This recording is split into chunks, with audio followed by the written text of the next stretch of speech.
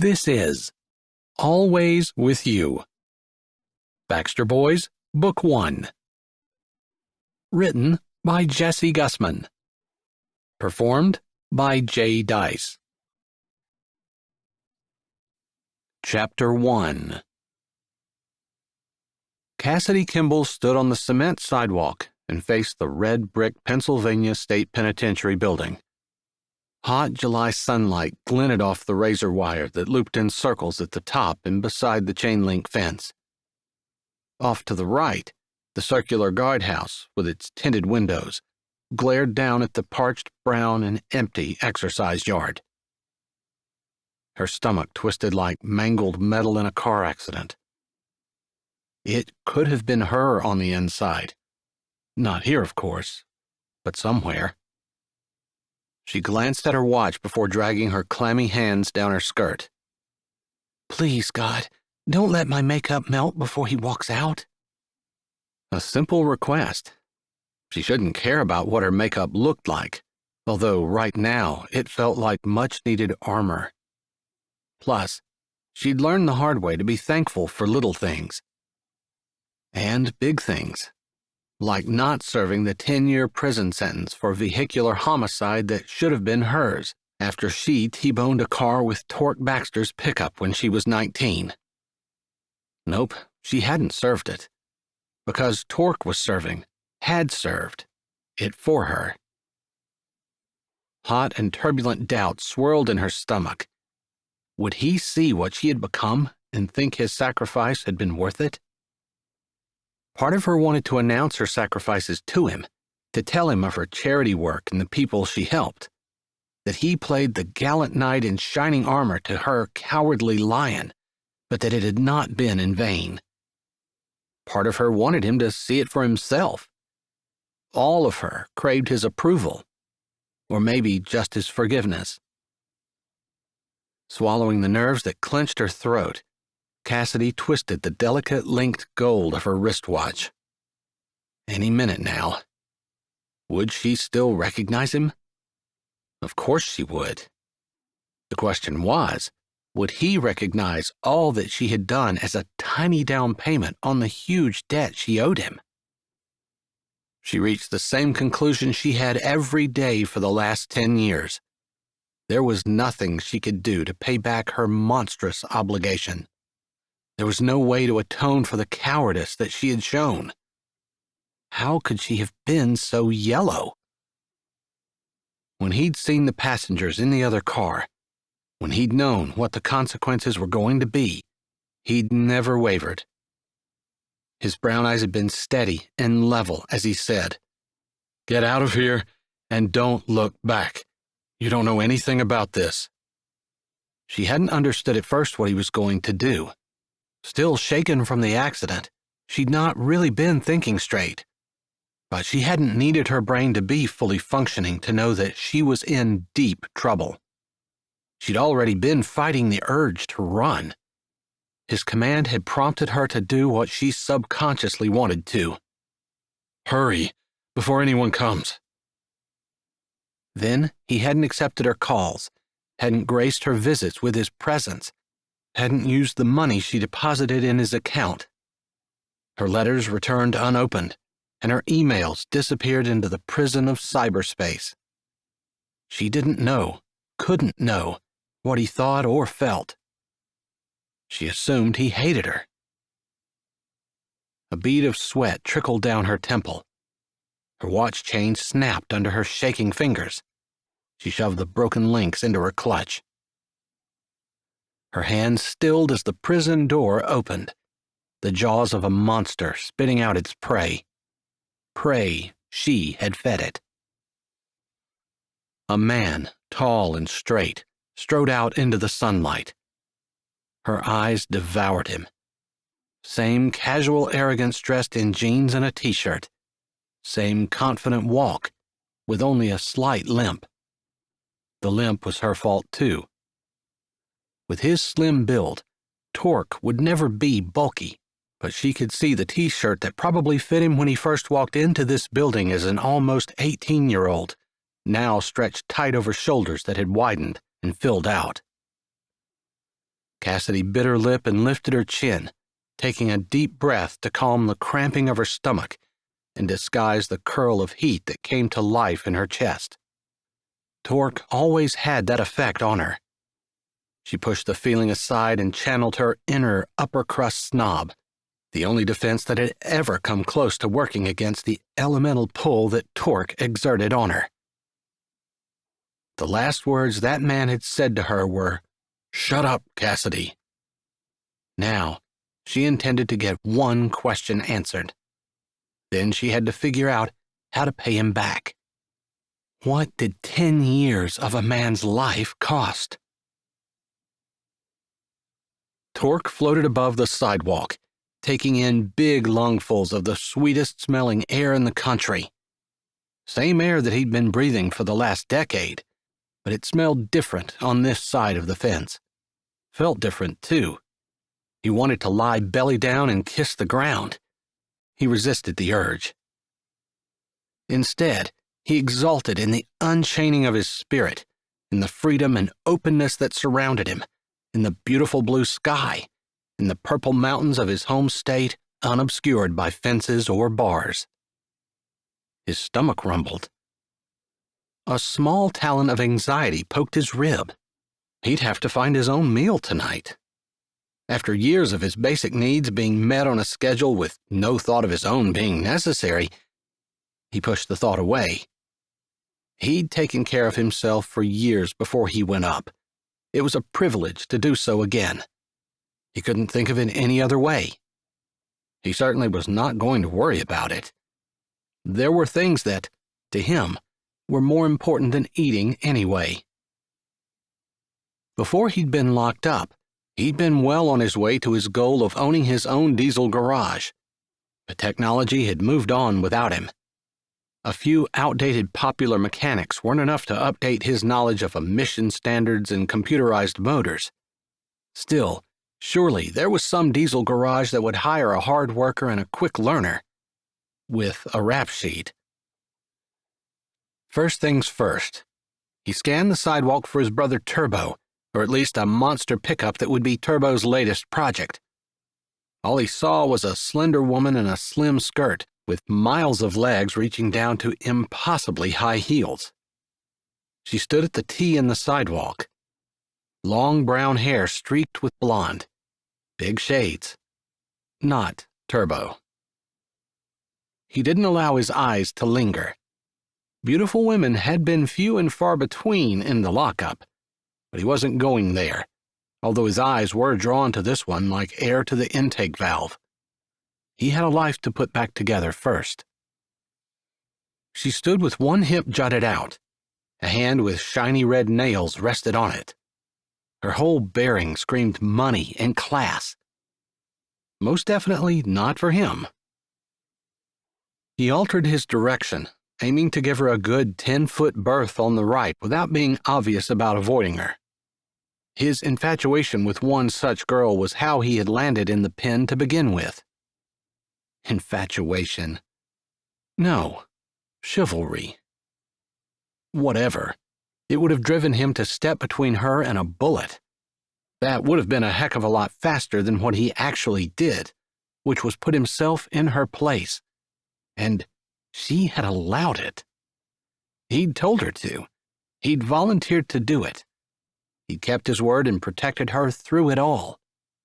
That was great. But his sacrificing days were done. Not going down that road again. The woman casually removed her shades. Torque's heart rammed to a stop the way a rod shot through the side of a block kills an engine. Cassidy. What was she doing here? All his body system slammed into overdrive. He clenched his jaw and kept walking. He'd be ready to face her when he had put his life back together. When he could meet her on equal footing, and she no longer looked down her cute, rich girl's nose at him. Who was he kidding? Like he'd ever be good enough. Turbo had to be around here somewhere. Please, God. Another sweep of the visitor's parking lot revealed only a low-slung red sports car. Mere feet from Cassidy, he surrendered to the inevitable and stopped. Her scent overwhelmed him. Exotic fruit. The memory of a hot summer night slammed into him. Radio on, cruising, country air blowing into his truck, entangling with the incense of the girl next to him. Suddenly, the urge to turn and run surged through him. Back into the prison, back where the smell of perfume and the twitch of a lip didn't turn his brain to mush and make him do the stupidest thing a man had ever done for a woman. Back to where his brain and heart weren't engaged in all-out warfare, and where it would be easy to remember the only smart choice he needed to make: stay away from Cassidy.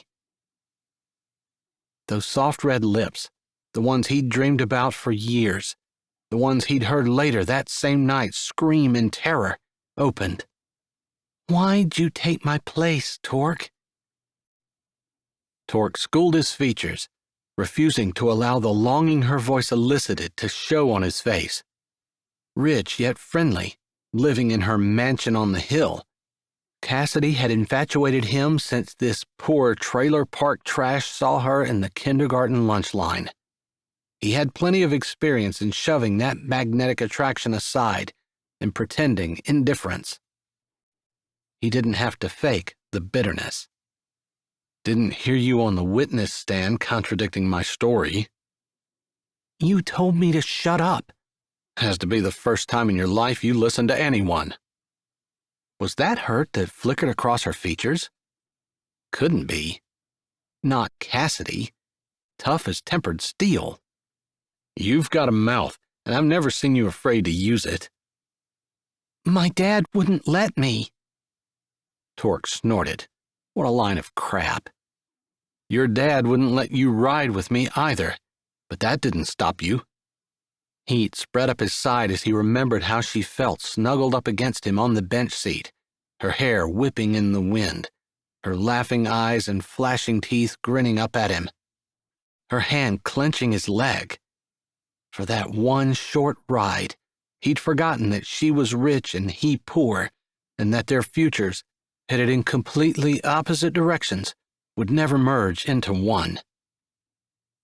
But where he'd been since then wasn't so easily wiped away, and he allowed his heart to harden. She was tempered steel.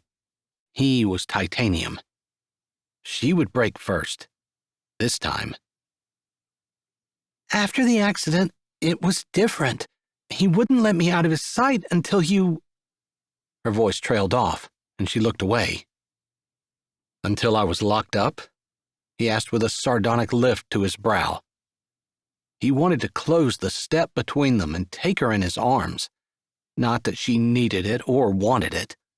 It was simply the effect she always had on him, like there was a vulnerability to her that no one but him could see, and it brought out every protective instinct in his body. He hated himself for it. He hated her even more. "Yeah," she whispered. A breeze lifted her hair, showcasing the elegant curve of her neck. She turned her head, and he looked away. "Plus, you had given the police a lie. I wasn't going to contradict that without talking to you." Her chin tilted. "You wouldn't talk to me."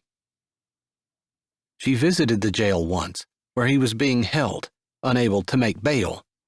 Strutting down the corridor in her designer clothes amid catcalls and whistles from the other inmates, looking like she belonged on a Paris runway rather than visiting a good-for-nothing like him, surrounded by all the other lawbreakers and criminals locked up in that dump. He'd taken one look at her and turned away, refusing to speak to her. But it was then that he solidified the impulsive decision he made the night of the accident.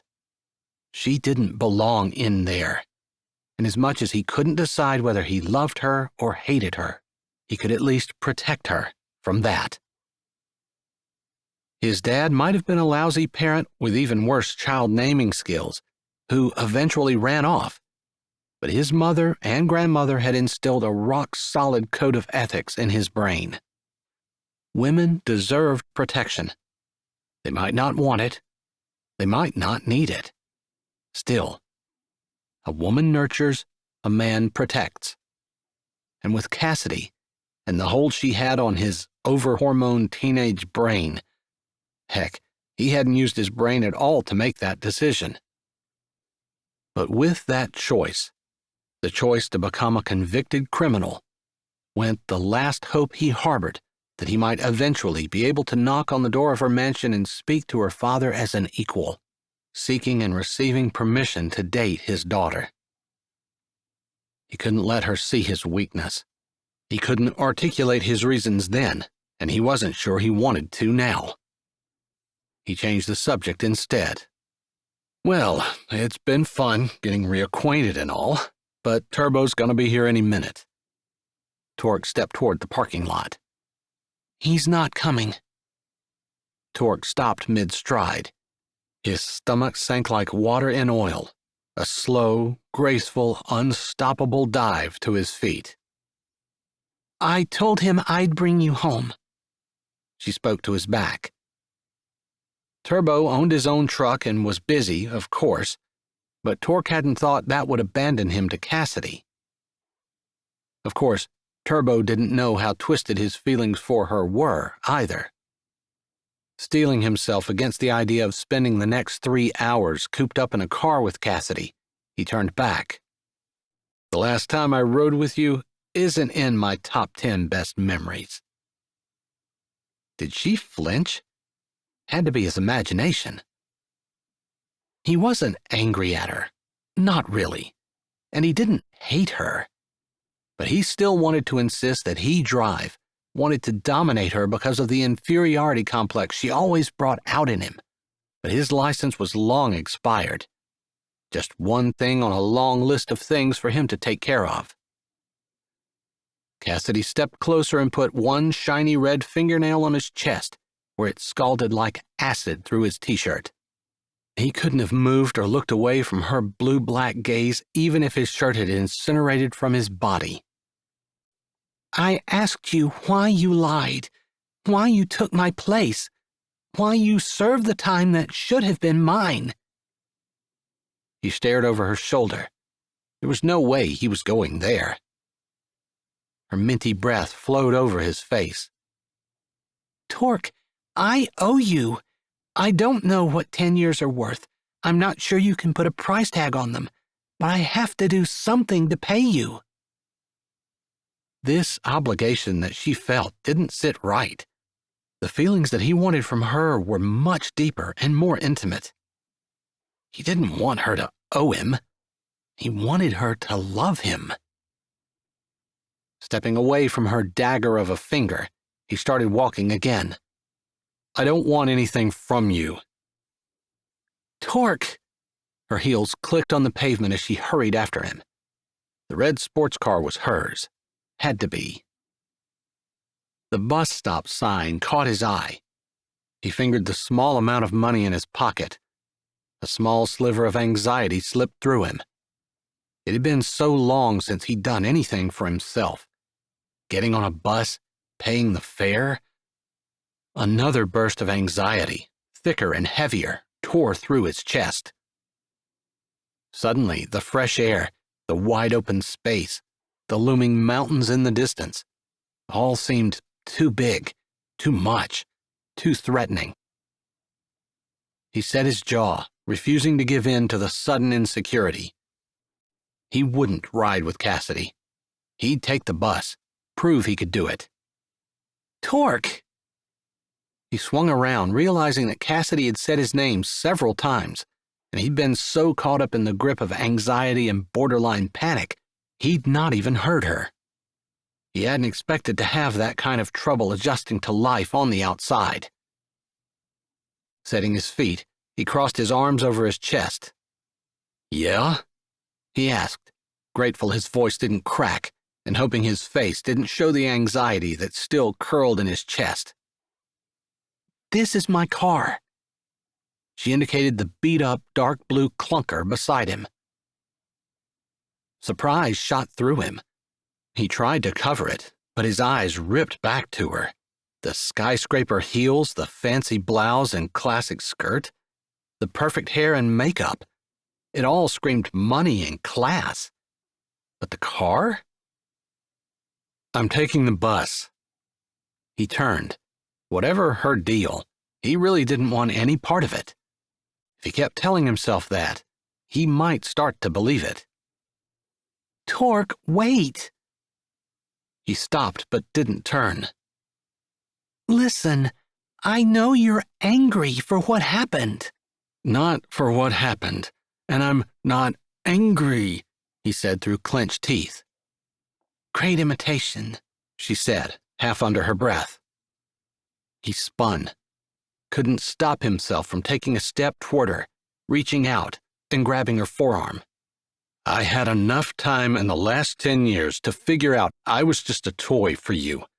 Something you played with when you were bored with your high society life. I get it. He dropped her arm like it had erupted in hot grease. Her skin felt soft and warm and alive under his fingers. Fingers that hadn't seen much human contact and definitely not the softness of a woman in the last 10 years. He shut his mouth, clenched his fist, and stomped off. I'm your sponsor. He skidded to a stop, turned slowly. No, he said, drawing the word out even as he racked his brain for where he might be wrong. I served my whole sentence, every day of it. I'm out, free and clean. No parole, no stipulations. It's a new program, officially called the Reintegration into Society Sponsorship Program. It's designed to help people who have been in prison for a while readjust to society, find or keep a job, update on the latest technology, brush up their skill sets, that type of thing. It pairs a professional with a former, inmate. He smirked as she stumbled over the word, like she didn't know what to call him. Ex-con. Pairs a professional, he said in a jeering tone, with an ex-con. Then he snorted at the irony. Do they know they paired this ex-con with the professional who should have been in prison in the first place? No. Her tone was small, and he felt instant guilt. It had always been his intention to protect her, not hurt her. He sighed. I suppose that's what the meeting they told me I had to attend tomorrow is about? Yes, it's a small program, just starting. There are 8 pairs, including us. So, let me get this straight. You've kept up with diesel mechanics over the last 10 years, and now you're going to help me catch up and land a job? The last time her tone had been affected, but now, for the first time, her confident carriage seemed to wilt. It wasn't very fair of me to ask to be paired with you, was it? She had asked to be paired with him. To torture him? To rub in his face that he was an ex-con and she wasn't? Or worse, out of pity? This isn't mandatory for me. No, not for you, since you're not out on parole. But... She tilted her proud head, and her eyes almost seemed to plead. If you were to ever get into any kind of trouble again, this would look good when you came up before the judge. Lady, maybe you haven't figured this out, but when that judge looks at me, all he sees is street trash that's better off out of society and behind bars. He's wrong. He wasn't going to fall for her lies. Not a second time. Once, he'd believed she'd seen more in him than anyone else, that he could be successful and climb out of the gutter that he'd been born into, where no one expected him to do more than get an entry-level position in some kind of manual labor job and keep it until he retired. Nothing wrong with that, but Cassidy had made him think he could be more. He could be. He knew it, and he didn't need her to help. I'm not planning on getting into trouble again. You didn't plan this either. He shrugged. She was right about that. Listen, I might be able to help, but I need you to do this program. Help, he said derisively. Like you helped me 10 years ago. You told me to leave. If you had given any indication that you wanted anything from me, I would have done everything I could to do what you wanted. Big words. Actions don't back 'em up. You wouldn't talk to me, wouldn't accept my mail? He held a hand up. Enough. You keep acting like this was my fault. It was. Her lips pursed together and she looked away. He should have felt satisfaction, but he only felt the nagging sense of guilt. Guilt for hurting her. Never mind the last 10 years. Guess his heart had missed that part. It had always been on her side. You're the one who stole my truck, he said roughly. It was hardly stealing. True. He would have given her his truck to go along with his heart, of course. The problem was, he should have taught her how to drive it. He fingered the money in his pocket. It was all he had in the world. But he wasn't getting in a car with Cassidy. He could work, he could fight, and he'd never quit. But she was his weakness. Always had been. If he were going to get out of the hole he was in now, he needed to keep his distance. She could derail his good intentions with one small touch of her hand. Once more, he turned to go. I'll give you a ride. The bus is safer. It was a slam, and she flinched, which did not make him feel better. She lifted her head, like she was ready to take it on the other cheek. But you'll come to the meeting tomorrow? He stopped but didn't turn around. The rumbling of a motor sounded in the distance. His ride was about to arrive. I'll think about it. He shouldn't go. Should protect himself with everything he had.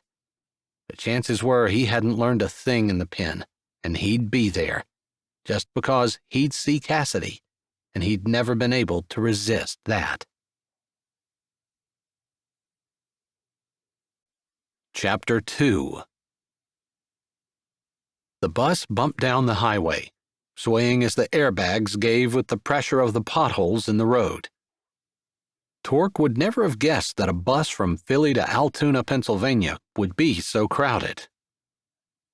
They hit an exceptionally large hole in the turnpike, and his shoulder brushed the old lady beside him. She'd shrunk up against the window when he'd sat down, but he sat with his boots planted, his hands in his lap in plain sight, and didn't move. That seemed to settle her down after an hour or so. He stared over her head, out the window at fields of corn and beans, planted in rows as straight as a good man's life. Fields the same now as they were when he'd gone up, a lot younger and a heck of a lot more innocent, despite his rugged upbringing. Part of him resented the time that he'd missed and the innocence that he'd lost. Part of him still wondered if he did the right thing, although he never doubted that he'd do it all over again the same way. His life would never be a straight row, even if what he'd done still felt like the best thing to him. He'd volunteered to take Cassidy's penalty. There was nothing immoral about that. The price had been paid. The elderly bus driver continued to race along at what felt like a reckless pace to Torque, but it had been a while since he'd gone any faster than running speed. The Jersey barriers lining the edge of the road flew by at an alarming rate. Torque didn't mind their proximity, though. It was the wide-open spaces that kick-started the prison release anxiety. A bang exploded through the bus, followed by a long, drawn-out hiss. Torque jumped along with everyone else, his heart jumping and his palms in an instant sweat. Someone screamed. Then silence. The bus swayed and dipped as the driver jerked the wheel to the right, pulling off along the narrow shoulder, squeezing up along the cement barriers. Torque wiped his hands on his jeans. Most likely, an airbag had blown out. Not the kind that everyone else would be familiar with, but the kind that had replaced springs as suspension on all commercial vehicles, trucks, and buses. Indeed, as they pulled to a stop, the back of the bus leaned a little toward the passenger side. The white-haired driver already held his cell phone to his ear. The hissing continued, even after the driver shut the motor off. A tractor-trailer roared by, inches from the window. "Okay, everyone," the driver announced in a raspy voice. "We have a repairman on the way. Please stay seated as there is no safe place to disembark." "How soon?" someone shouted from the back. 2 hours, the driver answered wearily. Murmurs and complaints followed his announcement. The driver snapped his seatbelt off, probably to go put the orange triangles out. Torque debated with himself. Did he really want to draw that kind of attention by standing up and volunteering to head out? Everyone knew he'd been picked up at the prison, since it had been the last stop. He hated the insecurity that plagued him since his release 2 hours ago. Like he wasn't as good as everyone else, even though he hadn't even done the crime for which he'd served the time. Prison did a good job at beating a man down. Cassidy's mentor program might actually be a good idea. Without allowing himself another thought, he stood. The bus driver met his eyes in the rearview mirror. He kept his hands in sight, a habit he'd picked up in prison, and started slowly down the aisle. The driver's brows puckered and his mouth opened, like he was going to tell Torque to sit back down. Just a few feet from the driver, Torque spoke, projecting his voice to be heard. "I'll set the triangles up, and I can take a look at it if you want." "I've got people coming. The police will be here soon, too." "I'm guessing it's a blown airbag. If you've got a pair of vice grips somewhere on this thing, I can pinch the airline off, so we can at least get down to the nearest exit and park in a safe spot. Maybe somewhere where everyone can get out and stretch their legs." Torque stopped by the front seat, trying not to crowd the driver. He held his hands up like it didn't matter to him if the driver took him up on it or not. "What's the vice grips gonna do?" the driver asked slowly. "If it's a blown airbag, the grips won't fix it, but I can pinch the airline off to stop the leak, which will give you brakes to make it to the next exit. Wouldn't want to run 100 miles on it, but it wouldn't hurt anything to go a short distance." Torque put a hand on the pole.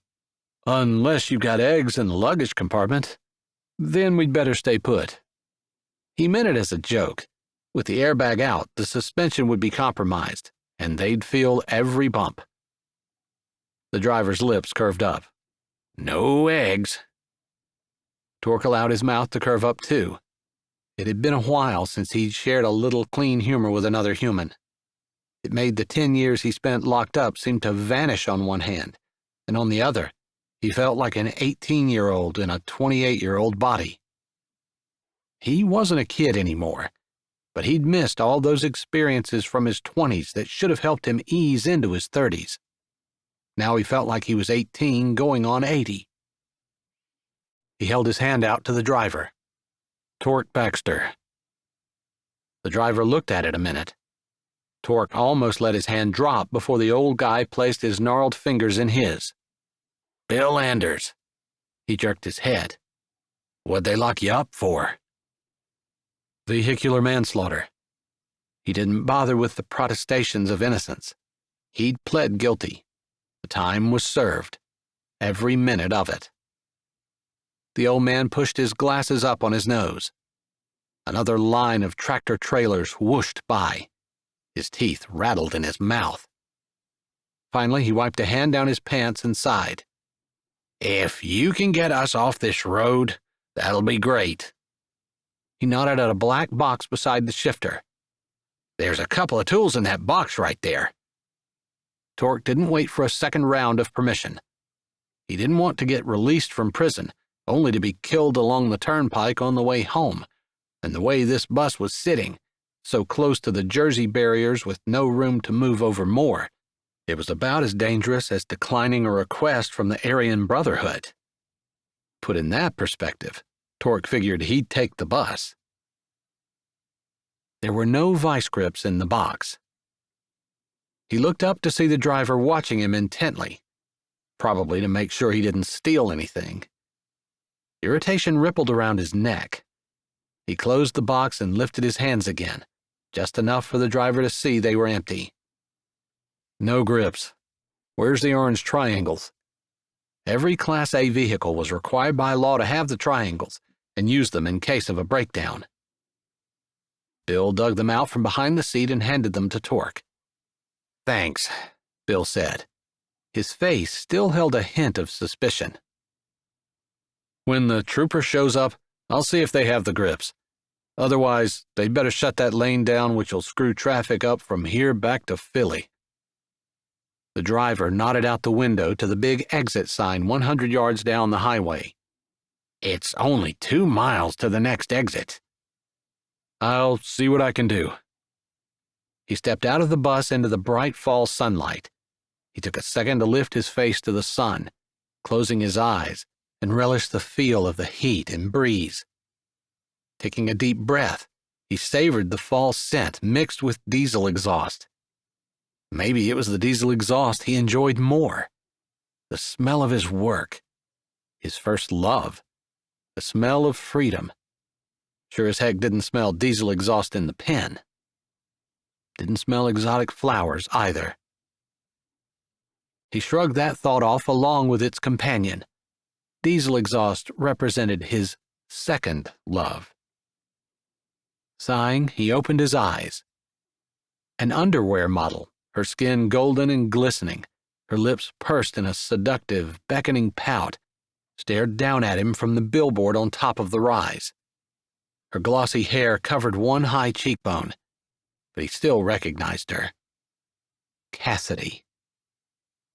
The entire billboard was in neutral colors, except for her blue eyes and the tiny, tiny blue bra and underwear set she wore.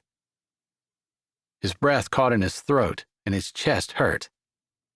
He'd wondered occasionally if she looked as good under those soft blue jeans and loose sweaters as he figured she must. He'd seen a picture or two of her at high school dances back in the day. He'd heard she'd competed in beauty pageants and did some modeling, but other than the homecoming picture on the front page of the paper, he'd never seen that side of her. He swallowed, unable to look away from the billboard.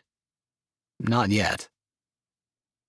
That picture right there was better than any pinups he'd seen. Better than the occasional picture the guards sometimes passed around. Illegally, of course. And Torque had never much been interested. Now he wondered if Cassidy had been in any of the pics that had exchanged hands on the inside. He wasn't sure how he felt about all those eyes on her body. Not that he had any say. It wasn't his. She wasn't his. He couldn't keep the disappointment from eating up his inside. He supposed modeling was a career that paid well and some women saw it, but Cassidy had so much potential for more. Maybe he'd hoped that she'd made something out of her life while he was locked up.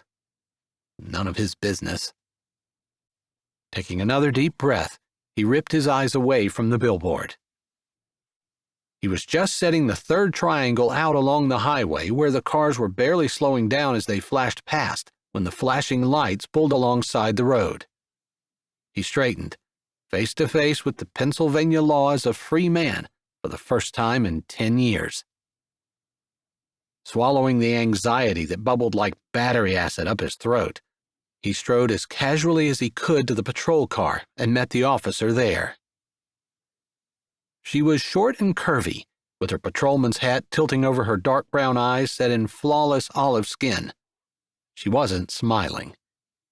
He'd never learned to flirt, and since the current time didn't seem like the most optimal time to begin self-instruction, he returned her look with a non-smiling one of his own. Figuring it was her prerogative to speak first, he held his hands where she could see them and waited. If there was one thing he'd gotten good at after 10 years in the slammer, it was waiting. "You the driver?" She jerked her head at the bus. "No." She had her mouth open to ask another question, but it closed at his unexpected answer. Her lips pursed together, and she raised her brows. He wasn't compliant by nature, and she'd had her chance to take control of the situation. "Driver's an old guy. I volunteered to set the flares up. If you've got a pair of vice grips—" He waited for her to answer his implied question, but her face remained blank. She didn't know what vice grips were. "I'll pinch off the air line so we can move the bus off the road." "It can move?" A little chink in her face armor appeared as she glanced at the bus. Then her eyes swiftly ran across his torso before meeting his gaze again. Stinking t-shirt was too tight. He'd never thought to have his brothers bring him something bigger to wear home. "Not unless we get the airline pinched off." She regained control of her face. "If we can get it down to the exit, that'd be better than sitting here along the road. I'm going to have to shut a lane down." "You have a box of tools or anything in your cruiser?" She tilted her head. "There's something under the seat. Let me look." She turned, then stopped and looked back. What do they look like?" In the end, she brought the whole box out to him and set it on the hood. He fingered through the sparse number of tools, remembering just in time not to let his fingers linger and caress the cool, smooth metal. Having his fingers on those tools was more like coming home than actually walking into his Graham's trailer. The lady trooper gave him an odd look, and he focused his wandering thoughts. First thing he was going to buy with his first paycheck was a set of tools, the best he could afford. He could fondle a wrench in his hand all day long if he wanted, and sleep with a ratchet and socket set under his pillow. Not now. He took a last look at the set in front of him. No vice grips. He pulled out the zip ties. These would work if— "You got a blade on you?" Since he'd been about 5, he'd carried a pocket knife on him everywhere he went. They'd taken it when he was arrested and never given it back. That was next on his list of things to buy after the tool set. No. Surely someone on the bus had a pocket knife. "Give me about 10 minutes, and I'll have it fixed up good enough to limp her down to the exit." She nodded, her face relaxing a little. "There's a big truck stop right at the end of the exit ramp. Do you think it could make it that far?" "Yeah, no problem." "Okay, let me know when you're ready to pull out, and I'll follow with my lights on." "Appreciate it." Torque strode back to the bus and poked his head in the door. "You have a knife on you? I'll need to cut the line." The driver shook his head. "Mind if I ask if anyone has one?" "Help yourself." Torque stepped up and called out over the low murmur of voices. "Anyone have a blade I can borrow to fix the bus?" No one said anything for a few moments. Then a big-shouldered, tough-looking dude at the back called out, "I've got one. Come get it." Torque walked back the narrow aisle toward the man who spoke. If they weren't on a cheap bus bound for nowhere, Torque might have thought that as big as he was, the dude was a professional football player. But the hard look in the guy's eyes was as familiar as his own breath. He stopped at his seat. The guy stared hard at him for a minute, sizing him up. Torque kept his gaze steady and his face impassive. He'd never bulked up like some guys had, although his shoulders had widened. But he didn't cower or even feel fear. He'd learned that it wasn't normally the big guys that one needed to watch out for. A small movement of the guy's brow broke the stare. A shadow of a smile touched his lip before he flicked his 10-inch knife out of the boot that rested across his knee. He flipped it around, his fingers graceful and sure, before offering it to Torque, handle first. Torque stared at his wrist and the M with the flying rat tattoo. Mexican Mafia. Ruthless, vicious, pitiless. Yeah, he knew it from experience. His poker face had become his greatest asset in prison, but he'd stared at the tattoo an instant too long. His eyes flicked back up to the man's face, where a smirk slouched on his mouth. The 3 tattooed dots by his right eye, representing the gang lifestyle, crinkled together as his eyes narrowed. God forbid the dude think Torque was somehow an enemy. Thanks, bro. He gripped the handle. Intricately carved, it felt smooth and warm in his hand. I'll take care of it and make sure you get it back. The guy jerked his head.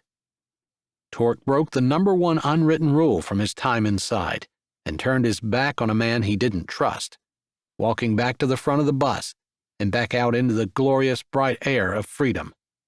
Maybe he'd pitch a tent in his Graham's backyard and live outside for the rest of his life.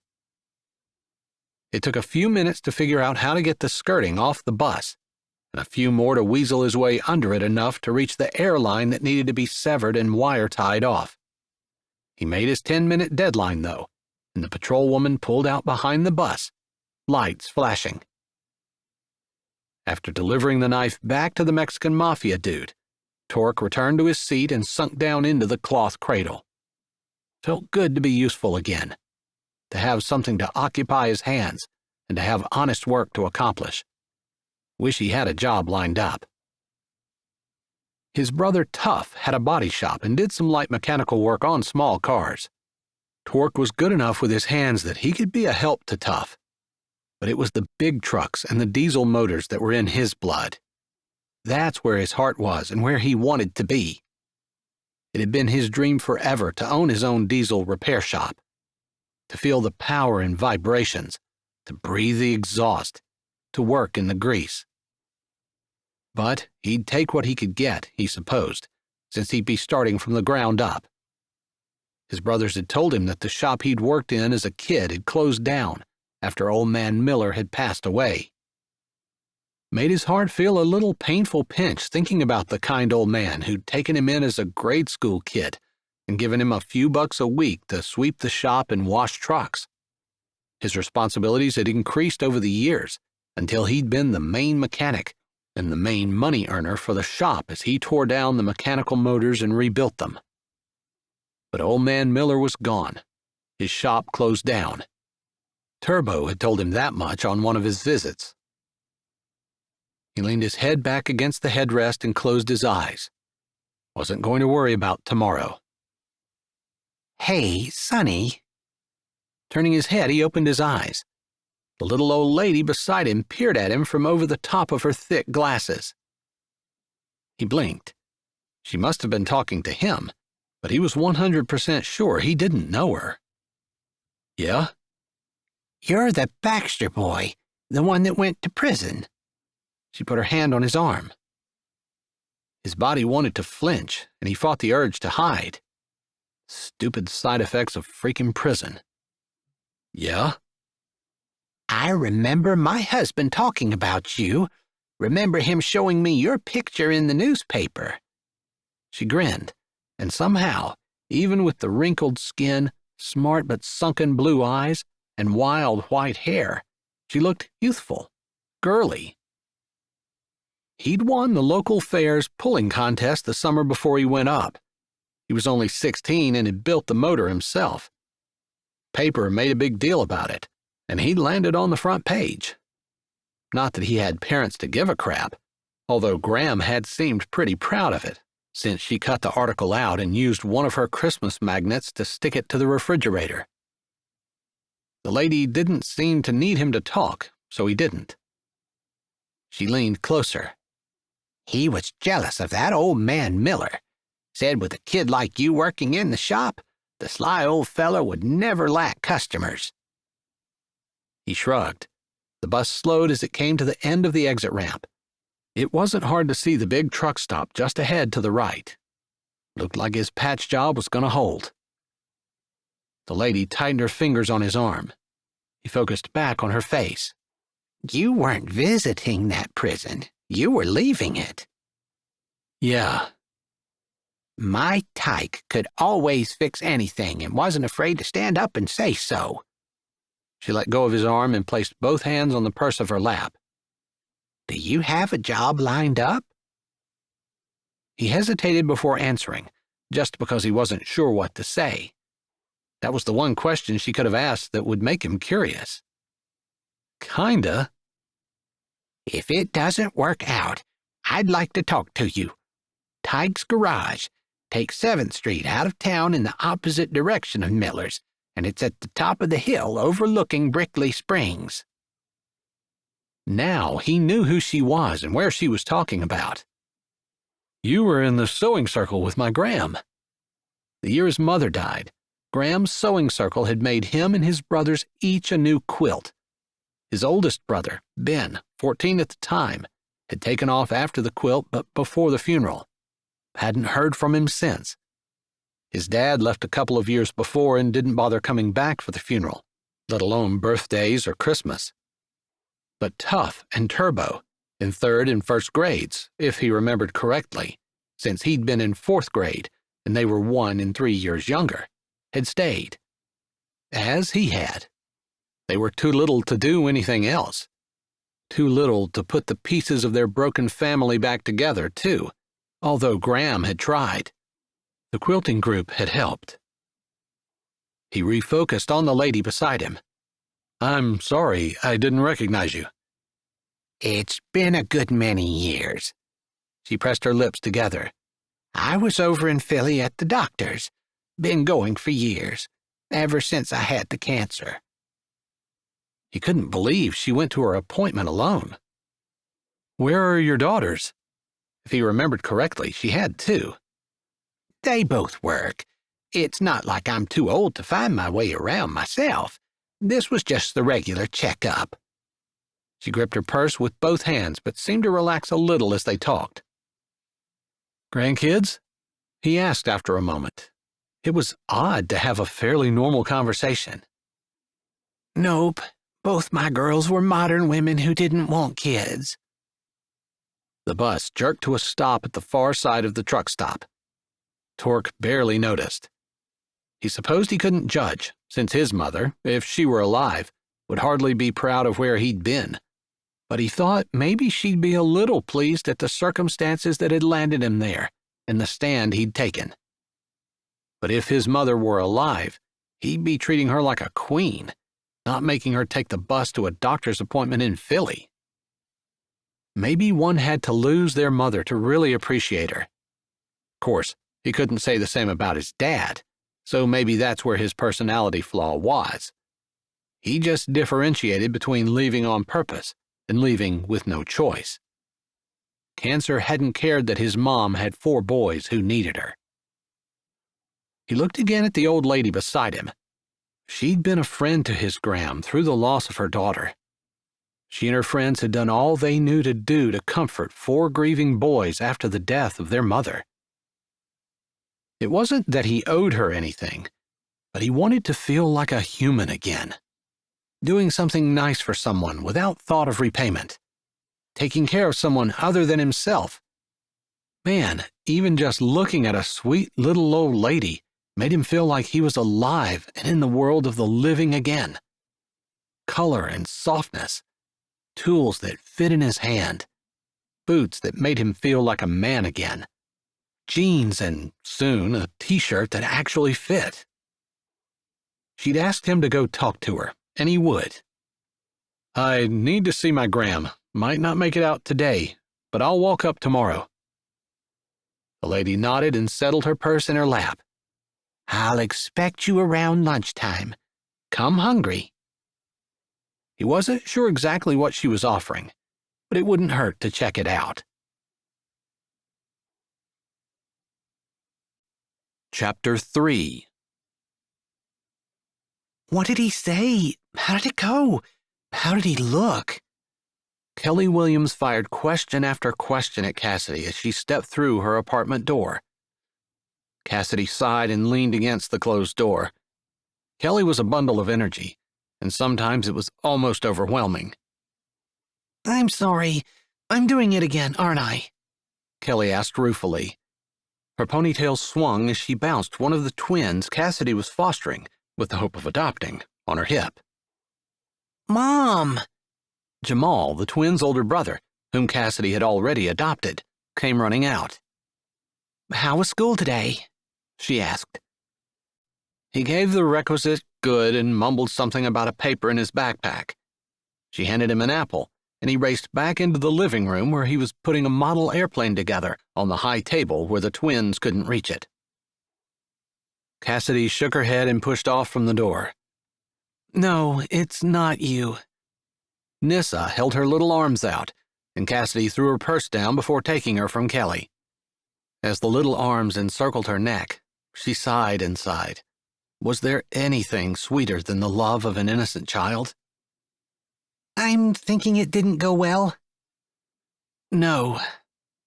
With the typical 3-second attention span of a 12-month-old, Nyssa straightened her legs and shifted her body. Cassidy set her down and watched her toddle to the living room and join her sister on the floor with blocks scattered everywhere. He hates me and doesn't want to have anything to do with me. Kelly gasped. Did he tell you that? Not exactly. She turned to the counter and started wiping without really paying attention. But he took the bus rather than ride home with me, and I had to practically beg him to come to the sponsor meeting tomorrow night. She was getting tired of begging. She'd begged every official she knew to pass the legislative permission required to start and fund the Sponsorship for Prisoners program. Now, Torque, the whole reason she fought for the program to begin with, didn't even want to be a part of it. Not good. Kelly moved around the kitchen, as familiar with Cassidy's as with her own, and began making tea. Cassidy forced a smile, hoping to cover her acute discouragement. You treat me better than I deserve. That's what friends are for. You do the same for me. A knock sounded on the door. That's probably Harris. Harris would have hurried over as soon as she closed the library for the day. Better set another cup out. Kelly was already on it, while Cassidy went and opened her door. Harris only needed one look at her face. Not good, huh? She walked in and wrapped her arms around Cassidy. Cassidy hugged her back. Is it that obvious? I'm afraid so. They sat down at the table where Cassidy could keep an eye on the twins and Jamal. She smiled at his concentration as he carefully separated the parts of the airplane. At 8 years old, he was 4 years younger than the recommended age on the airplane box, but this was the third one he'd put together. Her son had a gift. He didn't want to come home with me. He didn't want to do the sponsorship program. Basically, he hates my guts. He didn't say that, Kelly reminded her. Like you'd needed to. So he's not doing the sponsorship program? Harris asked, her brows drawn, her expression concerned. She knew how hard and for how many years Cassidy had fought for that program. He said he'd come to the meeting tomorrow night. He didn't commit. You're still in love with him.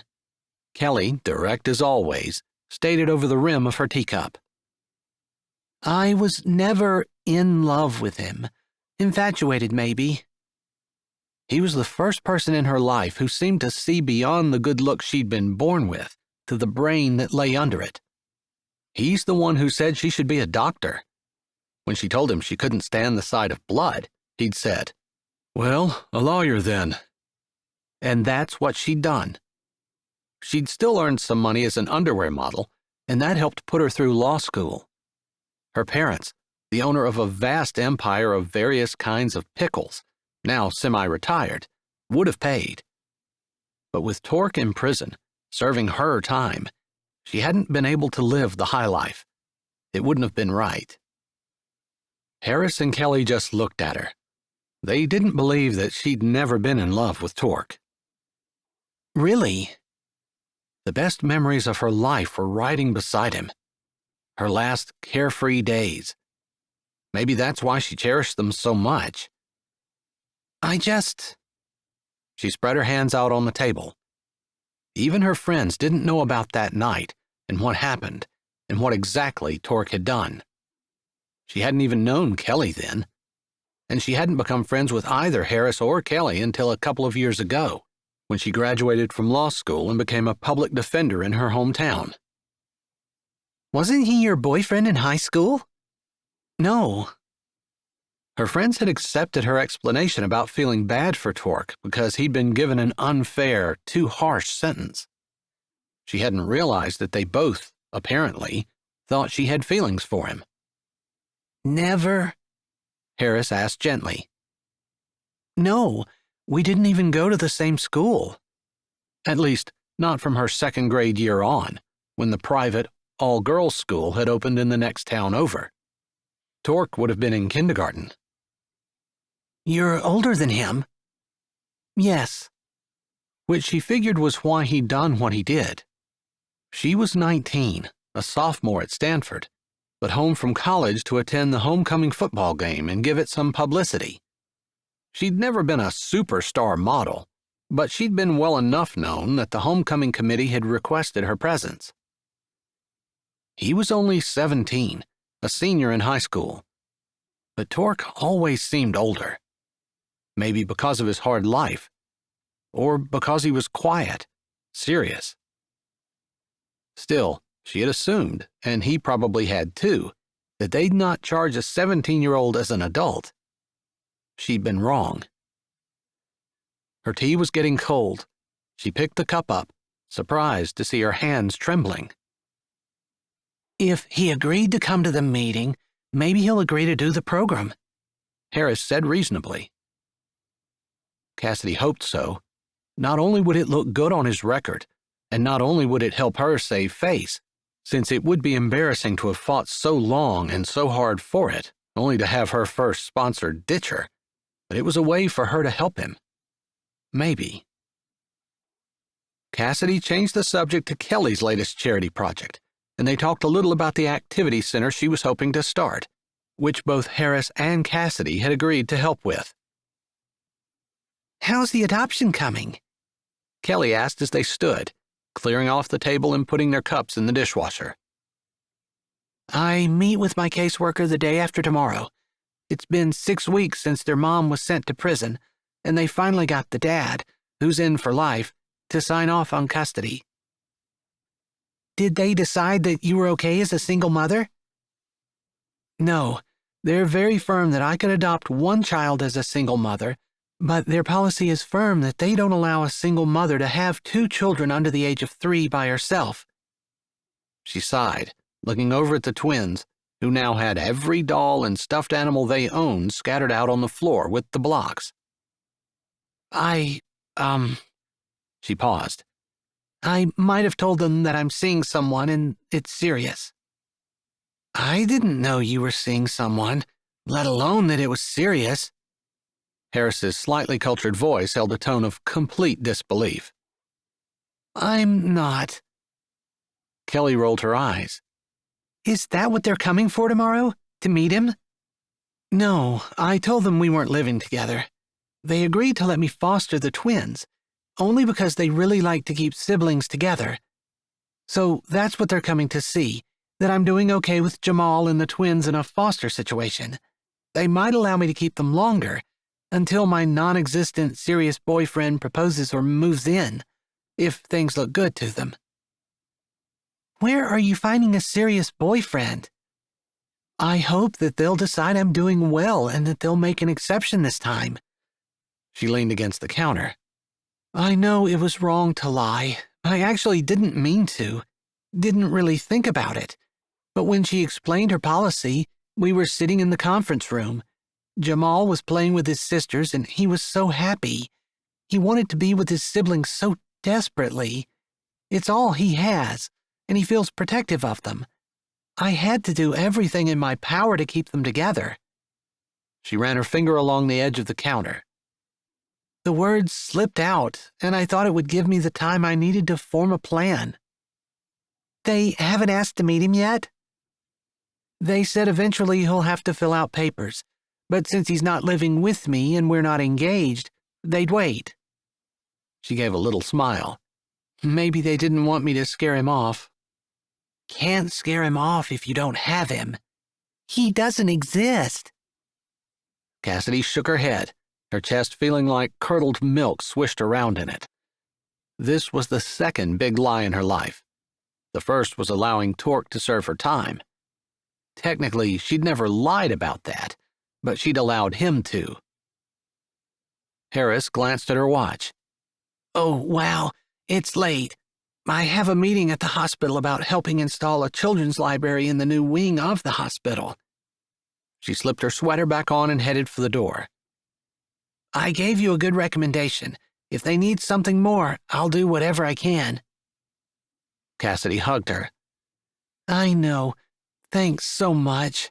Those little girls have stolen my heart, and Jamal is such a proud big brother. He's so happy to have them here." Kelly came over and gave Cassidy a hug as well. "I have to head down to the children's center and help serve dinner. Call me if you need me." "I will. Thanks so much." Cassidy shut the door behind them. As if on cue, one of the twins started screaming. The second one joined in. As she hurried to them, she wondered if she really was maybe biting off too much for a single woman. But Jamal needed to grow up with his sisters, and they deserved to know their big brother. Dodging the blocks, a baby doll with a broken arm, and several other brightly colored noisemakers, she sat on the floor and pulled each crying twin onto her lap. Tomorrow, she'd be back at the office, and they'd be at daycare. Maybe they deserved a mother who would stay home with them, or a family where they'd have both a mom and a dad. That seemed to be her life now, trying to figure out what was best for her children, for the defendants on her docket, and for the inmates she had been fighting for. Everything her life consisted of now, aside from the residual ads that she'd shot last year and were still running, had been born of that night when Torque had shoved her flip phone and purse at her and told her to leave. She wouldn't waste a life that had been bought with such a sacrifice. Keeping this little family together, Jamal and his sisters, was just one more thing in the long list of things that she tried to do to make her life count, to say thank you. Maybe that was thanks enough, since after seeing him today, it was obvious he didn't want anything else from her. Chapter 4. Torque climbed the steps to his Graham's trailer. Everything seemed a little more worn, tired. Or maybe that was just him, worn and tired. He thought he'd be jubilant on his first day of freedom, but maybe the stress or excitement had been too much and worn him out. Whatever it was, he climbed the steps wearily, giving 2 short raps on the door before walking in. The scent of roast beef mingled with the unique scent of Graham's home, one thing that hadn't changed at all in the time he'd been gone. Turbo and Tough sat at the small kitchen table with Graham, looking even smaller and more frail than she had when she'd visited him in prison. His brothers got up and walked over, hugging him and slapping him on the back. Torque felt the oddest urge to cry, an urge he couldn't remember feeling since the day his mother's casket went in the ground. That day, too, he'd hugged his brothers and fought tears. He'd determined to be the best big brother ever, since his little brothers didn't have a mother or a dad. It was also the last thing he'd ever said to his mother, since her dying words to him had extracted his promise to take care of them. As sincere as an 11-year-old could ever be, he'd looked at his mother in her beautiful sea-green eyes and said, "I promise I'll be the best big brother ever." He'd been determined to keep that promise. Then a pair of seductive blue eyes had slanted a few looks at him, and his promise had flown out the window, disappearing like exhaust fumes on a windy day. He'd sacrificed the last years of his brother's high school and the all-important first few years of new adulthood on the altar of being a Playgirl's Prince Charming. Man, he was a stupid little snit when he was 17. "Where's your escort?" Turbo gave him one last slap, then bent down to look out the window. "Didn't hear her pull in." "Her?" Tough asked, his brows drawn down over the same brown eyes that all 3 brothers shared. "Cassidy Kimbell. She called me a few weeks ago and mumbled something about a sponsor program and asked if she could pick you up." Turbo gave a crooked grin. He'd always smiled more than anyone else Torque knew, and his laughing eyes hadn't changed much. Maybe just a little older. Maybe there was a little wisdom lurking in their depths now. I've seen her pictures on the billboards on the interstate.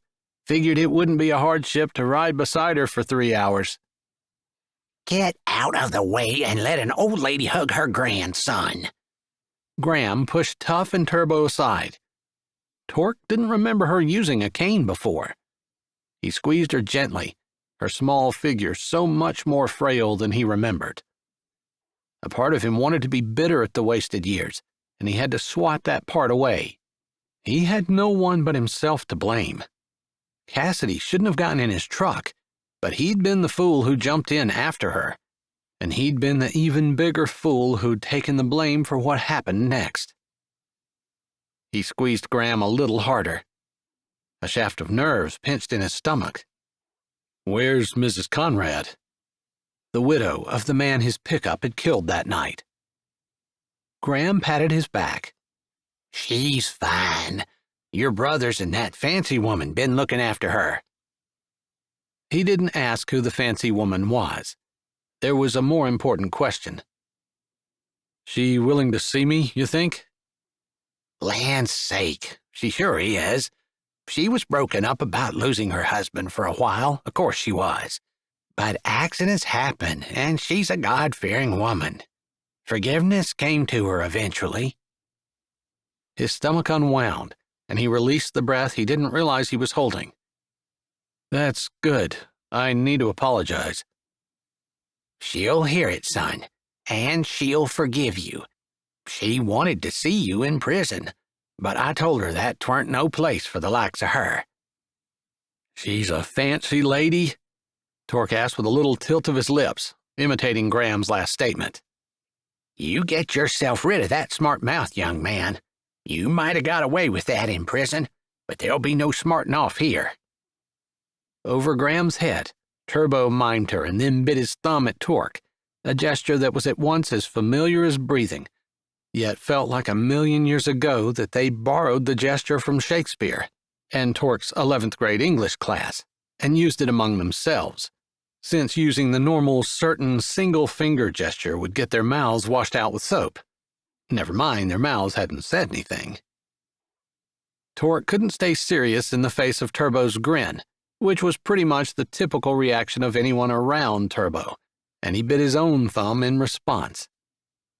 Tough, not wanting to be left out, and never one to waste words when a gesture would do, bit his thumb as well. Graham didn't even look at them. I know exactly what that means, and none of you are too big to bend your head over my kitchen sink. I'll expect you all to keep a civil tongue in your heads, or else. Gosh, it was good to be home.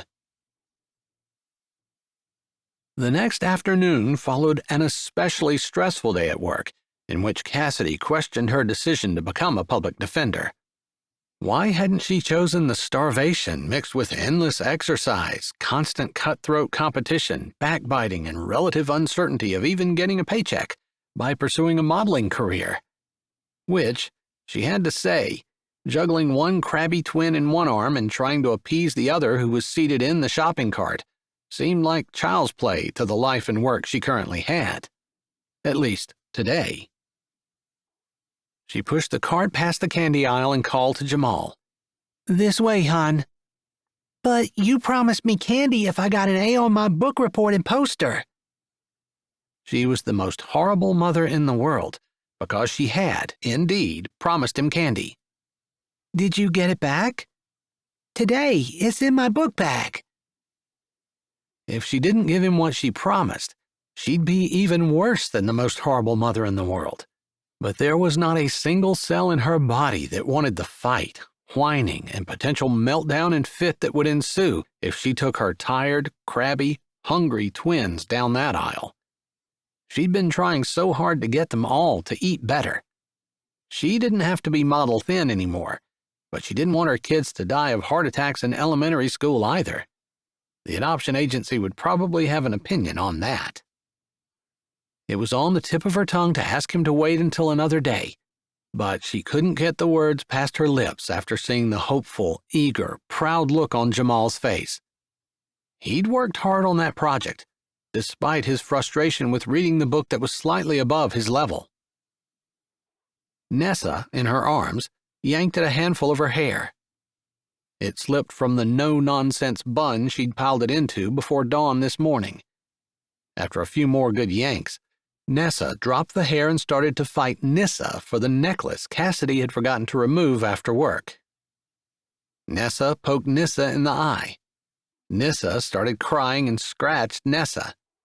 Then, in less than a microsecond flat, they were both screaming at the top of their lungs. Nessa wanted to go down and Nissa wanted up, and Jamal still stood there in the candy aisle, looking for all the world like a lost puppy begging for one tiny little scrap of food to fill his aching tummy. "Yes," Cassidy said. Jamal tilted his head. He mouthed a word that Cassidy couldn't hear over the screaming of the twins. She read his lips. "What?" "Yes," she said in as quiet a scream as she could and still be heard over the twins. She continued in the same tone. "Pick it out and meet me in the vegetable section." She would atone for the little bit of candy by buying more fresh vegetables that she would be too tired to cook when she got home.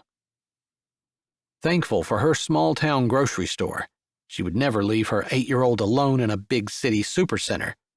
She tried to give both twins what they wanted, as she used her hip and the occasional knee to push her shopping cart toward the fresh vegetables. She could shop for healthy stuff for the rest of the week and buy just one frozen pizza for supper tonight. One clerk gave her a pitying look.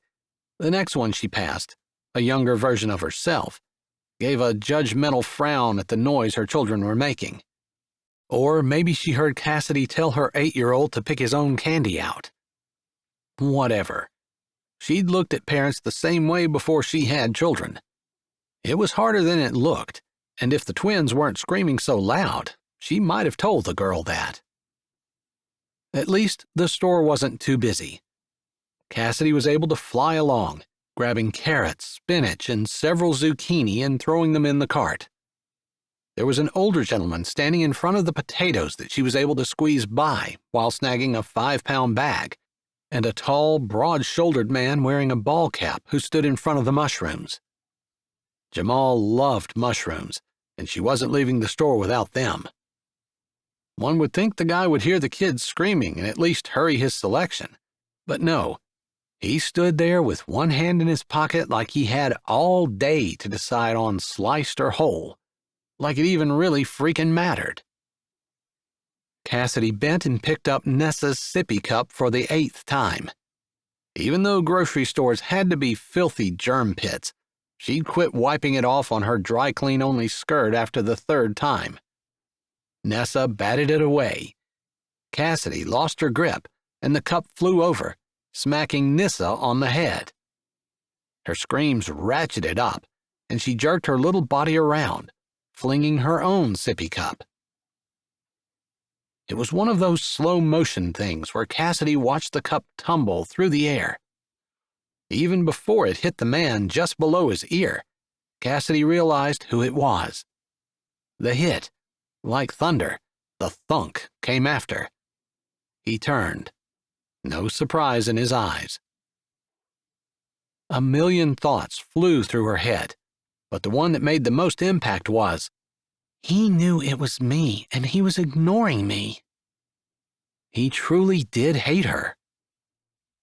With the horrible day she'd had, with her one client being one of those who was guilty as sin, and she had to force herself to defend him, the judge moving the trial date to accommodate his hemorrhoid surgery, and her co-worker quitting, dumping her workload onto Cassidy, then with the twins missing their naps and there being no food in her house, on top of the candy issue and her acute insecurity of even being fit to be a mother to a used baby doll, let alone real live children, somehow, Torque's hate on top of everything made her stupid, traitorous eyes water.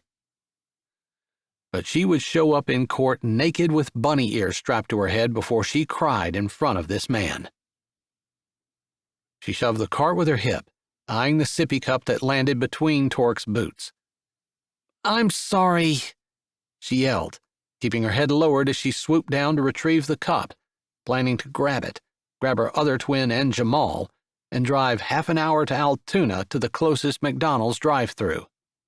At least if she ate the fast food with them, they could all die of a heart attack together. But she hadn't anticipated him bending down to get the cup. Hadn't thought she'd end up frozen 6 inches from his serious brown eyes. Hadn't counted on the powerful attraction she always felt in his presence, being amplified with 2 toddlers screaming in her ears. She couldn't move. Her heart thudded in her throat. Her breath came in small gasps. The world was still turning, the twins still crying, and life went on. For everyone but her. Her neck grew warm, and her arm trembled with the awkward way she held Nessa, but she couldn't cut her gaze from his. He looked away first. His eyes fell to her lips, which were suddenly dry, and she licked them. Something hot flared in his gaze, before his eyes shuttered completely. He straightened, holding the cup.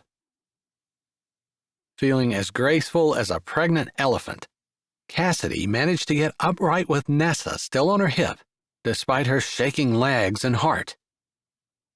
"Give me your list. I'll do your shopping. You can take them home." His deep voice cut through the twins' crying. As if by magic, they both stopped, and with puffy little breaths and wet cheeks, they stared at the dark stranger. I couldn't ask you to do that. One brow raised. It would be a mercy for the other shoppers in the store. No doubt. Consider it your good deed for the day. Anger flared before she realized his eyes held what could be considered a twinkle. She grabbed the diaper bag and pulled her keys from her purse. It's on a blue sheet of paper. There's cash in my wallet, and my address is on my driver's license. You're leaving your purse with me? Yes. After all, if he skipped town and drained every cent in her accounts, it still wouldn't be as much as she owed him. She glanced at her purse, stamped with multicolored flowers on an off-white background. She'd bought it from the local discount store specifically because it looked like it would hide a multitude of dirt and was big enough to double as a diaper bag if the need arose. Problem with it? Lifting one broad shoulder, he said, "It doesn't really go with my outfit, and I think it'll make my butt look big." He didn't crack a smile. His eyes barely flickered. She'd forgotten how much she loved his droll humor. She smiled, feeling some of her tiredness, if not her hurt, drain away. Hey, Mom, who's he? Cassidy turned. Jamal staggered toward her carrying the biggest bag of candy she'd ever seen. It must have weighed 10 pounds. So that's what had taken him so long. True to his nature, he'd studied every box and bag in the candy aisle and picked out the biggest. Lesson learned. Next time she'd have to be more specific. One piece of candy. This is Mr. Baxter. Like a coordinated event, the twins started crying together.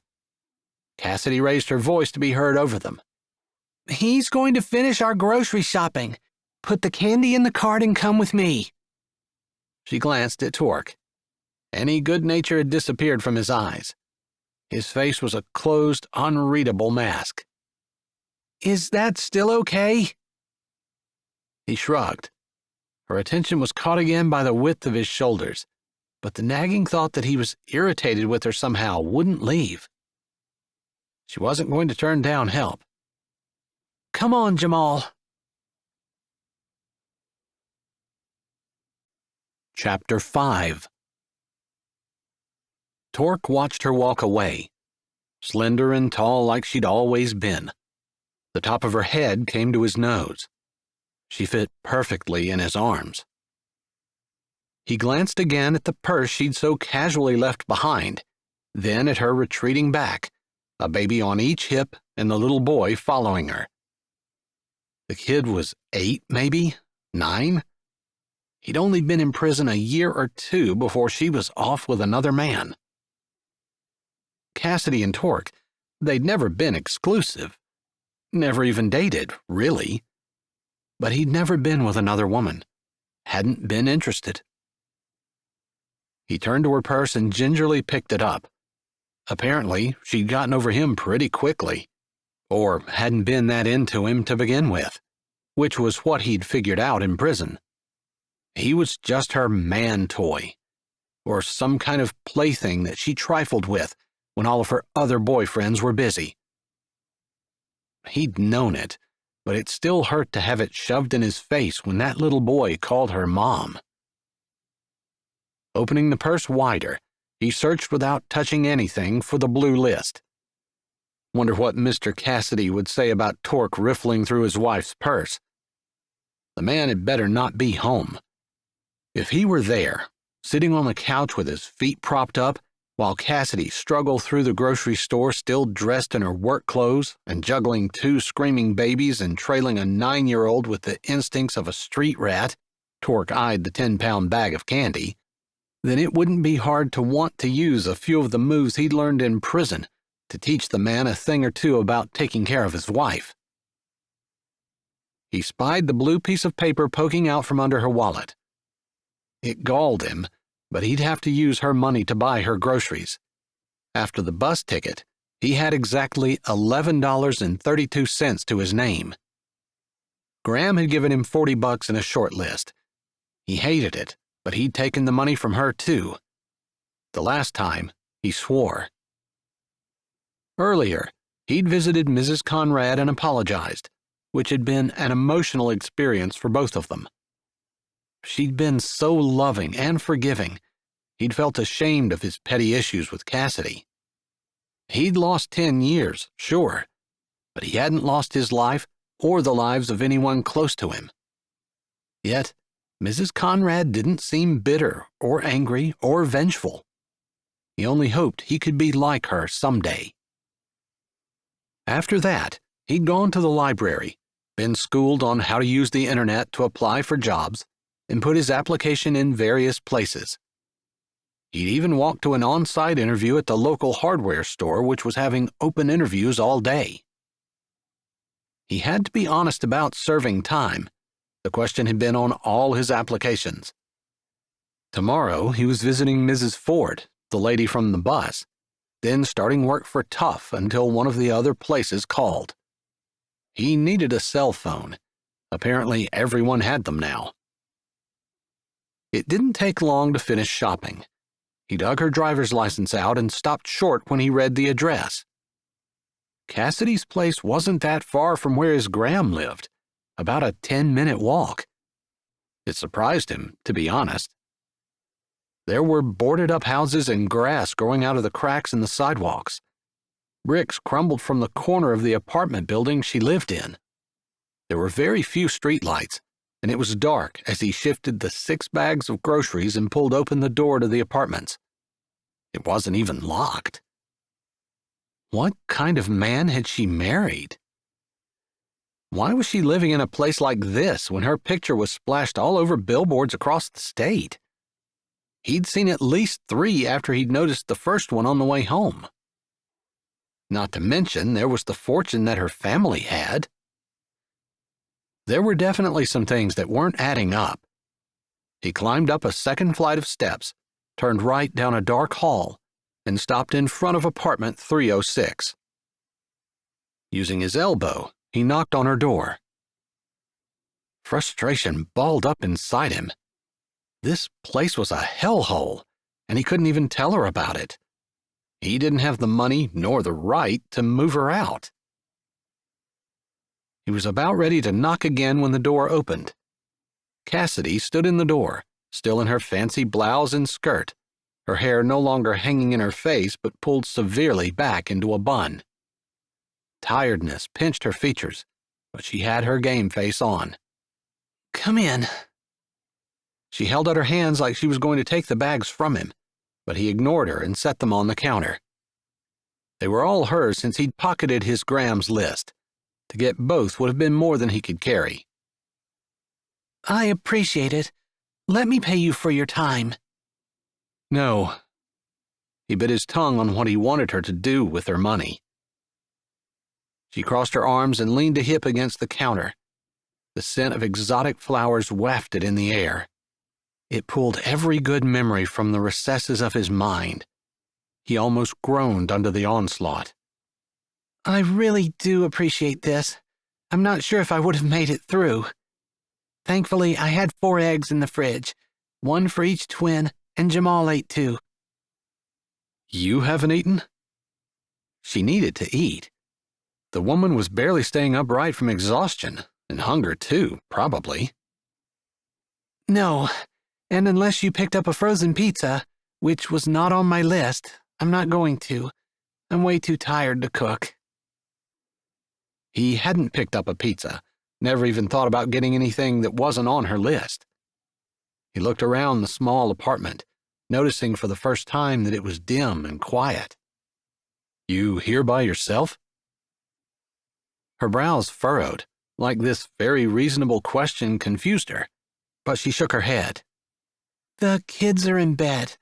There was some kind of special thing at the daycare today, and the twins missed their nap. They were as tired as me. I'll stay here.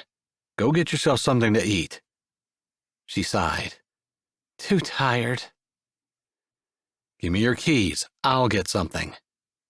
$11 would buy her a salad at the gas station up the road.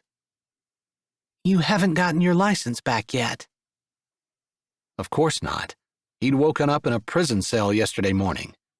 For the last time in his life, hopefully. He held his hand out. You go, or I'm going for you. She walked around the counter and grabbed her keys off the wall.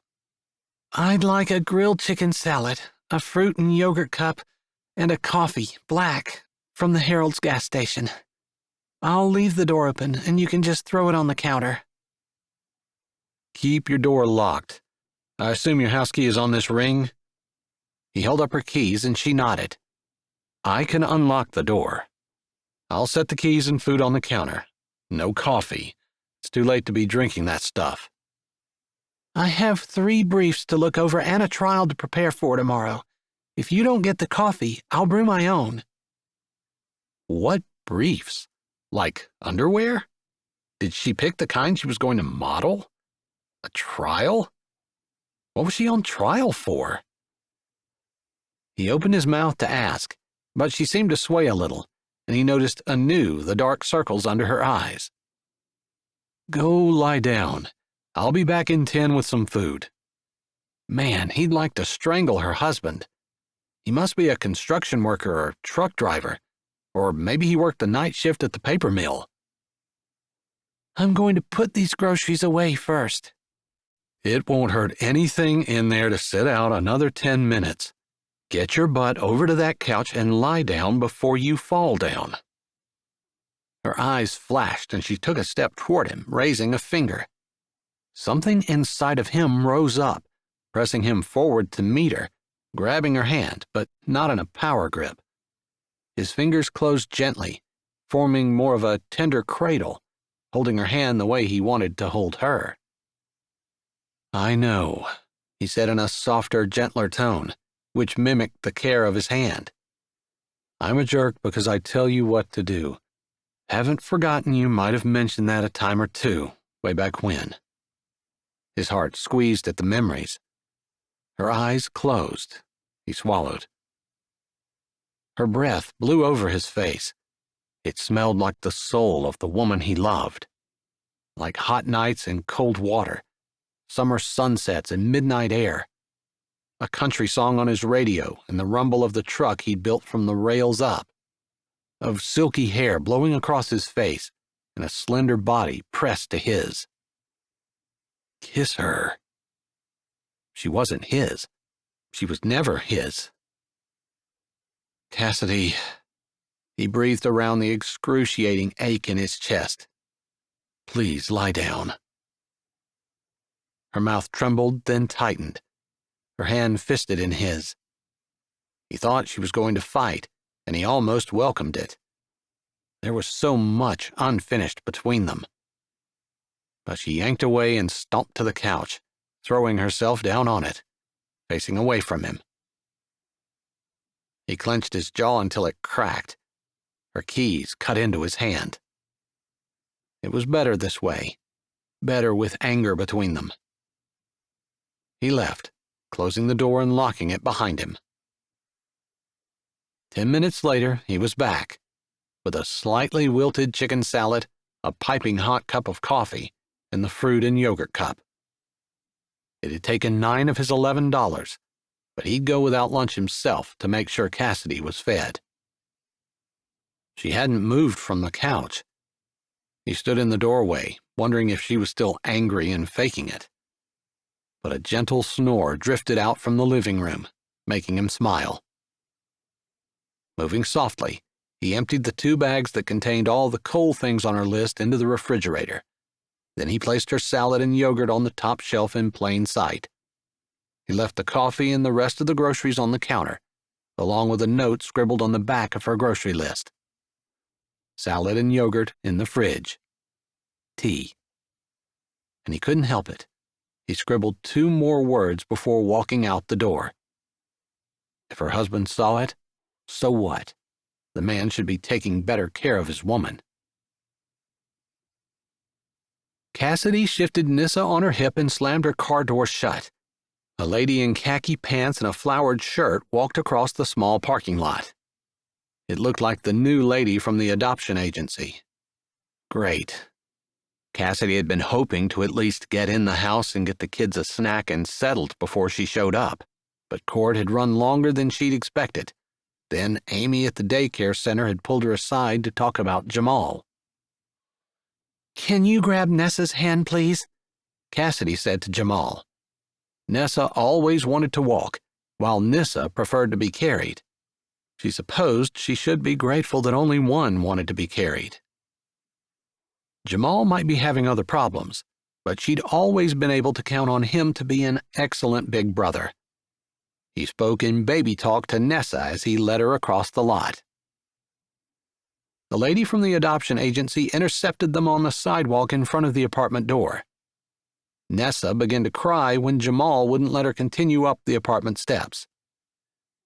Jamal tried to quiet her by offering her the sippy cup he carried.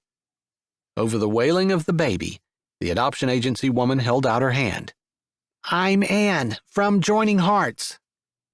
"Nice to meet you," Cassidy said and tried to mean it. She wished now she'd canceled, like she'd been tempted to do when she woke up on the couch at 7:30 this morning, still wearing yesterday's clothes and not a thing prepared for her trial. She'd done a 10-minute speed clean on the apartment, given the kids sugary cereal for breakfast, and rushed them out the door, eating the yogurt and fruit that Torque had dropped off last night after she'd fallen asleep. Despite the rush, she'd been smiling and buoyant because of his teasing comment at the bottom of the note. "You snore." It had made her smile all day long, even though it had been a hectic day and wasn't even close to being done. She still had the sponsors meeting after she dealt with Anne. "Come on up. I need to get the kids settled a little, and we can talk." "That's great. I need to observe you with them anyway, so don't mind me. Just do what you normally do." There was no normal in her life, but she didn't bother trying to explain that to Anne. She'd had the twins for 2 months, and it had been a crazy rocket ride every single day. They made it to the apartment, with Cassidy ending up carrying both twins and her briefcase, with the diaper bags slung over her shoulders, up both flights of stairs. Better than a gym workout, she supposed, but it would have been more relaxing if Anne hadn't been following, occasionally looking around and writing in her notebook. The stench from her apartment hit her as soon as Jamal unlocked it and pushed the door open. She didn't need to trip over the bag of garbage, although she did, to realize that she'd emptied the can but hadn't remembered to make the extra trip back up to the apartment to carry it down this morning. That wouldn't have been too horrible, but after she set Nyssa down, Jamal tried to help by offering his sister the sippy cup, but he tripped over the garbage bag and knocked into Nyssa, and she stumbled and fell, hitting her head on the corner of the counter. A big blue and red knot immediately formed right in the center of her forehead, and her screams were wild and frantic. Cassidy's head pounded in sympathetic pain while she held and soothed Nyssa. Worrying that maybe she should take Nyssa to the ER just to make sure she didn't have brain damage, Cassidy took out the chocolate milk that she'd planned for a Saturday afternoon treat and filled Nyssa's sippy cup up with the thick liquid. As soon as she realized it was chocolate milk in her cup, Nyssa immediately stopped crying and sucked in blessed quietness. Chocolate milk wasn't going to make her headache go away, but Cassidy poured Jamal and herself a glass anyway. She had Nessa's cup filled up and looked around for her. Dismay surged through her chest as she saw that Nyssa had taken the unsupervised opportunity to open her briefcase. Her little bottom perched on the garbage bag while court papers and other documents were scattered around her. Apparently, the garbage bag had leaked, and there was a puddle of smelly goo that the papers that had been in her briefcase were now soaking up. Cassidy gasped and jerked around the counter, knocking over her tall glass of cold chocolate milk. Upon reaching the other side, she saw that the milk was streaming off the bar and flowing directly into her opened purse. She yanked her purse out of the flow, sticking her hand in the now sloppy interior. She pulled out her cell phone, covered in chocolate milk. "Don't turn it on," Anne said helpfully from where she sat at the kitchen table, her briefcase neatly by her side, her notebook full of handwriting spread open in front of her. She crossed her legs and reached for her bottle of water. "Dry it out first, then try it." "Thanks." Cassidy blew a hair out of her face. What had happened to the organized intellectual that was always in control? She didn't even know where to begin. Garbage, papers, phone. At least the twins weren't crying anymore, even if they were sticky and smelly. As much as she wished for a tub of chocolate chip cookie dough, a supersized order of cheese fries, and a big chocolate milkshake, it wasn't happening. Not until at least 10 o'clock tonight. She had 6 more hours to survive until then. She rinsed her hands off, rolled up the sleeves of her white blouse, and grabbed a new garbage bag, promising herself a meltdown. Later. Chapter 6. Torque walked up the hill to Miss Angelina Ford's house after spending the morning in Tuff's garage. Tuff wasn't a big talker, the opposite of Turbo, but he had himself a good setup and a nice little business. He was kind to pay Torque to help, but his shop wasn't busy enough to support 2 mechanics. That much had been obvious this morning. Not to mention that Tuff's customers were gasoline engines and bodywork, not diesel. After Torque kept the promise he made on the bus to visit Mrs. Ford's garage for lunch today, he was going back to the library to apply for more positions. He couldn't take advantage of Tuff without at least trying to get a real job. Torque slowed down as he crested the hill and the house and garage came into sight. Wow, they'd done some major upgrades after he'd gone to prison. The dinky garage was now a large, 2-bay building big enough to pull 2 full-size tractor-trailers into. The paved lot around it would easily hold 20 rigs. The garage sat off to the side at the bottom of a wide, well-maintained lawn. And the house? Torque vaguely remembered a small ranch, not this huge brick mansion, with a towering center and full windows from top to bottom, flanked by 2 slightly shorter wings on each side. Flaming orange sugar maple trees lined the curved drive to the house. He stopped and stared. This was the right place, he was sure of it. The lady on the bus, Mrs. Ford, hadn't seemed like a pretentious woman. Hearty stock, a straight talker. This spread looked like it belonged to a congresswoman from California, not to a diesel mechanic's widow. The man must have done one hen of a business. Tempted to do a U-turn and take himself right back down the drive, back to the level of people with whom he belonged, Torque walked the rest of the way up, had a small argument with himself about whether he should go to the front door or to the back, followed the path to the back, and knocked on a door that looked like it might lead to the servants' quarters. Mrs. Ford herself answered. "Watched you walk up the drive, Sonny. Where's your car?" "State's supposed to be sending me my license renewal." His old truck, the one from the accident, had been hauled off and probably sold to pay the towing and yard fee. He'd be walking to work until he made enough to buy something he could build. "Tyke has an old pickup you can use." "Thanks. I'll think about it." He didn't want to take advantage of an older lady. He also didn't want charity. Mrs. Ford smiled, like she knew exactly what he was thinking. "Let's go look at the garage. Then we'll come back up and eat lunch. Hungry?" "Yes, ma'am." She led him to the side where she had a side-by-side ATV parked. "You drive." She pointed her cane at him before pulling herself into the passenger side and tucking her dress around her legs. They spent 20 minutes touring the garage that looked like Tyke had just walked out yesterday, and it was simply waiting for his return. Fully equipped with all the tools he'd used to do all the diesel repairs, Mrs. Ford explained that no one had touched a thing in the 3 years that he'd been gone. "I couldn't stand to do anything with his stuff. He'd been so proud when he finally had enough money to build himself the garage of his dreams. Of course, that was after he'd built the house of mine." Her cheeks pinked, although her eyes grew sad. "I spent a lot of time down here, just sitting with him, keeping him company, quilting." Her voice trailed off like the memories had taken over her thoughts. She shook her head. "Finally, just a few months ago, I decided it was long past time for me to do something here, but I hadn't gotten around to actually doing it. Then I met you." Torque walked through the big empty bays and office and parts room, looking but not saying much, and Mrs. Ford didn't press him.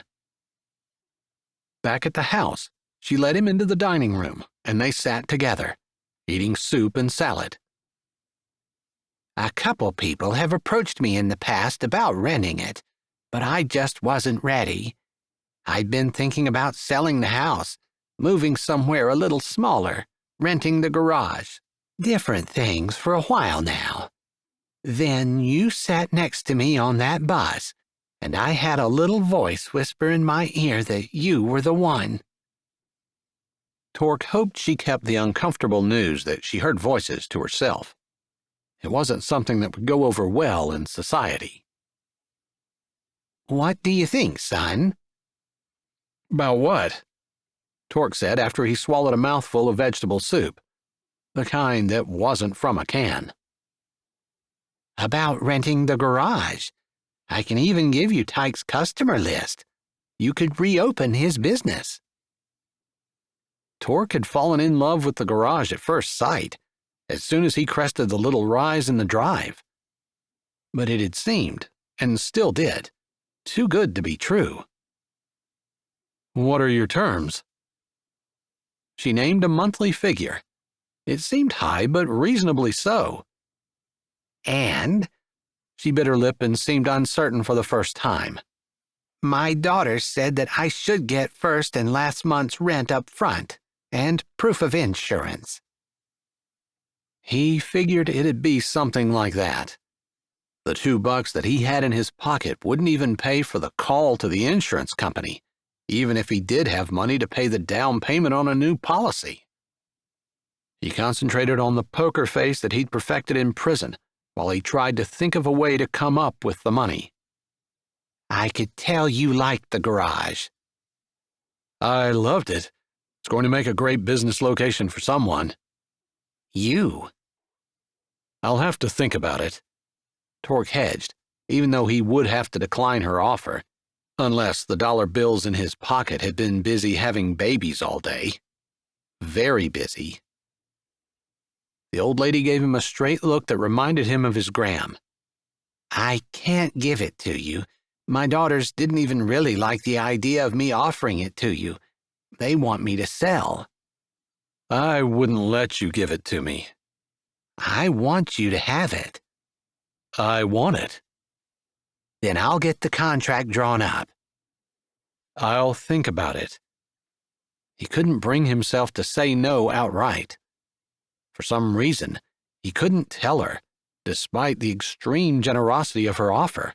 He couldn't even afford that much. Take a week, she finally said. Use it for a week. See if you think it's going to work out. If you want it, you can pay me the money next week this time.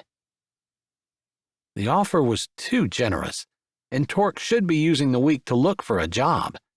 But it didn't appear Mrs. Ford was going to take no for an answer, so he nodded.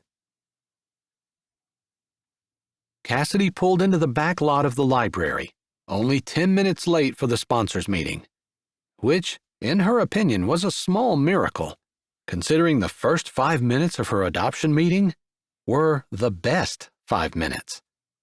She'd read some of Anne's notes over her shoulder. Smells like a garbage dump.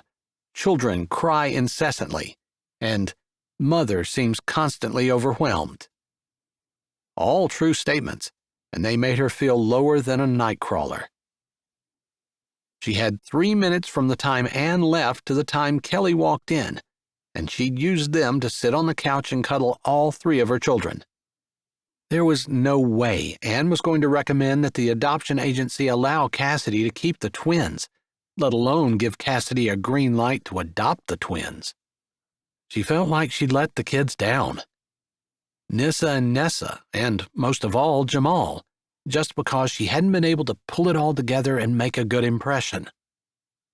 Anne hadn't even asked about her so-called serious boyfriend. Thankfully, she'd been able to text Kelly in time, and Kelly had brought cans of SpaghettiOs for the kids for supper. Taking a deep breath, she set what was left of the chicken salad that Torque had bought yesterday aside.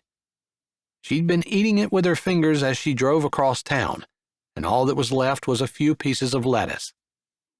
She grabbed a folder from the front seat. It basically had nothing but blank paper in it, since all her papers had been in her briefcase and were ruined. Her briefcase smelled like a dumpster in July, and it was the only one she had. A little spike of anticipation shot through her. Torque would be here. She tried to push it aside, but it just grew. Maybe he hated her, but there was no way she could return the feeling. Even before he took her punishment, she'd never been able to find anyone who compared to him. Not at her prestigious private school, not at college, not at law school. Shoving the folder under her arm, she rolled her sleeves back down and buttoned the cuffs, hurrying to the back door of the library conference room. 7 people and the coordinator were already seated around the large, glossy wood conference table. She recognized 2 ex-cons as people she defended, and several of the business people were familiar as well. But her eyes were drawn, like a compass needle to true north, to Torque. He sprawled in his seat. Even next to the other parolees, his broad shoulders stood out. His ball cap sat on the table in front of him. His eyes tracked her progress around the room to the seat beside him. Miss Kimbell, you just missed the introductions. Frank Bigelow was the coordinator for the pilot project. There was plenty of irritation and a slight hint of accusation in his tone. She schooled her features, hiding the ping of another failure in her chest. I'm sorry, Cassidy said in her most professional tone as she pulled out her chair. I had a meeting that ran over. She gave her professional smile and sat, glancing at Torque as she did so. You eat? He asked in a low tone that flowed under Frank's monologue coming from the head of the table. She nodded. The chicken salad you bought. Thanks. He jerked his head. They both turned back to Frank, who stood at the head of the table and outlined the guidelines for the voluntary program. This is a professional relationship between you and your mentor. Their job is to guide you, give you real-life advice and support, be a reference for you as you apply for jobs, and in some cases, they or their employers have agreed to hire you, and they'll be your coworkers and supervisors. Basically, they're here to ease your integration back into society. Frank paced with his hands behind his back. Those are the mentor's responsibilities. The parolee's responsibilities are just as important. These mentors have agreed to put their reputations on the line for you. They've agreed to give of their time and expertise to help you. Your job is to respect that and make sure that you do your best to live up to the expectations placed on you. The success of our program and its entire future depends on you.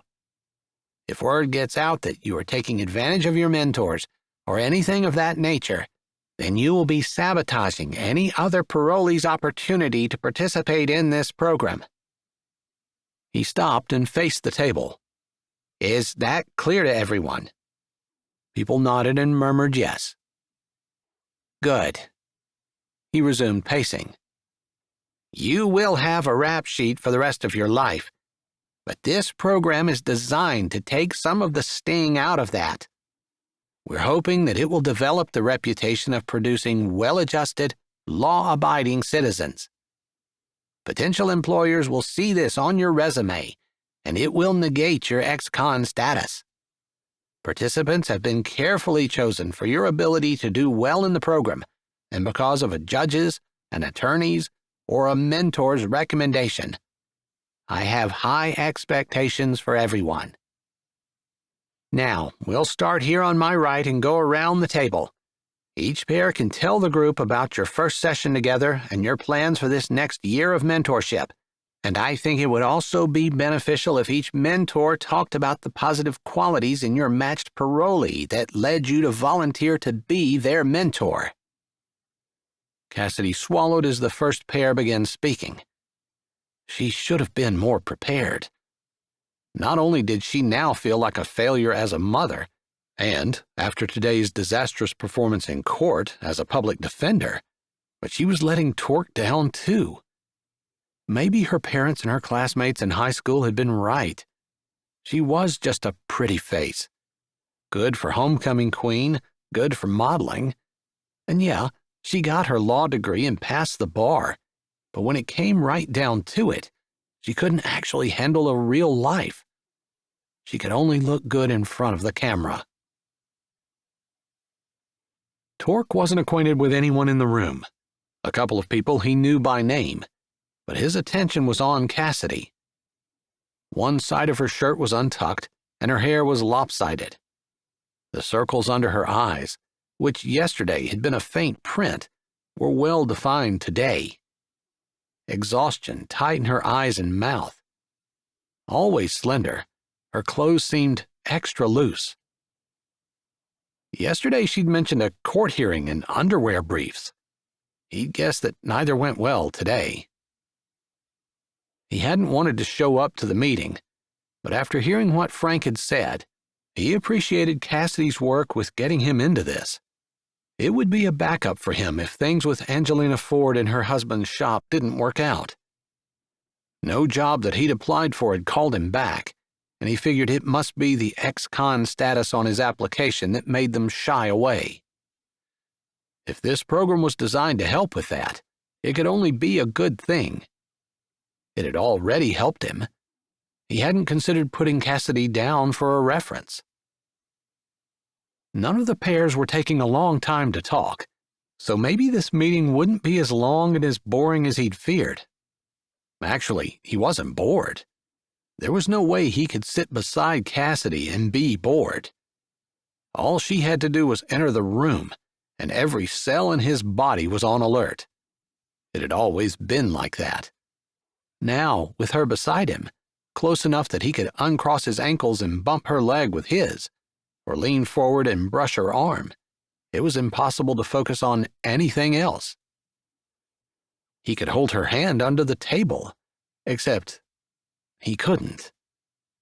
His heart dropped and his lungs deflated. How could she have gotten married to someone else, and so soon? He'd tossed and turned over those questions all night. But what had he expected? They weren't a couple, hadn't ever been a couple. They'd spent some time together, taken a few rides, but he'd never asked her to be his steady girlfriend, like she would have even considered it. He had nothing to offer her, and they were too young anyway. He had no rights to her or with her.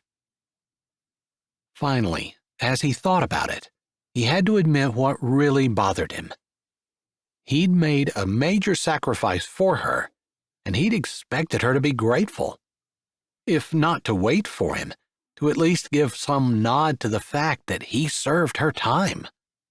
Maybe to have made an extra effort to make something out of her life, to do good, he didn't know. But it was wrong on his part. He'd volunteered, and he'd given her no choice. He hadn't asked for anything or done it because he expected payment. So he needed to let it go. And he probably could. Except the husband thing really bothered him. How could he stand to be around Cassidy when he ached for her to be his, and yet he couldn't touch her, protect her, help her, but had to stand by while another man neglected her and took advantage of her? He didn't want to be stuck with Cassidy at arm's length, not for the next year, not for the next meeting. He couldn't stand it. The attraction he felt for her was too strong, but to do anything but ignore it went against every moral belief he had. He couldn't be that man, not if he wanted to look himself in the mirror every morning. The pair beside him finished talking, and it was their turn. He waited for Cassidy to start. She clasped her hands together on the table and looked around. Then she looked at her hands. Her voice, when she finally spoke, was somehow frail. I chose Torque because I knew him before he went to prison. He is hardworking and honest, honorable and loyal. I felt the judge was unfairly harsh in his sentencing, and I wanted to do something to help him. He deserves it. Torque's gut squeezed. His heart thumped slow and hard. She looked around the room, everywhere but at him. I fought to be able to mentor a man, even though other leaders suggested it wasn't a good idea to have male and female pairs. But I knew that Torque is moral and upright. She blew out a deep, shaky breath. Flashbacks of their nights together rolled through his head. He didn't know if she knew how badly he'd wanted to do more than what they'd done. I bungled our first meeting when he was released. I bungled our second even more. Her knuckles whitened on the table in front of her. I'm actually not sure I can be the mentor that Torque deserves. I think it might be wise to find someone else to take my place. I'm not doing this without you. The words came out low, without a thought from him. It was exactly the opposite of what he'd wanted 5 minutes ago, but after her short speech, it was the only thing he could say. She finally looked at him, shaking her head, her blue eyes troubled and dejected. Her shoulders slumped. I can't. He straightened out of his slouch, planting his boots on the floor and leaning forward, toward her. You're the smartest person in this room, so much more than a pretty face attached to a body that looks great on camera. He couldn't stand to see her discouraged. It rubbed his heart raw. Our first meeting wasn't a disaster. I had a bad attitude, and I'm apologizing for it now. Our second meeting was actually quite informative for me. Her brows furrowed, and she looked at him suspiciously. He held his hands up. Not everyone can steer a shopping cart with a hip and a knee. I tried to do that after you left the store yesterday, and it's harder than it looks. Titters drifted out around the table. Cassidy's lips twitched. If you quit, I quit too. He folded his hands together to keep from reaching for her and stared her down. She looked away first. Frank cleared his throat. That was, interesting. He raised his brows and looked out over his glasses. So, are you two in or out? Cassidy swallowed, the white column of her neck moving. Torque looked away because he could suddenly almost feel his lips right there, along the graceful curve of her throat. What in the world had he just done?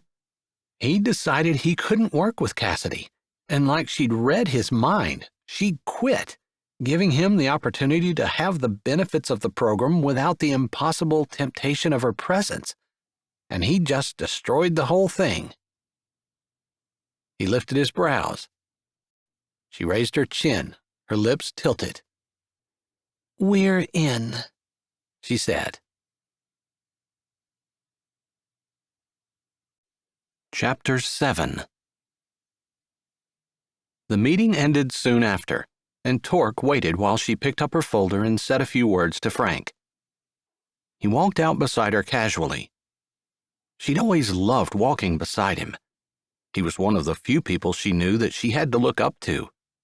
He made her feel feminine in a powerful way. He didn't crowd her or grab her, but somehow they felt evenly matched. Not even, but equal, like they fit together.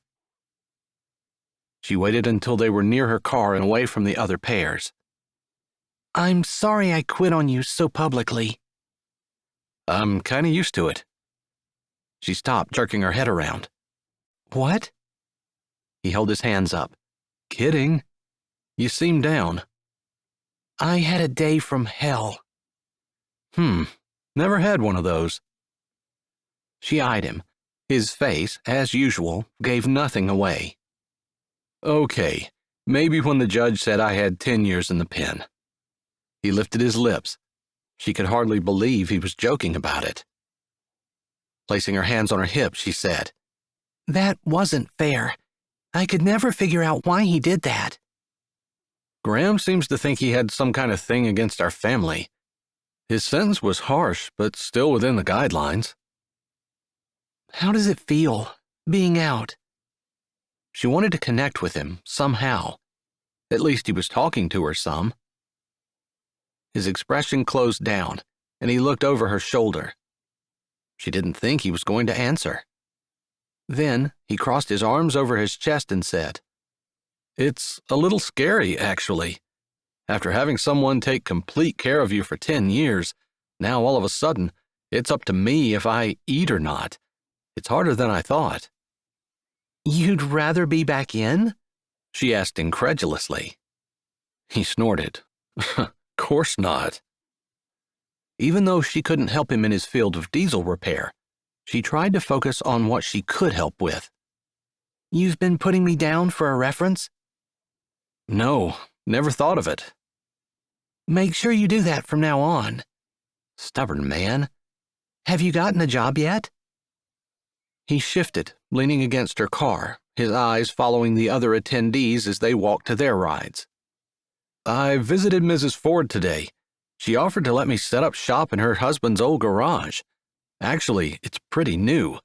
He just had that and the big new house built before he died." Cassidy could hardly keep from jumping up and down. It was a great offer, and one that suited Torque perfectly.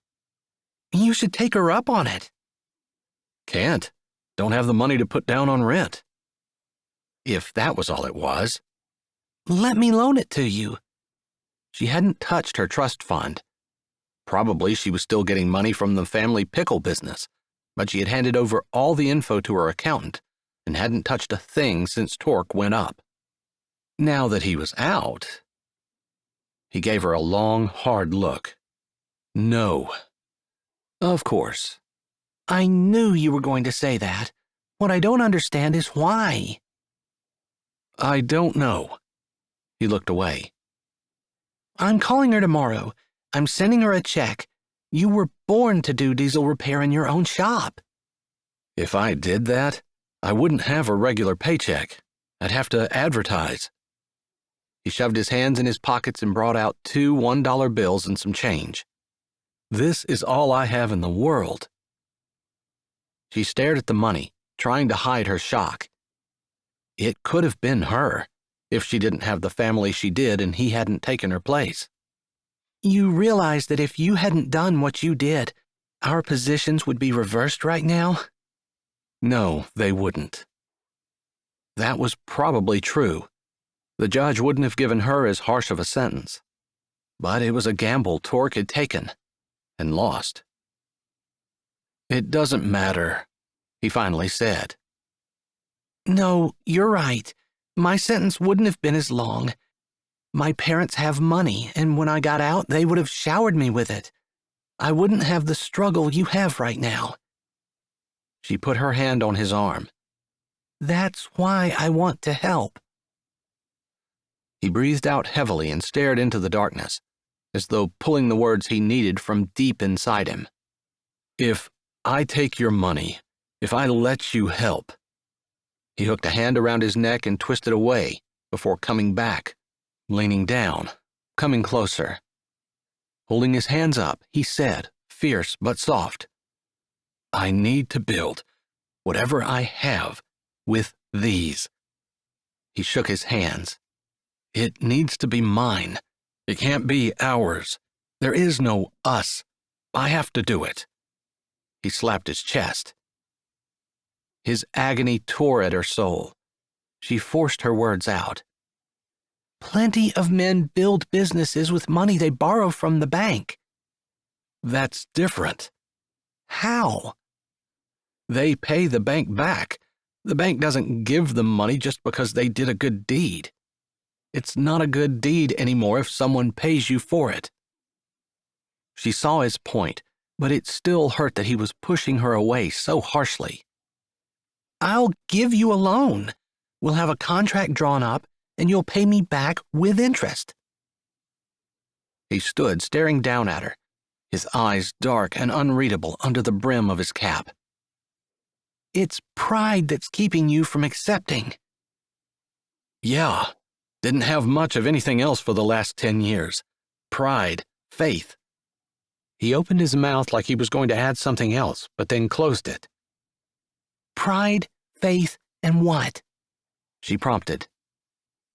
He shook his head and then answered. Pride, faith, and a dream that ended up being a mirage. After tossing and turning in his old bed in his Graham's small trailer, Torque got up before the sun and walked up the hill to the big brick mansion. Yesterday, Cassidy was only half right. Pride was part of it. But he'd figured out as he tossed and turned that fear was the other part. He'd spent all those years in prison being beaten down, told he was the dregs of society, no good, a blight on his family's name, and all other kinds of things. Even though he hadn't even done what he was in there for, it was hard, almost impossible to come out with even a ghost of his former confidence. When he'd been 17, he'd dreamed that he'd start his own business, be successful, so successful that someday he'd walk up bold as brass to Cassidy's father's house, knock on the door, and ask permission to court his daughter. Court her. He wasn't interested in dating. He was interested in marriage. That was his dream. It would never happen now.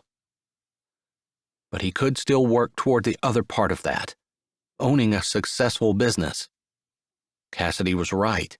Plenty of people started off in debt. He'd never borrowed money before. Graham had always said, the borrower is servant to the lender. But he couldn't pass up such a great opportunity. Not when everything had lined up and all he had to do was take the risk. Ditch the pride, fight the fear, and the dream could be his. He was going to tell Mrs. Ford now, work at going over the books and accounts and checking the inventory in the garage today, and spend the week working his butt off. Opportunities didn't come to people who sat around, afraid. Cassidy slid into her car as dusk fell. Court ran late again, and she had to meet with one of her clients afterwards. She was already exhausted, and even though she looked forward to picking up her children and spending some quality time with them, finally, she wasn't sure how she was going to have the energy to make it to bedtime, with all the things that they would need. Homework with Jamal and any behavioral issues, baths for the twins, supper that she hoped to cook herself, but it was tempting to stop at the store and buy a frozen pizza. At least on the way to daycare, she could return the Joining Hearts call. Anne's boss, Larissa, had left a message along with her personal cell number. She answered on the fourth ring. Cassidy put her phone on speaker. "Thanks for returning my call, Cassidy."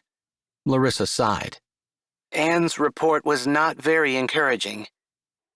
Cassidy let out a laugh that had more nerves than she wanted to show in it. "She caught me on a really bad day." "She said you said it was a typical day." Well, yes.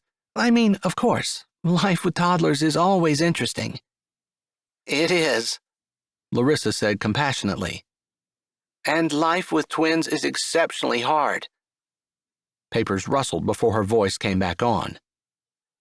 "Anne said that your 8-year-old, Jamal, spent a lot of time helping you.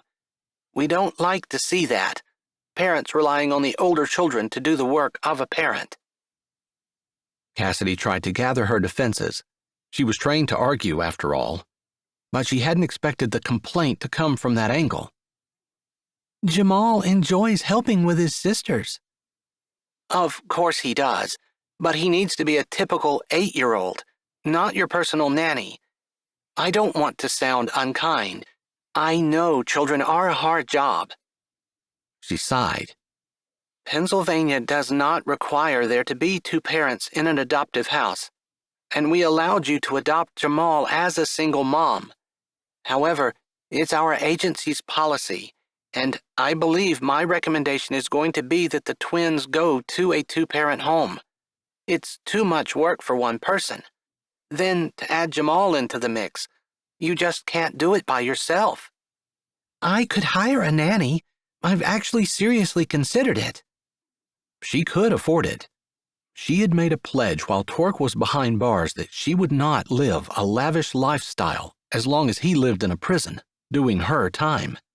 It wasn't right. She'd kept her pledge, driving an old car, renting a cheap apartment in a bad section of town, buying her clothes at the local discount store. No housekeeper, no nanny, no meal service or maid. "The children don't need a nanny. They need a mother who has time for them. And with twins, they need a mother and a father." Larissa's voice was firm. Cassidy's fingers squeezed the steering wheel. What about Jamal? He loves his sisters. Doesn't he deserve to grow up with his flesh and blood siblings? There was a pause. Cassidy had met Larissa several times, and she really did have a heart. She also had the best interest of the children first and foremost. She cared about Jamal and his desire to be with his sisters. Cassidy held her breath. "You're right. I want Jamal to know his sisters, and we constantly search for families who are willing to take multiple siblings. We also always give precedence to adoptive families who have already adopted siblings, as you have with Jamal. But Cassidy, it's too much for a single mom. A nanny is a good idea, but it's not a stable answer." She paused. "I have a note here that you were in a serious relationship. Anne said she didn't ask and you never mentioned it, but that there was no man there with you. Is that true? Is there a possibility that there could be a father in the picture?" Immediately, Cassidy thought of Torque. If her life were her own, she might pursue him, hoping that someday he might feel something for her. Even half of what she felt for him would be more than most people lived on. But there were two impassable roadblocks. She was his mentor, and there couldn't even be a hint of a romantic relationship between them. And Torque's ex-con status, while not specifically against Pennsylvania law, would almost certainly be a roadblock. maybe if he'd been out for a couple of years. Miss Kimbell? I'm sorry. She pulled slowly into the daycare parking lot. I really am sorry. I actually do have a man, a boyfriend, serious boyfriend. She cleared her throat. She'd never been a good liar. Yeah, in order to foster the children, do we have to be married or could we be living together? It needs to be a stable relationship. If you've just recently moved in together, we'd want to do an interview with the two of you. We'd want to know information that could help us assess the longevity and seriousness of the relationship. Of course, if you adopted, he would have joint custody, just as with any children, so you wouldn't want to make a spur-of-the-moment decision. A delicate pause. You do have someone? Yes, I do. We haven't spoken much about children, though. Would you like to schedule an appointment for the two of you together to come to the office? Or should you discuss this with him first? Officially, I'm fostering the twins right now. How much time do I have before you give them to another foster family? Or start to look at other couples as prospective parents? Oh, honey. Her voice had a smile in it. We're already looking. The sooner we can get those sweet babies settled in their forever home, the better. That's what we all want. Children settled in a safe environment with loving parents nurturing and protecting them. Of course. That's what I want too. It really was. But she could provide everything they needed and keep the siblings together. As for fostering, I know you want the best for the children, that Jamal is their brother, and that you love them. I know that, but I also know that what you're trying to do is too much for one person. Silence on the line for a few heartbeats. Okay, here's what we'll do. Call me back when you know about your boyfriend.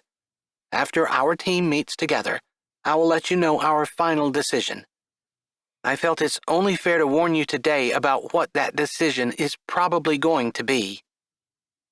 I appreciate it. Cassidy put her head down on the steering wheel. She'd just lied, which she hated. There was no boyfriend, no possibility of a boyfriend. She'd had plenty of men chase her over the years.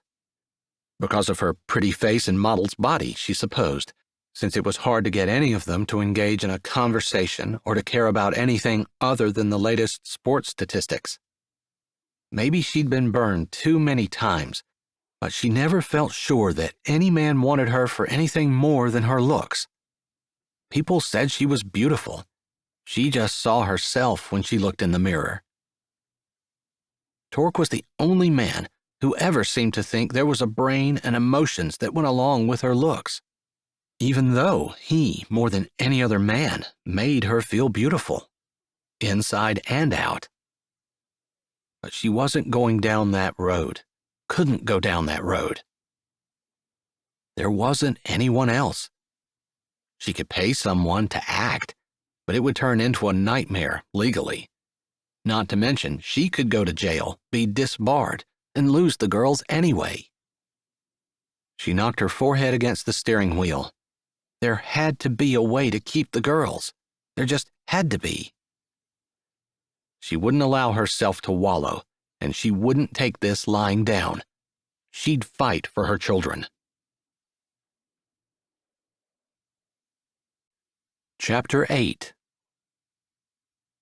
Torque slammed the hood shut and handed Rex the filter wrench. "Thanks, dude," Rex said. "Hey, no problem," Torque answered and meant it. He'd been leaning against Cassidy's apartment building while Rex was struggling to change the oil in his Oldsmobile. After walking over and offering to help, Torque had basically done it himself, since Rex was trying to watch a YouTube video while following the steps. Time had flown by while his hands were occupied. But now, where was she? It had gotten dark a while ago. Rex and he had finished up by the pole light in the front corner of the lot. He should probably go home, but he wanted to meet with his mentor and tell her that he was opening a garage, for the next week at least. Who was he trying to fool? He wanted to see Cassidy, and that was the only excuse he could come up with. A chilly breeze blew, rustling the leaves. It was getting colder, too. He needed to buy some winter clothes soon. His pants still fit around the waist, although they were an inch or two too short, but his sweatshirts and jackets were way too narrow to squeeze his shoulders into. "You want to come up to my apartment? I'll get you a cold one," Rex said as he smacked his hands together. "Nah, thanks anyway." It occurred to Torque that this could be Cassidy's husband. He studied the guy. Slightly balding on top, easy smile, baggy jeans. It was hard to picture Cassidy with him. He saw her more with a business type, maybe someone whose airplane was just now landing at the airport. Maybe Cassidy and the kids were picking him up, since it was Friday. Maybe she was married to a doctor, a surgeon. That would explain why he was never around, although it made the rundown apartment she had not make any sense. Hardly a doctor's digs. "Appreciate the help." Rex slapped Torque's shoulder and walked away, disappearing through the front door of the apartment complex. Torque had settled himself back in his earlier position, one shoulder leaning against the building wall, legs crossed, hands in his pockets, when headlights cut through the lot, and he recognized the hum of Cassidy's motor the way another person might have recognized her voice. He stayed in his place. If her husband was with her, he wasn't going to rush in. It wasn't his place. But she got out alone, immediately opening the back door and reaching in for a twin. Torque pushed off the wall and ambled over to the other side. He'd never touched a car seat before, but he was pretty good at figuring out how things work. Cassidy's head snapped up when he opened the door. "Torque?" His lips twitched. She said it like she wasn't quite sure it was him. Did he look like someone else she knew? "Wanted to talk." Her fingers stilled. Is everything okay? "Yeah." Do you mind if I get the kids in and start feeding them? "Figured I'd help." To his surprise, her eyes filled before her jaw clenched and she looked back at the little girl who was pulling on her hair. What would have caused that reaction? Bad day? He didn't say anything but put his fingers on the car seat latch and worked on figuring it out. The little girl with the tight black curls and sparkling black eyes scrunched up her nose, not sure if she liked the big stranger leaning over her. Torque figured she wanted out of her car seat more than she wanted to protest the invasion of her space, because her face straightened out and she grabbed his nose. "She likes to get people's noses," Jamal said from the back seat. One finger was actually up his nose, and her nails were kind of sharp, but he'd rather deal with 1,000 sharp fingernails than one crying child, so he gritted his teeth and answered Jamal. "If that was a warning, it was a little late." Jamal's teeth flashed white. The latch popped, and Torque carefully lifted the armrest over the baby's head. "Good thing you're doing Nessa. Nissa doesn't like anyone but Mom to hold her." Torque plucked the baby from the seat and stood. She stiffened her body immediately, and the cuddly, soft baby of a minute ago became a stiff board. "She likes to walk," Jamal said with the wisdom of an older brother. "I see." He set her down, her chubby legs churning as soon as her little feet hit the blacktop. He snagged her hand. "I'll get the baby bag. She wants to be the first to the door." Jamal stuck his head in the car. Torque wasn't sure how Jamal knew all that, but Torque wasn't going to argue. His experience with babies was limited to whatever he remembered from his own and his brother's childhoods. He was right, though. She raced through the parking lot so fast, Torque half expected to see black smoke leaking out of her diaper. Stopping at the steps, she let out a howl, apparently because the door didn't magically open in front of her. "Here," Cassidy called. He turned and reflexively snatched the keys that she'd thrown out of midair. "You can take them up." She stuck her head back in the car, pulling a newish-looking briefcase out. Jamal stood behind him, a baby bag slung over one narrow shoulder and a book bag slung over the other. "Let's go. This is heavy," Jamal said. Torque opened the door and got pulled through by the little bulldozer holding his hand. He had to smile at her tenacity.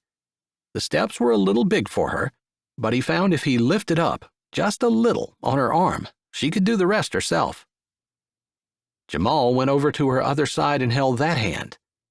Torque could see how that would make everything go faster, but Jamal had trouble keeping the baby bag and book bag from slipping off his shoulders. "Give me that." Torque reached over and took the baby bag, which was surprisingly heavy, like it contained a rebuild kit for a B-model Mac. Mom says she's going to be doing these steps all by herself soon, but someone will still have to be behind her so she doesn't fall and hurt herself. Good idea. Because the question was burning a hole in his tongue, he spit it out. "Where's your dad?" Jamal shrugged. "Prison, I think." Torque blinked. Holy frig. Jamal chattered while they finished climbing the stairs. Cassidy had caught up with them by the time he reached the door and unlocked it, remembering the key from the other night. The little steam engine beside him was still tugging on his hand, but he hardly noticed. The father of Cassidy's children was in prison, and he'd never in his life unlocked a door with children at his feet and a woman at his back, like they were all a family waiting to go into their home and spend the evening together. Intense longing like he'd never felt before slammed through his body with the unstoppable force of a 40-ton truck. "Are you okay? You swayed, like you're having a dizzy spell." Cassidy's voice from behind him grounded him back in reality, except no one ever asked him if he was okay. "Fine." He pushed the door open. The next couple of hours went by in what felt like a few minutes' dream. He lay on the living room floor, playing with all 3 kids while Cassidy made the whole house smell delicious. They ate together, sitting on opposite sides of her small table, each of them feeding a twin. Occasionally their gaze met over the table, and he wondered as he searched her eyes if she felt as if she were having an out-of-body experience too. If it felt surreal to her to be sitting across from each other, the chatter of kids and the occasional whine just background noise. His every focus was on Cassidy. She smiled and chatted with the kids like she'd done it all her life. She gave Jamal adult answers to his questions. They talked about his day at school. She directed a couple of Jamal's questions to him, and he found himself offering to take the boy to the garage and teach him how to do some simple car maintenance. He said they'd go to Tufts and get tires on his mom's car. Cassidy smiled even bigger the more he talked to Jamal. Torque's heart swelled, feeling like it would burst. The hair on his arm stood up, and it got harder and harder to look away each time their eyes met. She wasn't wearing a ring. He and Jamal cleared off the table. Torque did the dishes while Jamal did his homework, and Cassidy gave the twins a bath. She brought them out to the kitchen, each dressed in outfits that covered them from toes to neck. They were shiny and smelled better than anything he'd ever smelled, except for Cassidy. One of the little ones, the one on Cassidy's right hip, held her arms out to him. "Nessa wants you," Jamal stated. Torque dried the dishwater off his hands and reached out for the little one. She grinned up at him, showing all 2 teeth in her mouth, and then her chubby baby arms went around his neck. Like she'd reached into his chest and grabbed it, his heart slid into her hand. He lay his cheek on her head, nuzzling the puffy softness of her hair. His eyes started to close. Just before they shut completely, he saw Cassidy's face. Her unguarded expression, full of love and longing, pierced his soul. "Come on back," she said softly. "You can lay her down." She looked down at Jamal. "Finished?" "Yep. Torque checked it. He said it was okay." "Take a quick shower and brush your teeth. I'll be in to kiss you goodnight in a minute."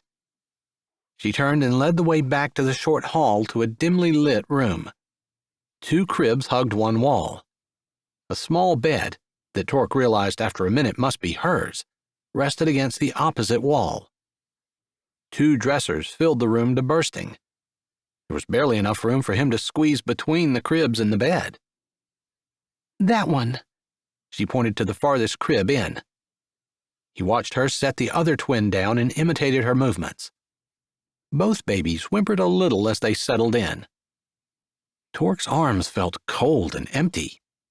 Funny how 90 seconds of holding a baby could make such an impression. Cassidy stood between the door and him.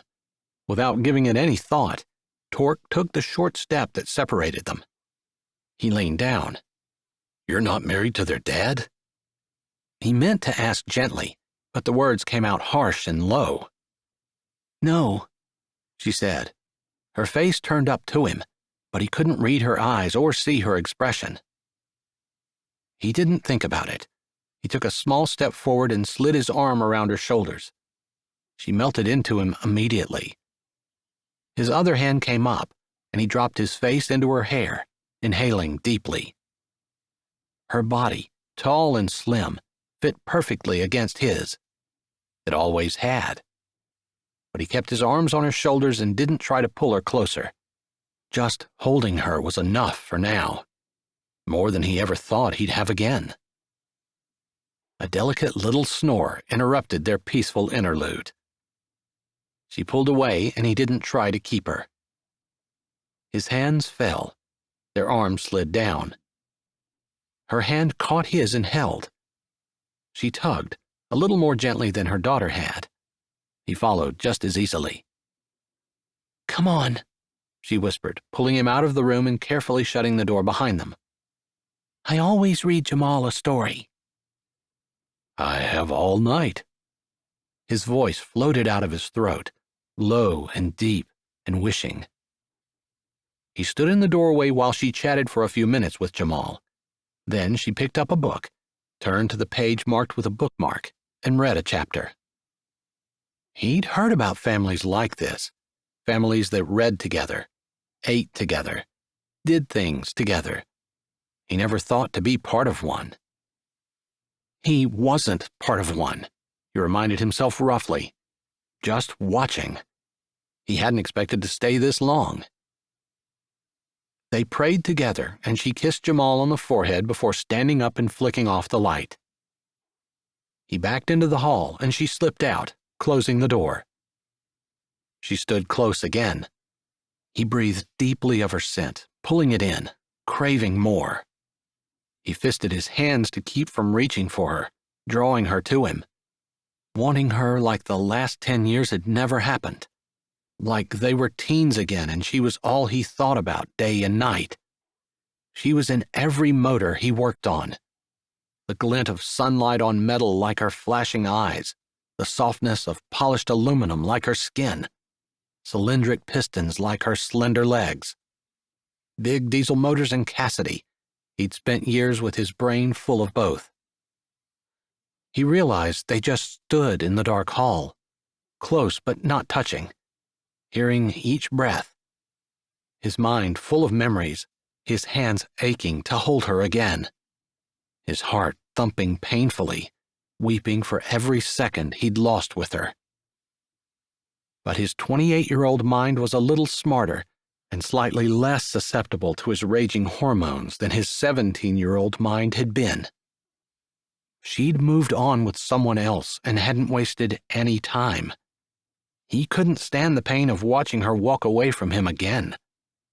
He'd had an enjoyable evening, but he was here on business. It was time he got down to it. "You have a minute to talk to me?" His words came out with a sharp edge. "Yes." She led him back to the kitchen. Chapter 9. "Tea or coffee?" Cassidy asked, proud that her voice did not tremble. Having Torque in her home, beside her, helping her with her kids, his presence at once overwhelming and soothing, had been so much more than she'd hoped or dreamed. She shouldn't have done it. She risked his future with the mentor program, and she owed him a fresh start. A better start. Plus, she had to figure out something with her kids. That was more important than anything else. no matter how amazing it had felt to be almost like a family with Torque. She eyed him as he leaned a hip against the counter, 2 mugs set down in front of him. He'd be a great dad. Patient, considerate, hands-on. Her eyes dropped to his hands. He'd had them in dishwater earlier. Big, strong hands with long, capable fingers. Tough enough to earn a living, but they could be careful too. She remembered the gentleness of his hands.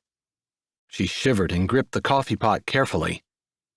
He didn't move as she stepped closer and poured the brown liquid into both cups. She set the pot down and placed cream and sugar on the counter. He didn't touch them. She poured cream into her cup, the clink of her spoon as she stirred the only sound. Somehow the air around her felt heavy. I'm sitting, if you don't mind. She carried her cup to the table. He followed silently, sitting across from her. Their knees bumped under the table. His expression didn't change. She moved her leg. You wanted to talk, she prompted. He looked down at his coffee, then his dark brown eyes drilled into hers. Where's your man? This is what you came to talk about? Heat climbed up her neck. She wanted to feel outraged that he would be so nosy, but she buried her nose in her coffee cup. Why would his question embarrass her? Maybe because it was so direct. His brother Tough barely talked at all. Torque wasn't that quiet, but he never wasted words. No. He put his hands on the table, next to his cup but not touching it. She'd noticed his tendency, a new one since she'd known him before, of spreading his hands out in plain sight. But the question occurred to me, since every time I see you, you're doing the work of 3 people by yourself. She sighed. After I graduated from law school and landed the county defender's position here in Brickley Springs, I fostered Jamal for a year before adopting him this past spring. His mother had the twins, and once Jamal found out about them, he begged to be with his sisters. She twisted her coffee cup around. They've allowed me to foster them. The tension seemed to drain out of him, and he looked more relaxed than she'd seen him since he'd gotten out. Still, he prompted her. But yesterday they made a home visit, and I found out today they feel it's best if the twins go to a home with a mother and a father. You're not going to take that sitting down. Her head snapped up. Even after all the years apart, he knew her so well. He wasn't looking at her, though, seeming to find his coffee cup extremely interesting. Finally, he picked it up and took several big swallows. When he set it down, it was almost empty. She stared at her own mug, lost in thought. What could she do to convince them to let her keep the twins? There had to be a way. You're a lawyer. Yes, you sound surprised. On the ride home from Pittsburgh, I saw you. He paused there, his eyes never leaving hers. The heat that had crept up her neck earlier hit the flashpoint and burst into flames. Her entire body burned. She knew exactly what he was talking about. She could read it all in his eyes. Admiration, confusion, even jealousy. Lust burned there too, banked, but hotter and deeper than the other emotions. Hard to miss. He blinked slowly. His mouth flattened. I assumed you were a model. Modeling earned me money in college and law school.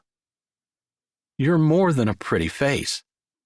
I had to fight to prove that to everyone but you. Parents cut you off?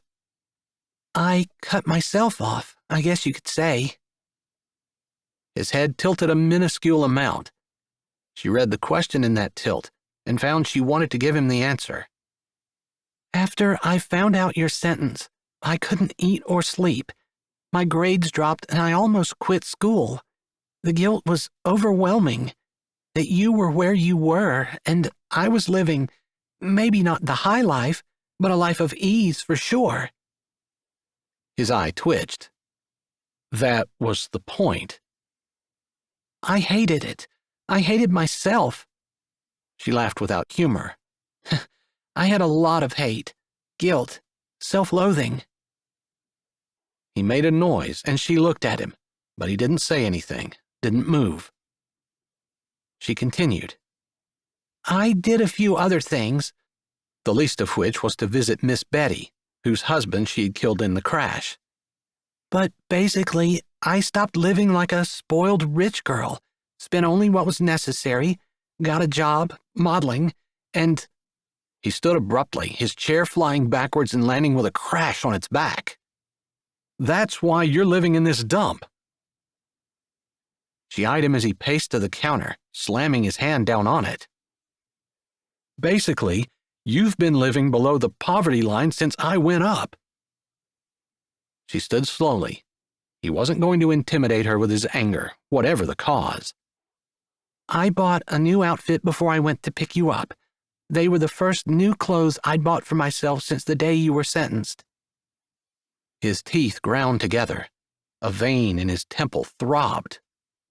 I assumed you hadn't bought anything either. She tilted her head and tried to smile. He breathed through his nose, in and out, slow drags. She couldn't stand it. She stomped a foot on the floor and crossed her arms over her chest. Why are you angry?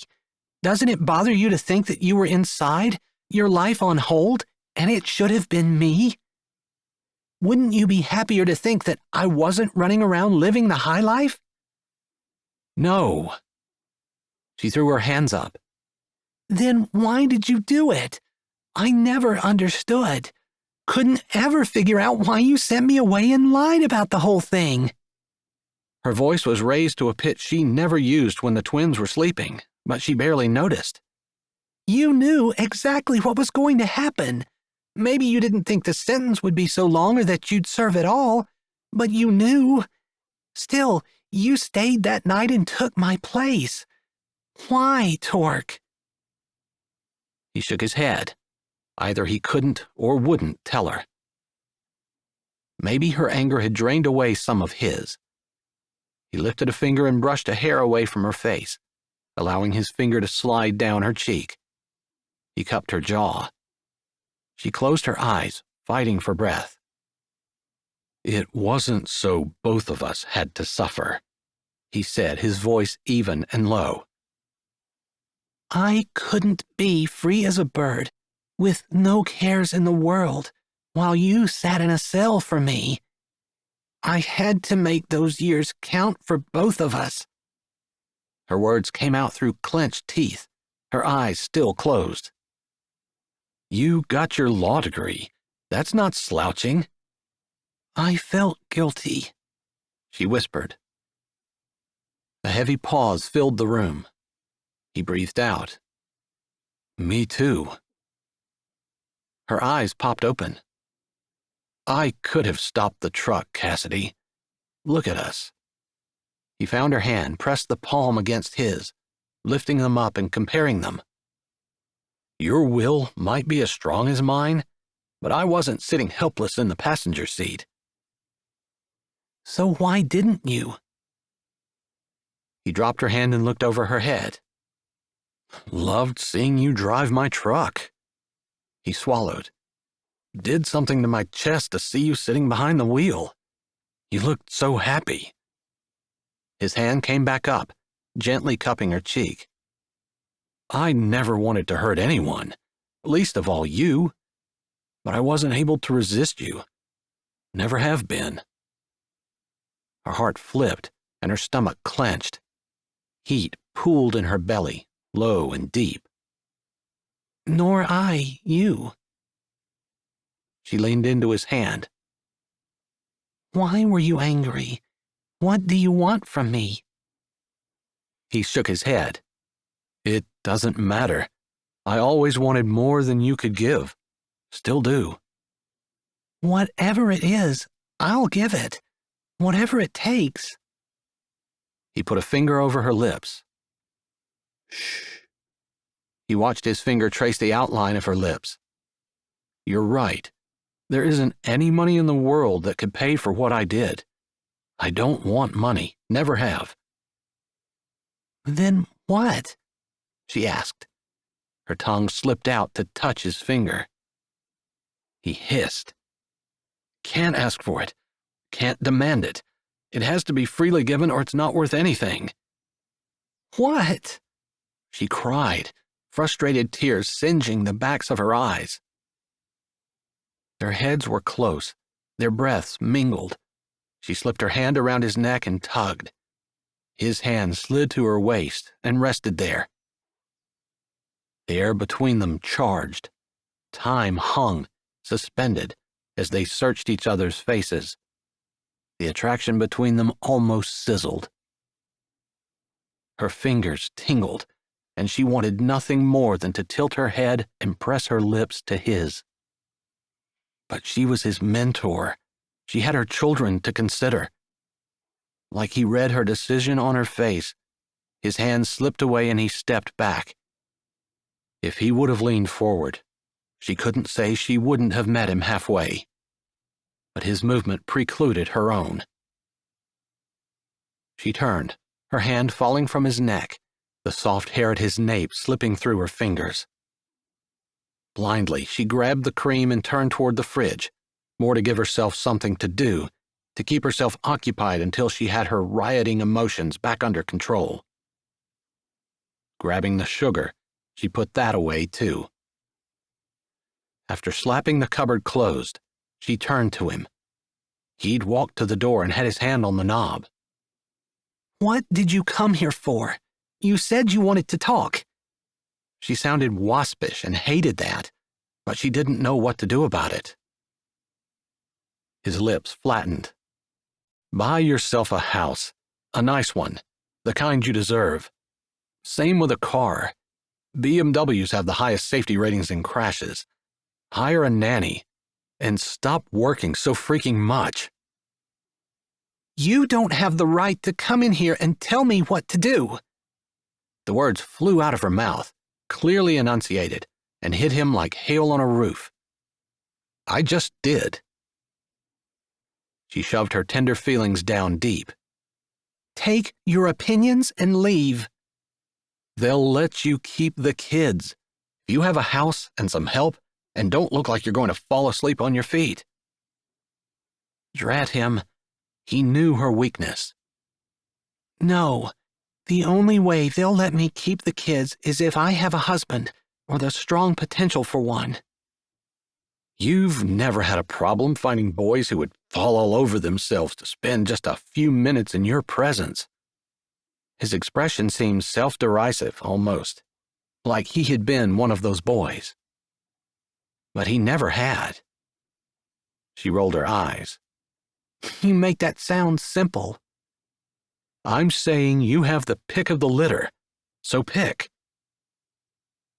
She ran her eyes over his face, older, harder, but still the same. How could she tell him she'd rather have no one if she could never have him? She looked away, running her finger over the edge of the counter. He walked forward and leaned over the other side. I'm out, Cassidy. Free. You can stop punishing yourself. And Jamal. And Nissa and Nessa.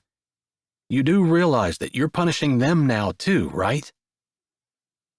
She hadn't thought about it, and it was one more thing for her to feel guilty about. She could have been giving her kids so much more. A nice house, a meal service, a housekeeper at the very least. She was the freaking pickle heiress. She had more money in her trust fund than she could ever use. Take the money from your trust fund. You still have your trust fund? Torque's eyes narrowed, and she wished that she hadn't told him so much about her life back when they had slipped out together. He hadn't forgotten one detail. She nodded. Buy a house and a car, hire a nanny, cut your hours back to part-time, and relax with your kids for a while. He stared at her for a full minute before he turned and opened the door. That's not what you came here to talk to me about. No, it's not. The door clicked closed behind him. Chapter 10. The next morning, Torque was at Tuff's garage before the sun was up. He had struggled all night, trying to figure out how he could help Cassidy. After spending the evening with her, it was obvious she loved those precious children who needed a mom.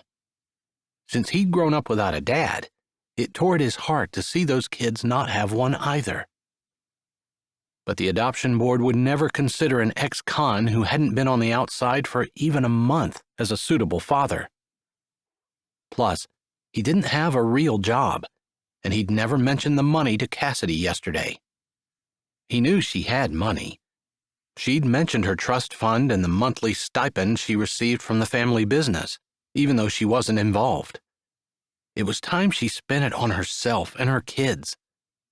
His pride wouldn't even let him ask about a loan.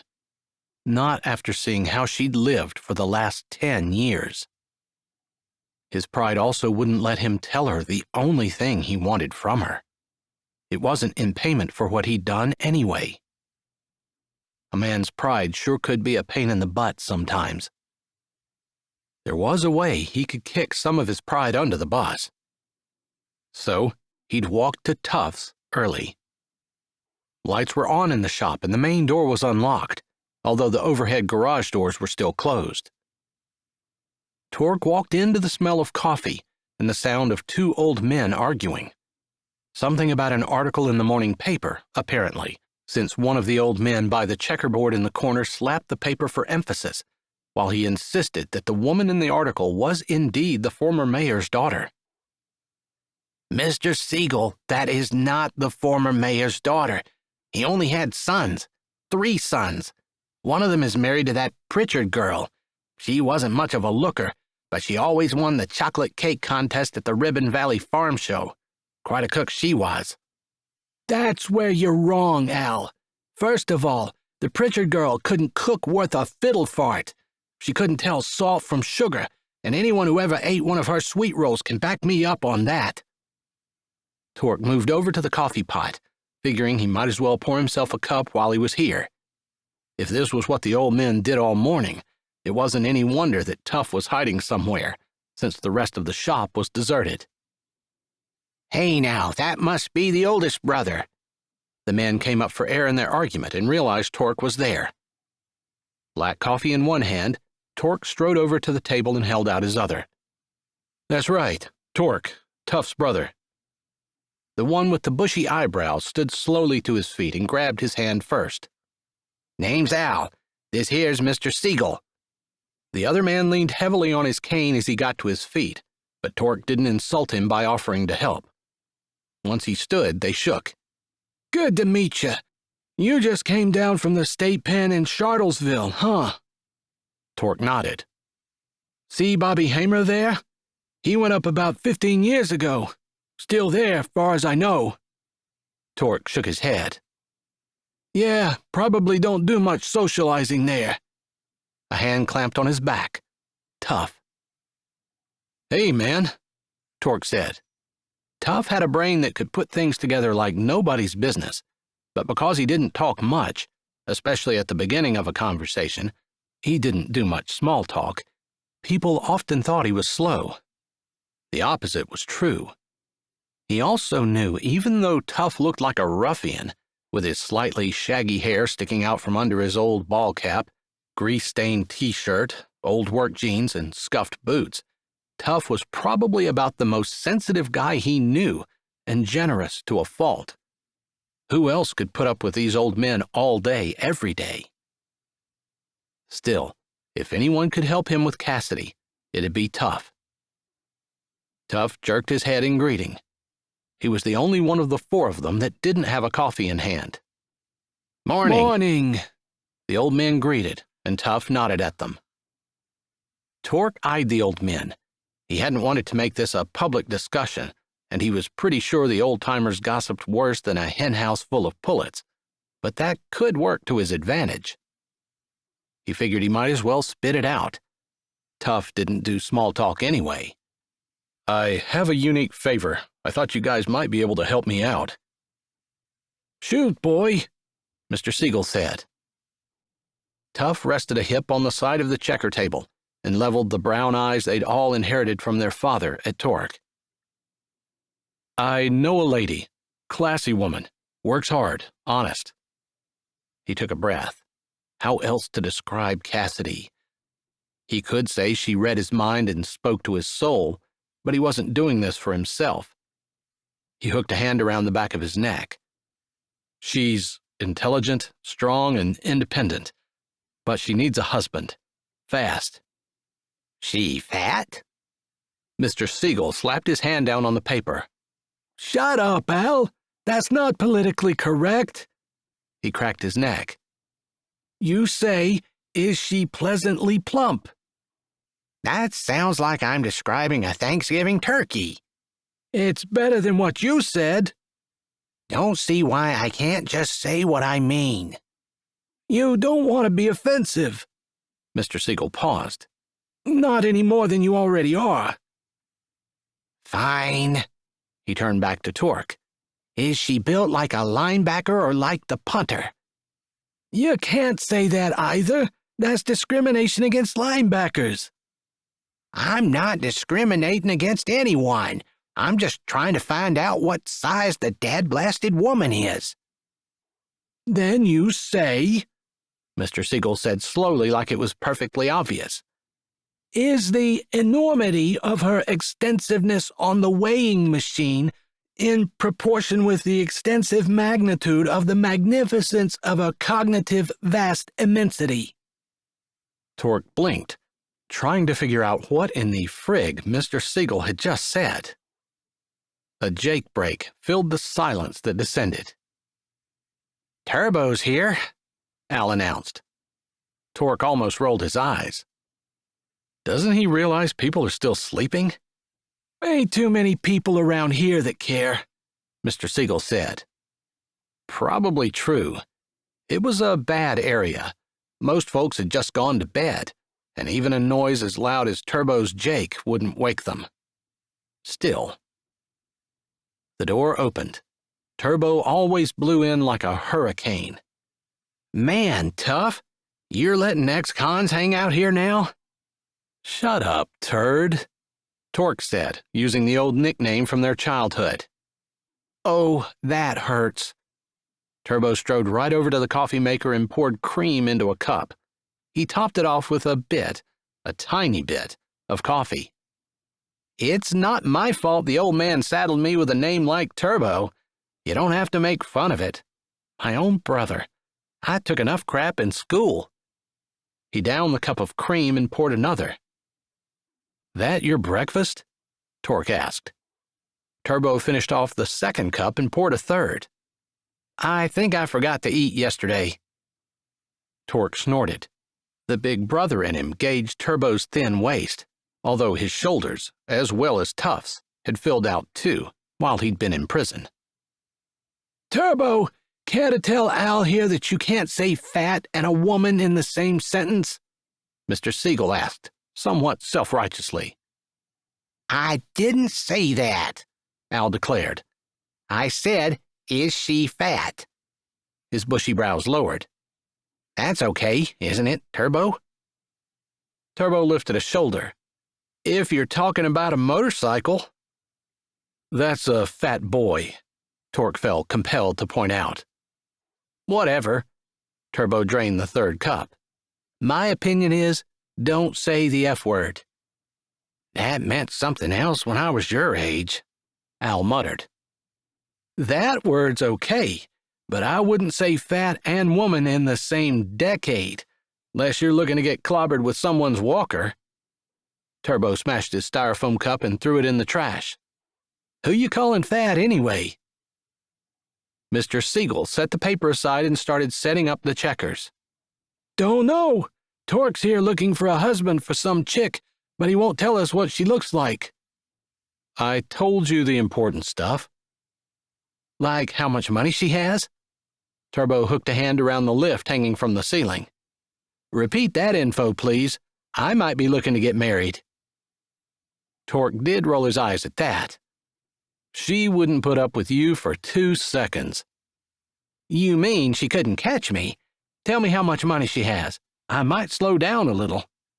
You touch her, and you'll need a chairlift to get in and out of your truck. Okay, so Turbo's out for a husband. If your own brother ain't good enough, who is? Mr. Siegel scratched his mostly bald head. I don't know. That's why I'm here asking you. You want a man for Cassidy? Tough finally spoke. All eyes turned to him. Yeah, Torque said. Turbo's mouth formed an O, then snapped shut. Cassidy, the pickle heiress? No, you idiot, Mr. Siegel said, like he even knew. Oh, must be Cassidy, the naked woman on all the billboards. You can't say naked. Mr. Siegel shook his finger at Al. What? That ain't politically correct either? No, she ain't technically naked. You're being judgmental. Ain't judgmental. When I was your age, that was naked. I'm thinking not, Turbo smirked.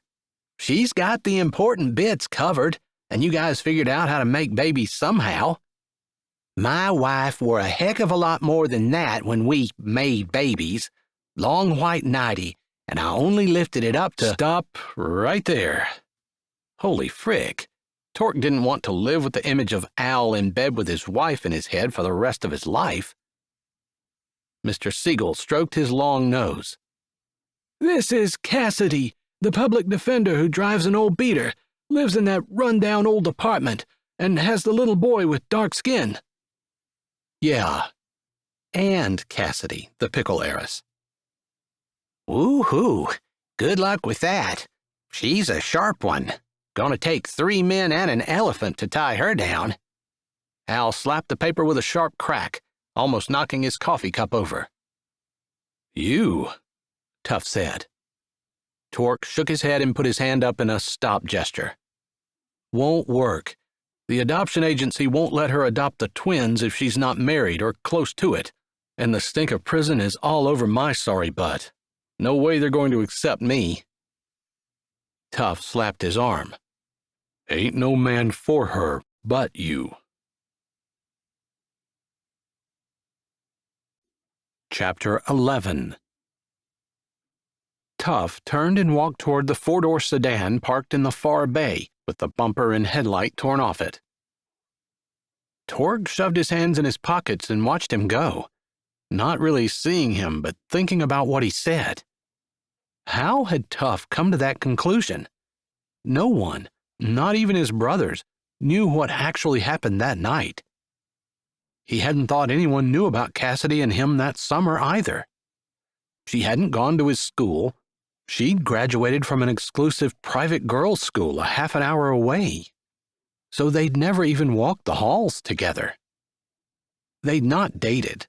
They never even went out in public together. Her parents' mansion just happened to be over the low mountain from his Graham's trailer park. 20 minutes by car going on the road. 1 mile as the crow flies. 15 minutes if a lonely boy were walking in the woods, wishing he had enough money to buy himself a gun and go hunting. Half that if a smart, independent, lonely girl were walking toward him from the opposite side. They never planned to meet, and they only met in the woods a few times before she graduated high school. That was 2 years before him. She went to California for school. He didn't see her at all the first year she left. That year, he started working at the garage full-time after being approved for the work-study program at school. The end of that April, Cassidy's face showed up on insurance billboards across the state. At the same time, someone ripped a page out of a major brand sporting goods magazine with Cassidy modeling long underwear and tacked it to the post office bulletin board. The next summer, she was back, rumored to have a big modeling contract. It wasn't hard to believe she was headed for the big time. It was a restless summer for him. Probably typical teenaged boy hormones, fueled by being half in love with a girl who'd rocketed out of his orbit, as if she'd ever really been in it to begin with, considering where she came from, and that he came from somewhere almost directly opposite of the pampered richness that defined her life. He did some truck pulling for the garage he worked for. It was something he loved and kept him distracted. He'd worked almost day and night on his pickup truck and finished it in mid-June. Sometimes he'd slip out of the trailer at night, not really sneaking around because all he did was drive. But he'd spend hours with the window down and the radio on, riding up and down the back roads. Dreaming, he supposed, but not really, since it wasn't even a good dream to think of Cassidy and him together. Too impossible. First and only thing he'd ever stolen was the picture from the post office. It lay in his glove box as he wound around the back roads. The 4th of July was always a huge event in their town. Carnival, games, contests, and of course, fireworks at 10. It was a chance to see all the kids from school and see how everyone's summer was going.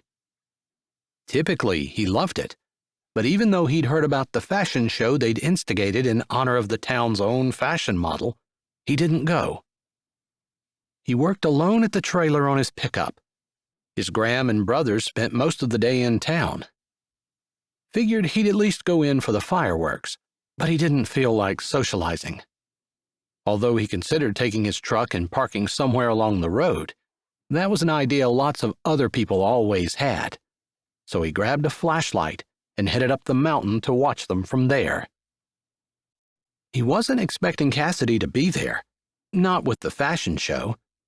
He wasn't under the pine tree where they'd met before anyway, since the view of the sky was blocked there. He was about 100 yards away on a rocky outcropping. After deciding it would provide a great view of the fireworks, his other main thought had been that he hoped there were no snakes sharing his perch. Too restless to sit, he'd stood for a while, one boot propped on a rock, his arm braced on his leg, watching the stars appear. Couldn't see the town, but it was down there. So was she. The thought made his heart hurt. He heard her footsteps first, and he pulled his pocket knife out, thinking it was some kind of wild animal. "Mind if I join you?" she asked, and his heart bowed down in homage. They hadn't talked much, hadn't touched at all. But that was when she commented on his truck. He'd been proud as all get out that she'd even noticed it, and didn't hesitate to say yes when she asked about a ride. Which is when his slipping out at night became sneaking out. Maybe Tough had heard him leave the house at night, but he couldn't have known he was meeting Cassidy. He'd only done it 4 Saturdays, sleeping through the Sunday sermons the next day, before she'd left town for a modeling gig she had before her semester started in mid-August. The next time he'd seen her was the October Saturday after homecoming. He didn't sleep through that Sunday's sermon. He'd been in jail. Chapter 12. Cassidy collapsed into the chair behind her desk. It had taken longer than she expected to meet with her newest assignment, but she still had 15 minutes of her lunch break left, and she was going to do her part for Torque in the sponsorship program if she could. Punching up the websites that she'd found on her phone late last night, she initiated the call to the first one, Pete's Towing and Recovery. "Hello, Pete's," a rough male voice answered. Cassidy cleared her throat. "Hello, this is Cassidy Kimbell. I'm an attorney in Brickley Springs. I have a diesel mechanic who's been in a bit of a rough spot and needs work. I will vouch for him completely. Do you think you could help me out?" "He needs a job?" "Either that, or he could do any work that you might be too busy to squeeze in." "What's his name?" "Torque Baxter." There was silence on the end of the phone. "Torque Baxter? Heck yeah. Give me his number. I didn't know he was back in town." "Just a couple of days ago," Cassidy said, tapping her pen on her desk. I actually don't know his number, but I'll get it to you as soon as I can. In the meantime, I know his brothers can get a hold of him." She rattled off the numbers she'd written down earlier that she'd gotten when she'd called Torque's Graham on the way into the office that morning. "Thanks a lot, Miss Kimbell." Cassidy thanked him and hung up.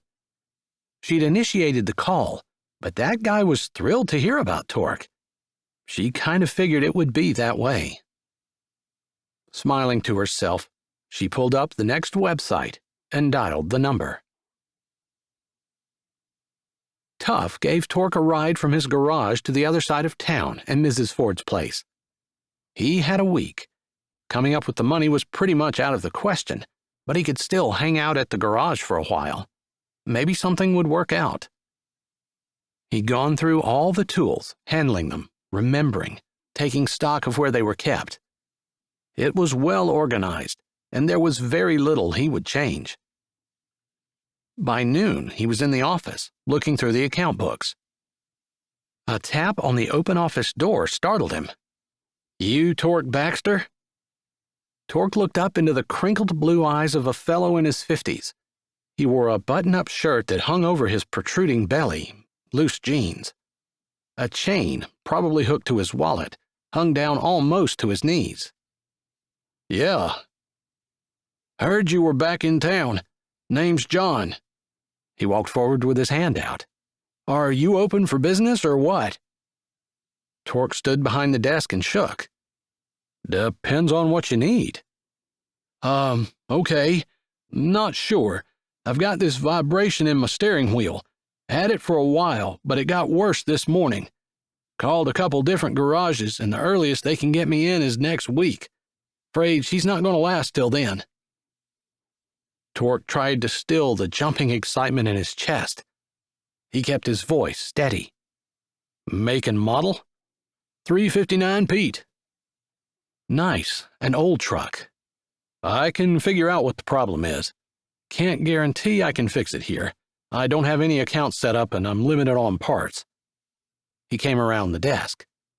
"Let's see what it is first, then we'll worry about how we'll get it fixed." John shuffled his feet. "That's great.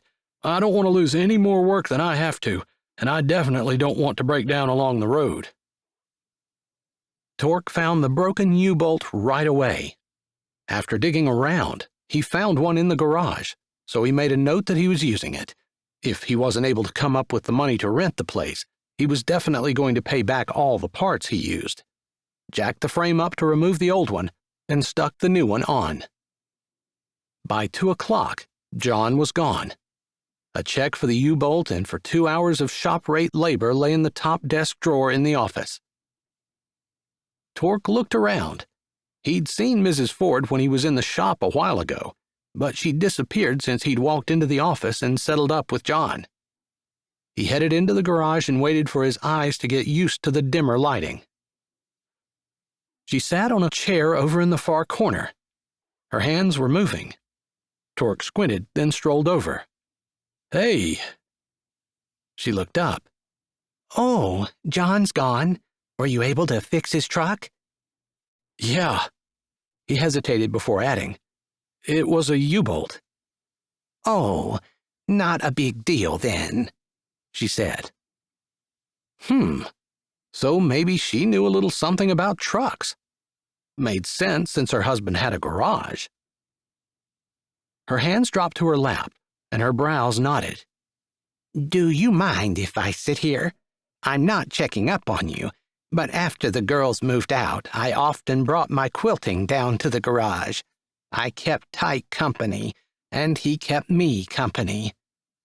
Her lip trembled slightly. "I can go back to the house if I make you nervous." Love it. He did. After his mom died, it felt like the hole she left in his heart never completely healed. Mrs. Ford would never be his mom, but her presence felt like salve over his wound. "If I stay, I'll get you a table and a more comfortable chair." Her eyes filled up, and her smile trembled. "Thank you." He nodded. "Thank you for giving me this week." She looked down at her hands holding the material in her lap. Her voice came out soft. Do you think you'll stay? He took a breath, wanting with every fiber of his being to be able to say yes, but he had to be honest. Not sure how I'm going to pull it together. She nodded.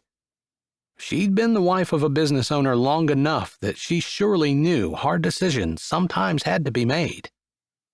The rumble of a truck interrupted his thoughts. Got company, he said. Got a customer, she corrected. That's Tom's tow truck, or I didn't spend 20 years sitting in this garage listening to diesel motors. He hardly thought that she could actually recognize Tom's truck, but when he walked out the door, it was Tom sitting in the big parking lot, hooked to a yellow Freightliner. He was climbing out of his truck, and Torque walked over. A small bit of excitement built in his chest, like sprouts pushing out of an acorn. Could this really be more work? Torque? Tom grinned as he walked over, slightly hunched as though his back bothered him. They shook. Tom lifted up his cap, shoving a calloused hand through his sparse hair. Turbo called me a little bit ago.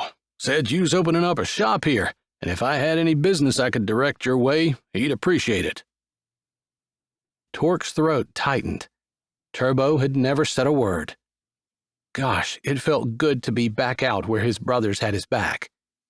Before he'd gone up, Turbo had been a gangly teen, full of fun and pranks like skipping class to go roof surfing past the school. He'd followed Torque around at the garage, always with a grin and a joke. But this wasn't a joke. I happened to get a call today from the police. It'll be an insurance job. Torque sighed inside. An estimate first. Good money if he got the job, but slow. It wouldn't save him. Still, he wasn't going to turn it down. I ain't forgot what you did for my boy. Torque lifted his shoulder, brushing it off. Wasn't anything. Was to him. You won that truck pull. Took my boy down the track beside you for exhibition. You might not understand, but to someone like him, with that simple kind of mind, he sat in the passenger seat and waved. Thought it was the best thing ever. Believe it or not, he still talks about it. He'd had the option of taking Cassidy, since she was the fair queen, but he'd opted for the boy with Down syndrome. It was safer. Cassidy? Well, he'd seen her later that night. Alone. I'm far from building a pulling truck, but he's welcome here at the shop, as long as I'm here. We'll see. Maybe some Saturday. He's got a program he's in. Lets him work at a job that's not too hard for him to handle. Boy does good. He slapped his leg. Good. Torque didn't add that he might not be here. Might as well act like it was his. Maybe someday it would be. Appreciate the business. You need to get a phone. As soon as he could afford it. It's on my list. You can charge yard fee for this truck, too. Going rates anywhere from $200 to $500 a day. He hadn't considered that, and he thanked Tom for reminding him. Tom backed the truck into the garage and left. At 8 o'clock that evening, Torque wiped his hands on a rag, feeling much better about his business than he had to start the day. He walked over to where Mrs. Ford, no, Miss Angelina, she'd insisted he call her that, was putting her quilting away. Word sure has gotten around, she said with crinkled eyes and a big smile. Yeah. For the 100th time that day, he made a mental note to thank Tuff, who had sent a diesel pickup over, and also a T-tag dump, both of which had stopped at his place to get worked on, but he didn't handle diesels, and the dump was bigger than what he normally handled. Torque also needed to thank Turbo, who had apparently used his CB to tell everyone he passed that day that Torque Baxter was back in town. He needed to get his inspection license, since he'd turned 2 people away for that. He also needed to get a phone. Miss Angelina tucked the piece she'd been working on into her bag and stood to go. I'll drive up to the house with you, then walk back down and lock up. Miss Angelina walked over to Torque, reached one hand up, and patted his cheek. Thank you, son. This is almost like my tyke was still alive. I'm the one that needs to be thanking you. I don't deserve this opportunity, but I'm grateful for it. Just hope it works out. If it's meant to be, it will. He drove her up, parked her buggy, and made sure she got into the house okay, declining her offer of a late supper. After walking back down, he went inside the garage, checking to make sure everything was away for the night. He'd not been entrusted with this much responsibility for a long time. His back hurt, and so did his feet, but he was wearing work boots and his own clothes, even if they were too small. His hands were dirty, and he'd spent the day in good, honest labor.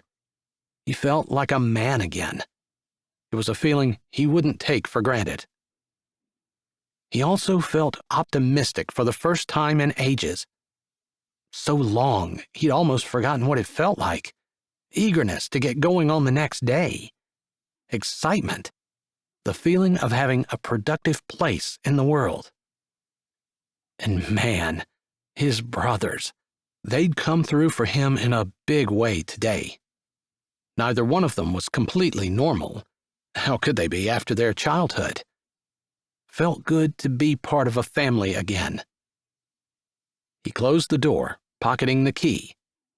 The only thing that could possibly make anything better would be if he were going home to his wife and children. Graham sat at the kitchen table with an electronic tablet in front of her. Torque stopped and did a double take. His Graham looked up over her glasses. What? Ain't used to an old lady that knows how to use the newfangled electronic gadgets? Guess not. Torque sat on the bench by the door and unlaced his boots. I didn't know you were into stuff like that. Wasn't. She shrugged. Cassidy Kimbell convinced me to try it out. Her wise blue eyes watched him shrewdly. I wasn't the quickest learner, but she came over a bunch until I got the hang of it. Kinda thought like she was in cahoots with Tough and Turbo taking her turn watching me. But I did learn how to work the thing well enough that I can read my Bible in big print and get the latest ladies' Bible studies up. I order my groceries on it sometimes, too. Torque nodded, towing off his second boot and setting them neatly under the bench. Turbo and Tough both had their own homes, but while he'd been gone, they'd taken turns caring for Graham. Apparently, Cassidy had helped. A new and somewhat surprising picture of Cassidy was emerging in his head. Seems like since you went to prison, that girl's been Dolly Do-Gooder. Any idea why?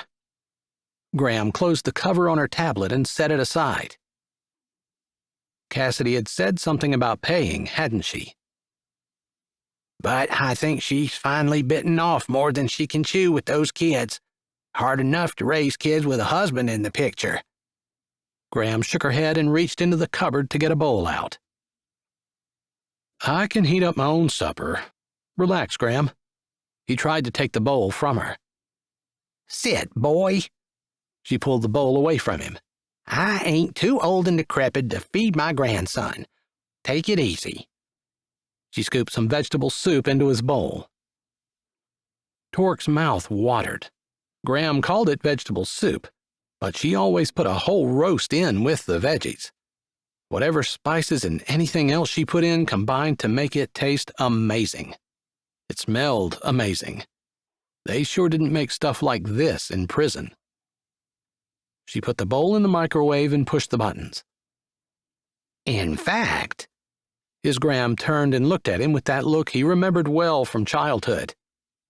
She had a plan brewing behind her ice blue eyes, and he wasn't going to like it. In fact, I think once you eat, you and me ought to walk over to her apartment, and you can take her out for some ice cream. I owe her for all the help she gave me on that there electric thingy. Graham pointed at her tablet. You owe her, so I pay her? Yep. With ice cream. Don't know too many girls that would turn down ice cream. 20 minutes and a nice leisurely stroll later, Torque knocked on Cassidy's door. Graham hadn't chatted much on the way over, and he'd had time to think. He'd told Cassidy to take it easy, get a new apartment, and a bunch of other things. Bossed her, but not helped her. Well, taking her out, even if it was just for ice cream, would get her away a little. Regardless, she needed support more than she needed him telling her what to do. Graham stood beside him, impatiently tapping her cane on the ground. She didn't really need the cane, but Turbo and Tough had cajoled and pleaded until she used it. Most of the time. His hand was raised to knock again when the door opened, and Cassidy stood outlined against the light, wearing soft, old jeans and a sweatshirt with the cuff and neck frayed and the wording faded to unreadability. Her eyes widened. His heart thundered. He took a breath to speak, but as was usual, Graham spoke first. Put shoes on. I told you I'd pay you back for helping me with that electronic thing, and Betty down at the post office has been telling me you're needing a break. I'm sitting with the kids, and Torque's treating you to ice cream. Cassidy stood statue still, her hand still on the doorknob. Her spine straightened, and her chin came up. Torque sighed silently. Sometimes Graham was a little much. Grown people didn't appreciate being bossed around. Cassidy probably wanted to be ordered to take a break and get ice cream just as much as he wanted to show up at his Graham's side like an obedient dog. But he'd been gone too long and not home long enough to have the will to fight his Graham. Cassidy, however, deserved better. He stepped forward, glad he'd insisted he needed to shower before showing up at her door. I'm sorry I didn't call. He paused, realizing suddenly that he'd never asked a girl on a date before. Even an ice cream date. He felt like a 12-year-old with his Graham standing beside him. His stomach tightened like a rusty motor with no oil. I'd like to buy you ice cream. Flashes of late-night rides, midnight air, and a big, fat moon shimmering on the horizon tore through his head. Exotic fruit scented it all. Standing here in the hall, he could breathe it in, full and deep. Walk with me for a bit? She swallowed. Her eyes closed and her hand gripped the door. Then the starch came back and her head bent regally, somehow making him feel like she was looking down rather than up. I'd love to, she said. Her voice trembled ever so slightly, and he wondered which signal was the true Cassidy, the regal air or the vulnerable insecurity. Come in for a minute while I throw shoes on. She opened the door farther, and Torque followed his Graham in, pushing the door shut behind them.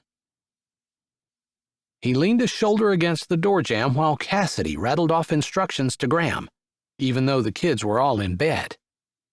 She pulled on worn brown cowgirl boots with blunt toes.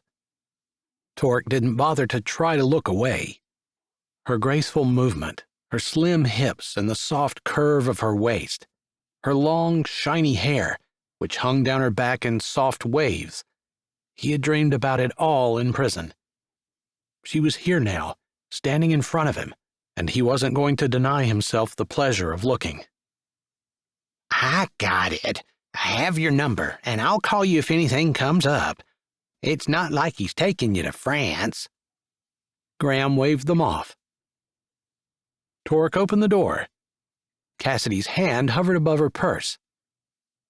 You don't need it. Torque held the door. She gave him a tight smile. Was she nervous? Finally, she left the purse on the counter, pushing her phone into her back pocket, and walked out the door ahead of him. He caught his Graham giving him a shrewd look as he closed the door. Maybe Graham had ulterior motives for what she'd done tonight. Probably. Graham wasn't slow, but he wasn't sure what her thoughts were. He just knew his. He wanted Cassidy to have a good time. With him. Chapter 13. Cassidy walked down the stairs in front of Torque. What was up with him just showing up? She couldn't stop her heart from beating happily, but her head knew it wasn't because he'd all of a sudden decided that they were meant for each other. He'd almost kissed her, then he'd walked away. After telling her everything that was wrong with her life first, of course. She should be angry. Only he was right. He opened the outside door, and she stepped out onto the sidewalk.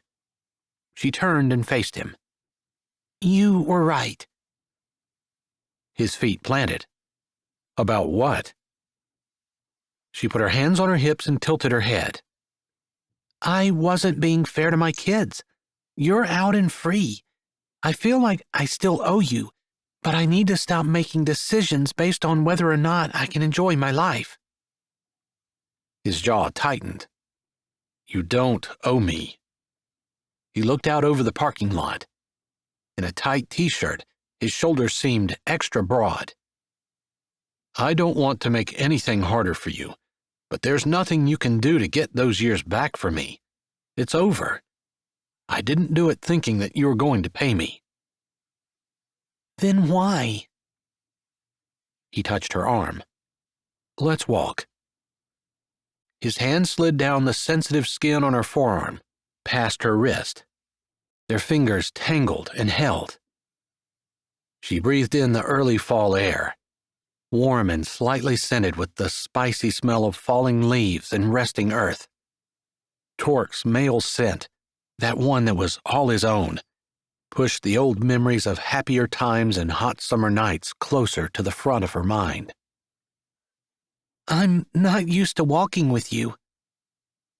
"Yeah. We can drive if you want, but we'll have to take your car." "I miss your old truck."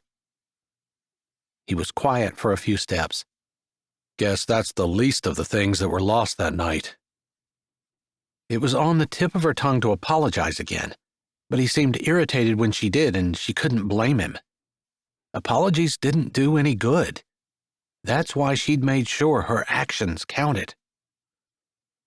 "We don't have to be serious tonight, do we?" he asked softly. What was it like to not be serious? She couldn't even remember. With law school, then her job, plus working to secure the mentorship program, it was a good program, but she did have an ulterior motive. Now with the kids. "I'm not sure I remember how." Torque changed direction, pulling her with him. "Maybe I can remind you." They were headed out of town. "Where?" He laughed. "It's pretty warm out tonight." "No," she laughed. "You are not getting me to go swimming." "Not swimming." He laughed with her and swung their linked hands between them. A weight she didn't even know she'd been carrying lifted off her chest. "The only thing this way is a few old houses, an abandoned warehouse, and the rail line that only has coal trains once a week. I'm not playing chicken, even if this was the train night, which I don't think it is." "There's a creek down here." "You already said we weren't swimming. It's not that warm." A soft breeze riffled through the leaves of the maples above them, making a sandpaper sound and causing several leaves to drift down through the last street light by the gas station before they left the town limits. Not swimming, but there used to be a rope down here, under the railroad bridge that goes over the creek. "There was?" "Rich ticks swam in their backyard pools. Us poor boys used the creek." Her chest constricted. "I'm sorry." "Shut up. Smile." His words were blunt, but he said them in the same tone of voice he might have said, "I love you, Cassidy," in, and her chest loosened, but her heart flipped a little crazily. He brought her hand to his mouth and touched his lips to it softly. There was a rope under the bridge. We used to swing on it and do flips into the water. We'd try to make it the whole way across the creek, too. It's not that deep, so you couldn't dive in. They came to a gate in the fence, and he pushed against the chain while she bent and slipped through. It's a good thing I picked a skinny girl. She put her hands on her hips and regarded him through the fence. And you've brought how many girls through here? He stopped in the act of bending down. His face lifted, and his smile faded. I've never taken another girl anywhere. They stared at one another. Cassidy's neck tingled, and her heart thumped. Of course he hadn't. He'd only been 17 when he was arrested, but his eyes were deep and dark and seemed to say it was so much more than just having the opportunity. He shook his head and grinned, like he had remembered that they were going to have fun, because things had definitely felt like they were getting serious. Are we trespassing here? Yep. Torque groaned as he tried to slide his chest through the gap in the gate. It stuck. I didn't have this much trouble 10 years ago. I don't think you're going to make it. I think you're right, he said as he stood. She moved back to the gate, intending to slide back through.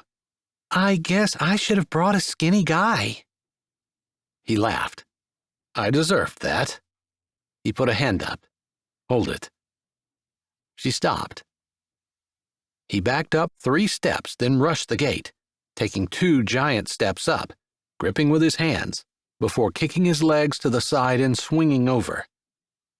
He landed with a thump, sinking down into a crouch before standing up in front of her. It was an impressive display. So you're coming down here to show off? She asked with a jaunty tilt to her head. No point in letting him know her heart had just kicked up 3 gears. You know how many times I sat and stared at the prison fence and wished I could just jump over it and walk away? Her face felt like it was melting. He saw it immediately. He reached out and bumped her shoulder with his hand. Pretty spectacular, wasn't it? His teeth flashed in the moonlight. Forcing herself to grin, she said, Bet you can't do it again. He laughed, grabbing her hand and walking to the railroad tracks. So now I suppose you're going to show off on the rope, too? She pushed aside the weights and the old feelings of guilt and duty that threatened to ruin their time, and instead concentrated on just enjoying the banter and friendship of the man beside her. Nah, I'm not buying you ice cream unless you make it across. Seriously? I have to earn my ice cream? Yep, you've freeloaded enough. He was making fun of her. She laughed. The lawyer in her wanted to take the opposite side, which was the side that he'd been arguing, that she wasn't a freeloader and didn't have to earn anything. That was good, she finally said, with more than a little admiration at his ability to see what she was doing and turn it on its head. Hey, being a mechanic is a lot of hard work, but your mind is often free to wander. Occasionally, I come up with something good. His hand tightened on hers. The bridge is right there. That's what those metal rails are. The moonlight glinted off the place where he pointed. The trail is over here. He pulled her to his side and stepped off the railroad track. I'll go first. That's what I was thinking. He snorted. Put a hand on my shoulder to balance. She obeyed, his shoulder hard and strong under her hand, and followed him carefully down the steep bank. Her eyes were adjusted to the dark, and the moon gave enough light to make out shapes. The gurgle of the stream and the rattle of the leaves overhead gave the impression of cheerfulness despite the darkness. Cassidy's heart felt light. She hummed softly to herself. Good song. Torque stopped at the bottom of the bank and turned left toward the underside of the bridge. She stopped humming, realizing she'd been singing an old hymn in her head. "Don't quit," he said low. She used to sing to the radio. Sometimes Torque would join in, his bass blending with her alto. She'd forgotten. "It's still there," Torque said, "or someone hung a new one." "How will we know?" "I'll test it out first." She reached in her pocket for her phone and pulled up the flashlight app, handing it to Torque. "Yeah, definitely a new one," he said as he looked up. He handed her phone back. "You may want to put that on the ground somewhere, just in case." "I'm not getting wet." "So, if I fall in, you're not coming in to rescue me?" "You can't swim?" His teeth flashed. "Maybe." "How are you getting it?" The rope looked to be just out of arm's reach. He looked around before picking up a good-sized stick, using it to hook the rope and bring it to him. "Like that?" He climbed up on a big rock that she hadn't noticed. "The trick to getting the whole way across is getting up high and back as far as you can." "Okay." She was not going to swing on the rope, but figured now wasn't the time to argue. "Here I go." He jumped back and kicked his feet up, flying across the creek. Cassidy's body tensed. Maybe they should have checked to make sure the other side was safe. With a crash, a thump, and a triumphant hoot, he landed. "Catch the rope," he called. She stumbled, but managed to grab it as it swung to her. "Now you." "No way." He put his hands on his hips. "Really?" "I might not be able to hold on the whole way." "So you'll drop into the creek. Not a big deal." "It could hurt." "Okay, throw the rope over here."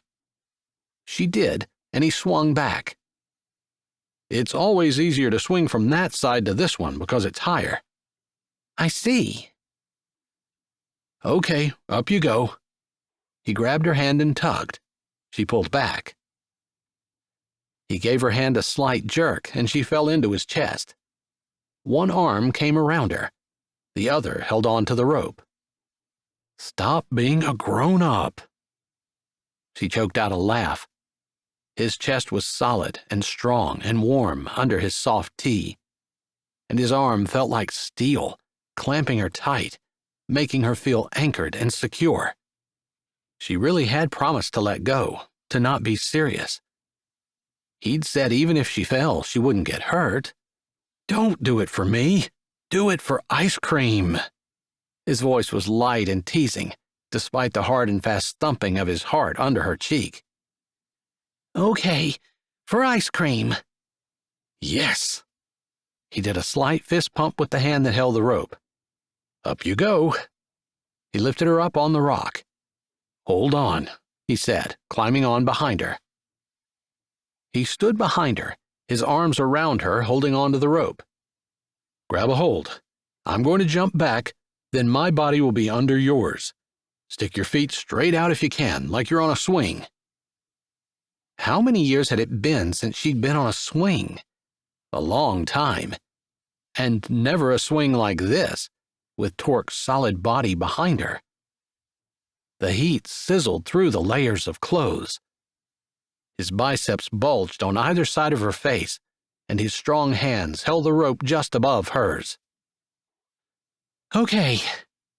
She took a deep breath, more to calm the attraction that made her want to push back into him than to calm any nerves. If there was one thing Torque had proven over the years, it was that Torque would protect her no matter what it cost him. Counting to 3. 1, 2, 3. He jumped, and Cassidy jumped back with him, picking her feet up and sticking them out. The freedom of flying, intensified by the darkness which heightened her other senses, the babbling of the creek, the wind on her face, Torque's heat behind her. His breath in her ear, his heart thumping strong and true against her back, gave her a feeling of weightlessness and complete abandon. She screamed in pure joy. Suddenly, the tension in the rope disappeared. Torque scrambled behind her. She panicked, stiffening. "Grab my neck!" Torque's body shifted in midair and she twisted, feeling for his neck and gripping it with her arms. An abrupt stop and a splash. Cold water splashed her face and arms, but Torque had his arms around her back and knees, holding her like a baby, and she stayed out of the water. He stumbled. Ugh. His hands tightened. She gripped his neck, the rumbling water close enough to feel the cooler air at its surface. Torque's breath blew on her face as he steadied himself on one knee. The other supported her back. A giggle bubbled just under her collarbone. "Are you okay?" His voice whispered across her face, and she shivered. "I'm fine," she said. "You're wet. Are you hurt?" "I'm glad I'm wet. I wouldn't want you to think I planned this." He stood to his feet, the water splashing around them. "Glad it's been a little dry this year and the creek's low. It would have softened the landing, but you'd have gotten wet if the water had been higher." He splashed out of the creek and set her down. She didn't let go of his neck right away, and they ended up pressed together, his hands on her hips. "Why would I have thought you planned it?" she asked, a little breathlessly. Neither of them was hurt, and it had been fun, even after the rope broke. For her, at least. She wasn't wet. "So I could hold you?" His hands tightened on her waist, and his head bent so his cheek rested against her temple, so his words hit her ear, then drove straight to her heart. "You don't have to make up elaborate schemes with frayed ropes and water in order to hold me." His body stiffened. His chest heaved in and out. It took him so long to answer that she wasn't sure he was going to. "This was almost as good as driving with you." They could have been teenagers again, with no worries and few cares, driving down the back roads, free and easy. "I miss your old pickup." He stepped back, and she let her arms drop, missing his heat immediately. "I'd rather have gone driving, but I need to put a truck together first." He grabbed her hand and she laughed. "You're the only person I've ever met that doesn't buy a truck, but puts one together." His chuckle drifted back as he let her out from under the bridge. "I'd fall in that dang creek 100 times to hear you laugh. You need to do it more often." Her smile froze on her face. "It's good to hear you laugh, too. It's actually good just to hear you at all." She didn't mean to slam him for not talking to her after he went to prison, but it had hurt. She thought she meant something to him, but he'd completely shut her out. He paused, one foot on the bank, ready to climb up. "I'm sorry." He turned, searched her face. "Why?" she asked, even though it wasn't the first time, and he'd refused to answer her. She could hardly contain her surprise when he put a hand in his pocket and shifted, opening his mouth. "I know you tried, and just that one time you walked in, all the guys catcalling, you looked so good, and He swallowed. "I couldn't stand it." "Couldn't stand that I looked good?" Cassidy barely breathed. She'd wondered for so long why he'd treated her like a stranger, like she meant less than nothing to him. They hadn't been a couple, exactly. They hadn't dated. But they had something real. He shook his head. "No. Couldn't stand, first of all, that you were in that hellhole, around all those guys who weren't good enough to even look at you, because of me. But more than that, couldn't stand that I wasn't able to work to be worthy of you." "That's crap," she interrupted, but he held his hand up.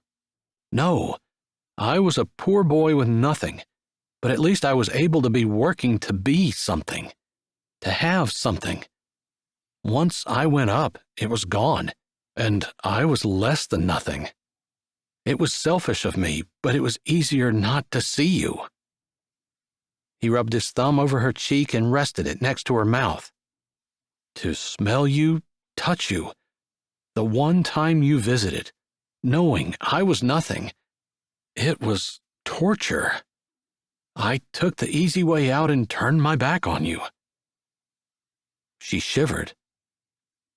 She didn't realize she was crying until his thumb brushed the wetness on her cheek. Serving the time? Yeah, that was hard.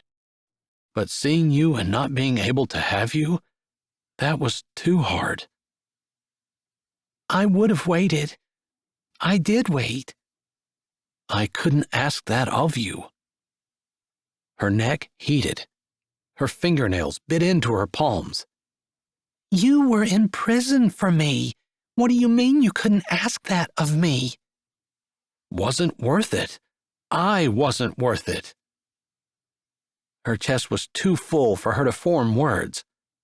She didn't even know what to say. Anger, sure, burnt up her throat. But he'd also admitted that he'd ignored her in prison not because he hated her, which is what she thought, but because he wanted her so much. Her heart fluttered. Everything she'd done in the past 10 years was with the thought of the man in front of her in mind. Everything. Which maybe made her a bad person, because she should do right because it was good, not because she owed someone. He didn't give her a chance to get her thoughts organized, but grabbed her hand and pulled her up the bank. "Come on, it's cold." He was soaked from the waist down. Maybe he really was cold. Or maybe he was just done talking about it. She didn't know what to say anyway, and he didn't seem to want to hear it, even if she did figure something out. They walked back in silence to her apartment. Chapter 14. "Thank you so much for meeting me at the park," Cassidy said to Elizabeth, the woman who was applying for her nanny position, as she pushed the twins on the baby swings. Golden leaves overhead contrasted with an azure sky. The temperature was perfect autumn weather. "It's not a problem. As a nanny, I'm familiar with parks." Elizabeth wore gray sneakers with black leggings and a long-sleeve t-shirt. Maybe not the nicest clothes to wear to an interview, but clothes that would be perfect for watching children. "Great, because I'll want them to spend as much time outside as possible." Cassidy went on, asking the questions she'd researched last night when she couldn't sleep after Torque had left. Early this morning, she had called off work. Torque was right. She didn't have anything to prove anymore. He was out. She'd decided last night that she was making some serious changes. She hadn't been expecting to have a candidate to interview so quickly, but the agency she'd gone through was one of the best. She checked out Elizabeth's references and read the agency's report. Everything looked excellent. Elizabeth gave all the right answers. She also pushed one of the girls on the swing the whole time. Cassidy felt comfortable with her and optimistic when she left, after making arrangements for Elizabeth to watch the children that evening. Maybe finding a nanny wouldn't be as hard as she feared. Although there was still a part of her that hadn't accepted the fact that she couldn't do it all. As the twins slept in the stroller, Cassidy made several phone calls, lining up her plans for tonight. A little excitement blinked inside of her. She couldn't remember the last time she'd had an evening with the girls. "It was harder to leave the kids with a new sitter than I thought it would be." Cassidy wiggled her nose, trying to itch it without touching it with her hands, which were mostly covered in bright green paint. "They're fine. You checked out her references. She came highly recommended." Kelly stood on a ladder, rolling white paint on the old ceiling. This was her project, so she volunteered to do the hardest part. I really appreciate you spending your girls' night helping me. The activity center is scheduled to open next week, and there's so much to do. But the ads have already gone out. Harris's curly red hair bounced in its ponytail as she leaned around the doorframe, brushing cheerful yellow into the corners. I think if it were me, I wouldn't let them with her for very long, in case something is wrong. Cassidy dipped her roller in the paint tray. Harris was much more cautious than Kelly, maybe to a fault. I was thinking 4 hours. Do you think that's too much? Wiping her hands on her loose, old jeans, she dug her phone out of her pocket. 8 o'clock. 2 hours so far. We'll be done painting in 15 minutes. You could go check then. We'll clean up. Kelly glanced at Harris, who nodded. And if they're fine, you can come back and help with putting the hardwood floor down. We need to go rent the nail gun anyway. Was she being too protective? She didn't think so. The twins were her responsibility. They'd already had so much neglect and confusion in their lives. I've heard part of being a mother is taking care of yourself. Stop worrying, Kelly said with an easy smile. It reassured her, since Kelly had seen some awful things in her line of social work. If she wasn't concerned, they would be fine. Cassidy closed her eyes and took a deep breath. Have you seen Torque again? Kelly climbed down the ladder and moved it forward a few feet before climbing back up to get at a new patch of ceiling. At the mentorship meeting. She paused on the ladder steps. How'd that go? Good, I guess. He agreed to do it anyway, but he really doesn't want my help. Why not? Kelly grinned and continued climbing. Took one look at your beautiful face and decided he'd ditch the mentorship, since he couldn't date you if you were doing that. Not likely. Cassidy used her arm to push a few stray hairs back from her face. I think it's a pride thing. Men have a lot of problems with it a lot of times. Harris moved her paintbrush thoughtfully. I'm not sure. They hadn't talked much, but she felt like he was the only person in the world who thought she was more than a pretty face. Still, the memory of their almost kiss, mixed with their pre-prison history, made her long to wish he really did want to ditch the mentorship so he could date her. It was what she always wanted anyway. Kelly gave her a warning look. I'd worry about him being around the kids before your new nanny. What crime did he commit? It wasn't one with kids, was it? Harris asked. Of course not. Vehicular homicide was the charge. As always, guilt placed a heavy hand on the back of her neck when she talked like the charges were actually Torque's instead of hers. She'd never get used to making him take the blame. Was he drunk? Harris asked softly. The hand squeezed, hard. She flinched. No, but there was a bottle of vodka in the glove compartment, half gone, and a bag of weed. Ugh, he sounds like a winner. Kelly made a face. They weren't his. Kelly rolled her eyes. That's what they all say. No, they really weren't. She'd put them there. She hadn't meant to, and Torque didn't know it. But she'd been carrying them with her that night after taking them from her mother. Why she hadn't just thrown the stuff away, she couldn't say. She certainly hadn't planned on stashing them in Torque's glove box. But she'd been snooping in his truck, curious about the boy who wasn't like the other boys she knew. She wanted to know him better. Well, she'd sure gotten a surprise when she'd opened his glove box and seen the picture that he kept in there. Her. He had a picture of her in his truck, folded 4 ways and worn, like he'd gotten it out a lot and looked at it. She didn't even look that great. She was modeling long underwear and wore hiking boots. Who even did that? Honestly, the find had shocked her. At first, it made her think he was just like everyone else, looking at her like a pin-up. It hurt. She'd been so sure he was different. That, combined with the fighting at home and the news that her parents were splitting, plus her mother's drinking and drug issues, well, there would never be an excuse good enough for what she did next. Kelly broke the silence. "We're waiting." Cassidy looked around. Her roller was dripping on the particle board floor, while Kelly and Harris had stopped what they were doing and were staring at her. "You sound like you know what you're talking about. Neither of us knew you back then. Well, I did, but not very well." Harris was several years younger than her. "So, spill." Kelly leaned over the top of the ladder, her roller still. Cassidy swallowed.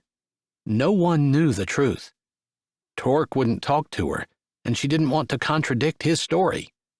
She'd never told a soul. Her heart started slamming in her chest, like it wanted to escape. "I know he didn't because I put them there."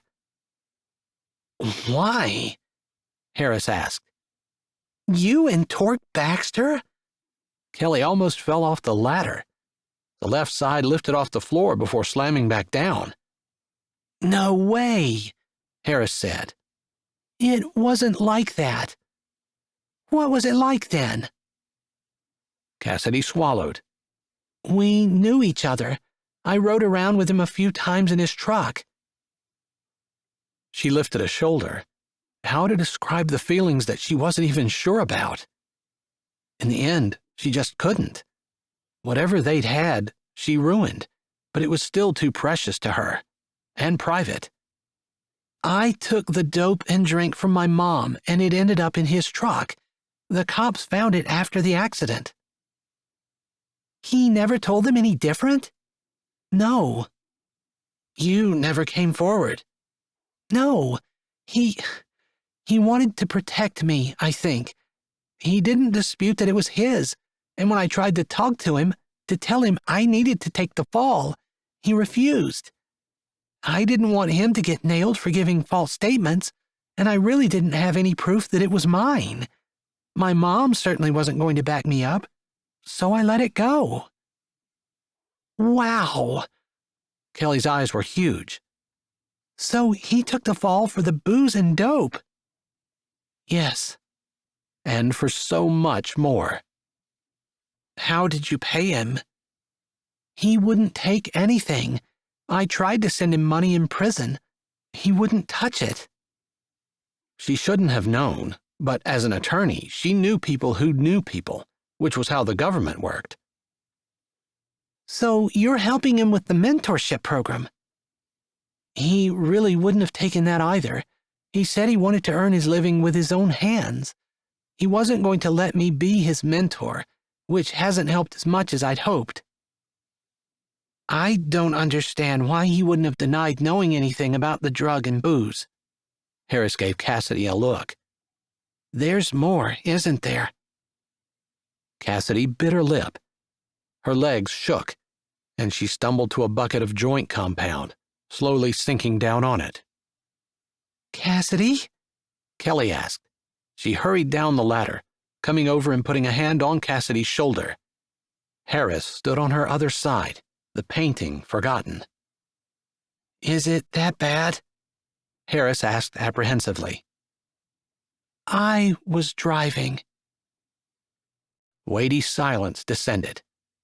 Cassidy's body flushed hot, then cold. "Oh, my goodness." Kelly put her hand over her mouth, then wrapped both arms around Cassidy. "No." Harris gasped. She hurried over and joined the hug. "Yes." Pain sliced through her inside at what Torque had suffered. For her. After a while, Kelly pulled back. "He went to prison for you?" "He told me to leave and never breathe a word." "This explains why you refused to touch your trust fund. You couldn't stand living it up when he was locked up." Understanding dawned over Harris's face. Right. Kelly crossed her arms. And why you insisted on not only becoming an attorney, but taking the county defender's position. Why you've spent so much time and money on Miss Betty, the widow. Why you've done so much with me on my charity projects. Maybe even why you've adopted and why you're adopting again. Yes, yes, and yes. A weight had been lifted from her chest just by telling someone, and she felt pounds lighter. Harris tapped her chin. And it's why you pushed for the mentor program. It's why you asked for him. Cassidy hung her head. Yes. Kelly shook her head. You've been punishing yourself. I couldn't stand the guilt. Wait, did you ask him to do it? Harris asked. No. Kelly's jaw dropped. Why did he? I don't know. He would never say. And to top it all off, I wasn't supposed to be driving. He never let me. I just jumped into his truck and took off. He happened to see me and was able to get in the passenger side. He buckled my seatbelt, or I might have been killed too. Was his buckled? Harris asked. No, that's why he broke his leg. Kelly shook her head and gave Cassidy another quick hug. I can't believe you didn't get hurt at all. I didn't. I wondered about that over the years, too. But his truck was an old 1970s model. Heavy, built like a tank. We weren't going that fast, but it was fast enough. I was bruised some and really shook up, but not hurt. And you left, Harris stated flatly. Yes. Because he told you to. Yes. Chapter 15. Torque shut the lights off in the garage. Another satisfying day filled with honest labor. Would he ever tire of the privilege of working? He should have gone home. Graham was old and hadn't made the trip out to Pittsburgh to see him much. He vowed when he got out that he'd spend as much time with her as he could, but his feet had a mind of their own, apparently, and he turned the corner to Cassidy's apartment complex just before 8:20. A young man and woman stood under the pole light. The woman wore tight black pants, a long-sleeved t-shirt, and sneakers. Her hair was in a ponytail. The sweet scent of weed drifted over the fall air. Cassidy couldn't take her kids out of this place fast enough. He intended to tell her that again as soon as he got up there. He cursed the $2 in his pocket. He'd have bought her supper if he'd had more than $2 to his name. Passing the couple, he nodded. They didn't even try to hide their joint.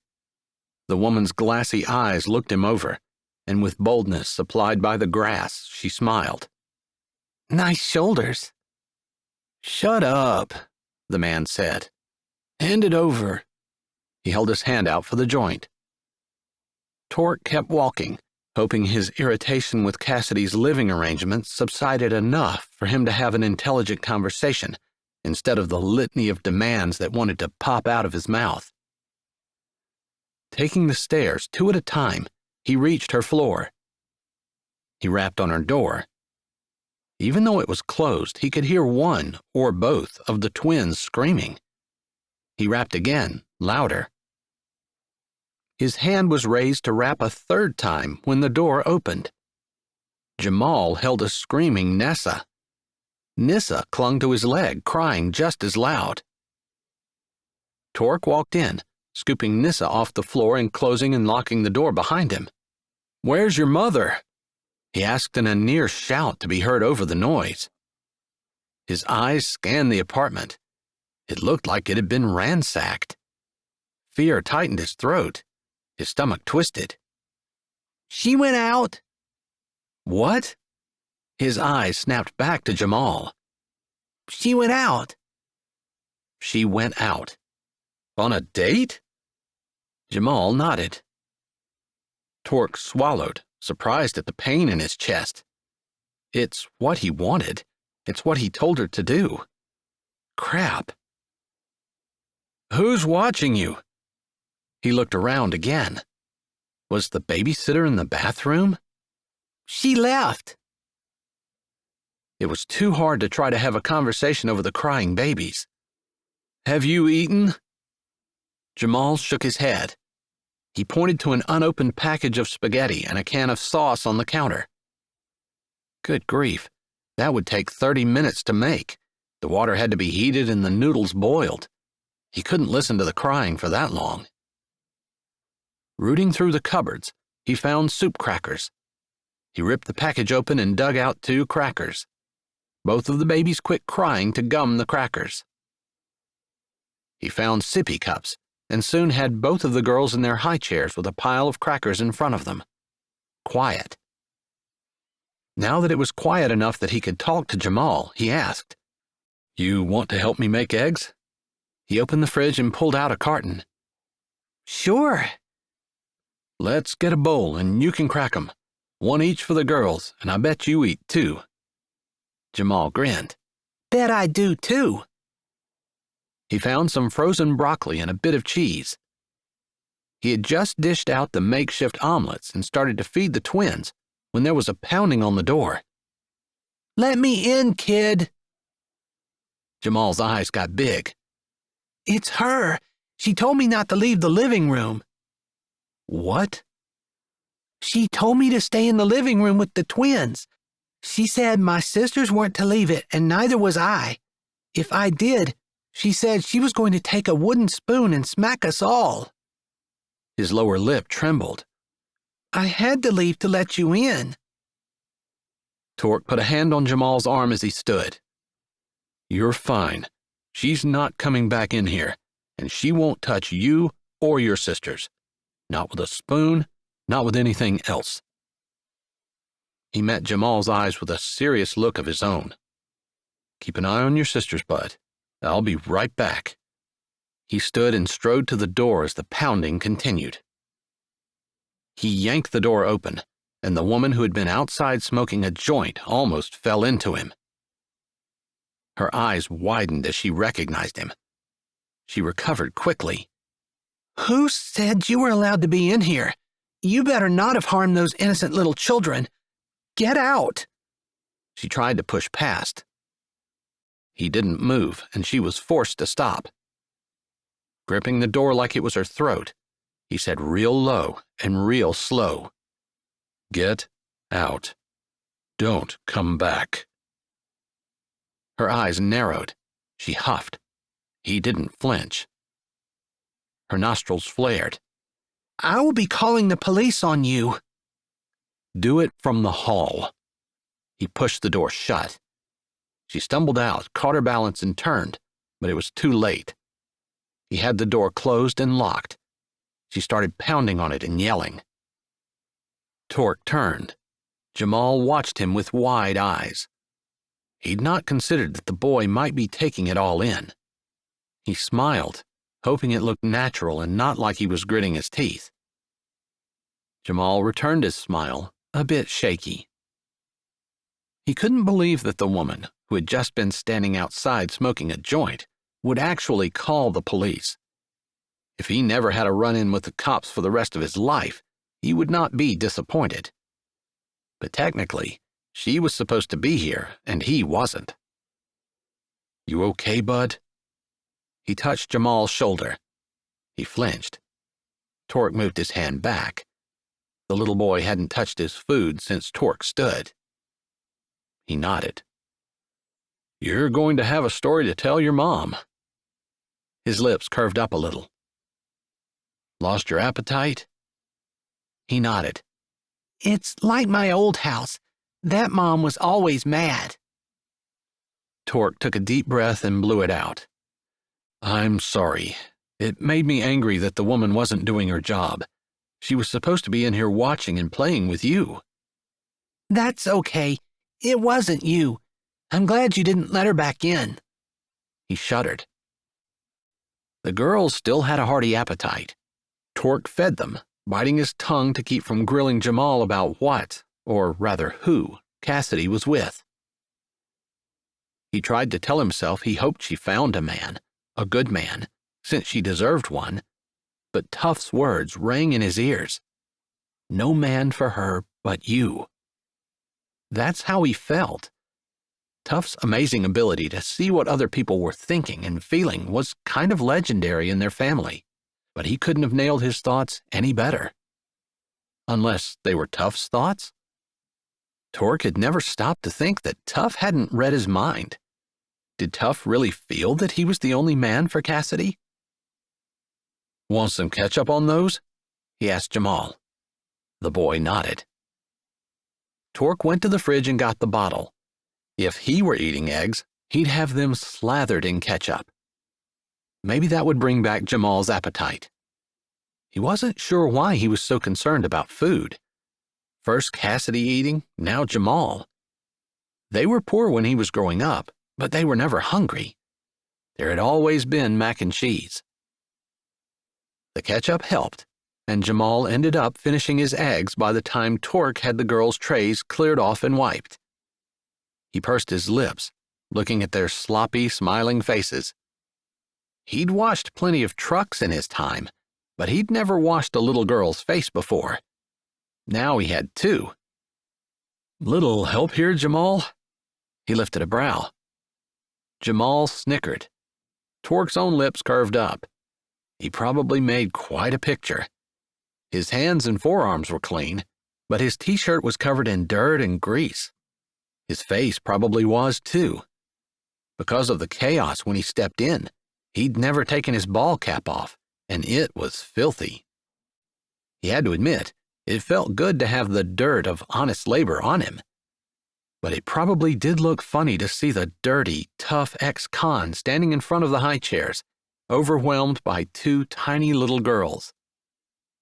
They babbled to each other. They each had just two shiny white front teeth, and they flashed occasionally as they banged their trays and laughed at each other. Jamal finally decided to be helpful. They like the cloth to be warm. He lifted a brow at Jamal in mock consternation. Thanks. It couldn't be that hard. After rinsing the cloth with warm water, he sized up the nearest twin and tried to get the dried egg off her face. She had more experience than he did and easily ducked away from his hand. They hate having their faces wiped. I see. Mom just does it, fast so they can't get away. That might be helpful. But there were a lot of cracks and creases. It wasn't like a windshield. More like an aluminum rim with fancy studs. Only he'd never tried to wash a wheel while it was moving. If he could survive 10 years in prison, he surely ought to be able to wash a baby's face. You can do it, Jamal said earnestly. He hadn't even had a cheerleader in prison. You could have. Cassidy would have supported you. She tried, and you shut her down. She'd eventually quit, except on holidays. She'd never given up on Christmas. Focus, man. It took him 2 tries, but he was able to swoop down and gently grab Nessa's face before she averted it. He hadn't realized how hard dried egg was to wipe off. Eventually, he had 2 little girls with shiny clean faces and somewhat clean hands. Just in time, too, since Nissa had wiggled herself half out of the high chair. She's like Houdini. What's that? Jamal asked as he took his plate to the sink. It was a man who could get out of some pretty tight spots. Figuring out how to open the high chair was not hard. Figuring out how to pick up the wiggling baby and fighting the sudden anxiety that he might drop her was much harder. Jamal was equal parts helpful advisor and laughing spectator. Torque couldn't blame him. If he'd been watching one of his brothers do what he was doing, he'd be laughing his butt off. Finally, both girls were on the ground, the high chairs wiped and slid to their places along the wall, and the supper mess cleaned up. Holy smokes! He felt like he did as much work since he'd stepped into this apartment as he'd done all day at the garage. He glanced at the wall clock. Wow, 9:30. Where did the time go? What time was your mom going to be home? Tork asked Jamal as they settled down on the living room floor. She told the woman 11. I see. So you have school tomorrow? Yep. Homework? Mom made me do it before she left. What time is bedtime? Jamal smiled slyly. The girls go to bed at 8. Tork snorted. Okay, they're a little late tonight. Yep, and you need to change their diapers and put sleepers on them. He crossed his arms over his narrow chest. I'm watching, because this is gonna be good. You could do it for me. When I want my mom to do my homework for me, she says I'll never learn it if someone else does it for me. Fabulous. Tork eyed the babies. There were only 2 of them, but it seemed like they were always going in 100 different directions. He could get elbow deep in nuts, bolts, pistons, and rods, get them working in perfect time, and put 500 horses on the ground with all the confidence of a grizzly in a flock of sheep. But he was downright intimidated by the innocent eyes and chubby limbs of Jamal's sisters. He pushed off the floor. At least they're not crying. Yet, Jamal said, getting up, apparently to get into a better position to watch the show. Thanks for the encouragement. He stood with his hands on his hips. People did this all the time. Cassidy did this every day. He could figure it out. In the end, it was just as hard as he thought it was going to be, chasing one twin while trying to wrestle the clothes off the other. He finally put one in her crib and focused his attention on the other. Jamal handed him the clean diaper and sleeper, neither of which came with an owner's manual or any other kind of instruction. How hard would it be to ink directions on every diaper? He asked under his breath. You could write the manufacturer. Really? That seemed like a mature statement for a little boy. Mom says if you don't like something, don't sit around and complain about it. Do something. I see. I like your mom. Jamal nodded. Me too. Does she go out a lot? Usually she takes us with her. Oh. But we went to the park for a little bit after school before I had to come home and do homework. Mom had to get ready to go. Tork swallowed against the tightness in his throat and wished he hadn't brought the subject up. The chubby leg in his hand kicked and twisted, not wanting to get shoved into the leg of the sleeper. He finally had it in and the snaps done up before he realized he'd not lined the snaps up correctly and had to take them all out. She managed to wiggle a foot out, and he basically had to stuff the whole baby back into her clothes. This time, he double-checked that he had the snaps lined up. He did better with the second baby, but it still took a good half hour to get them changed and dressed, and Jamal had been right. They were both crying by the time he was done.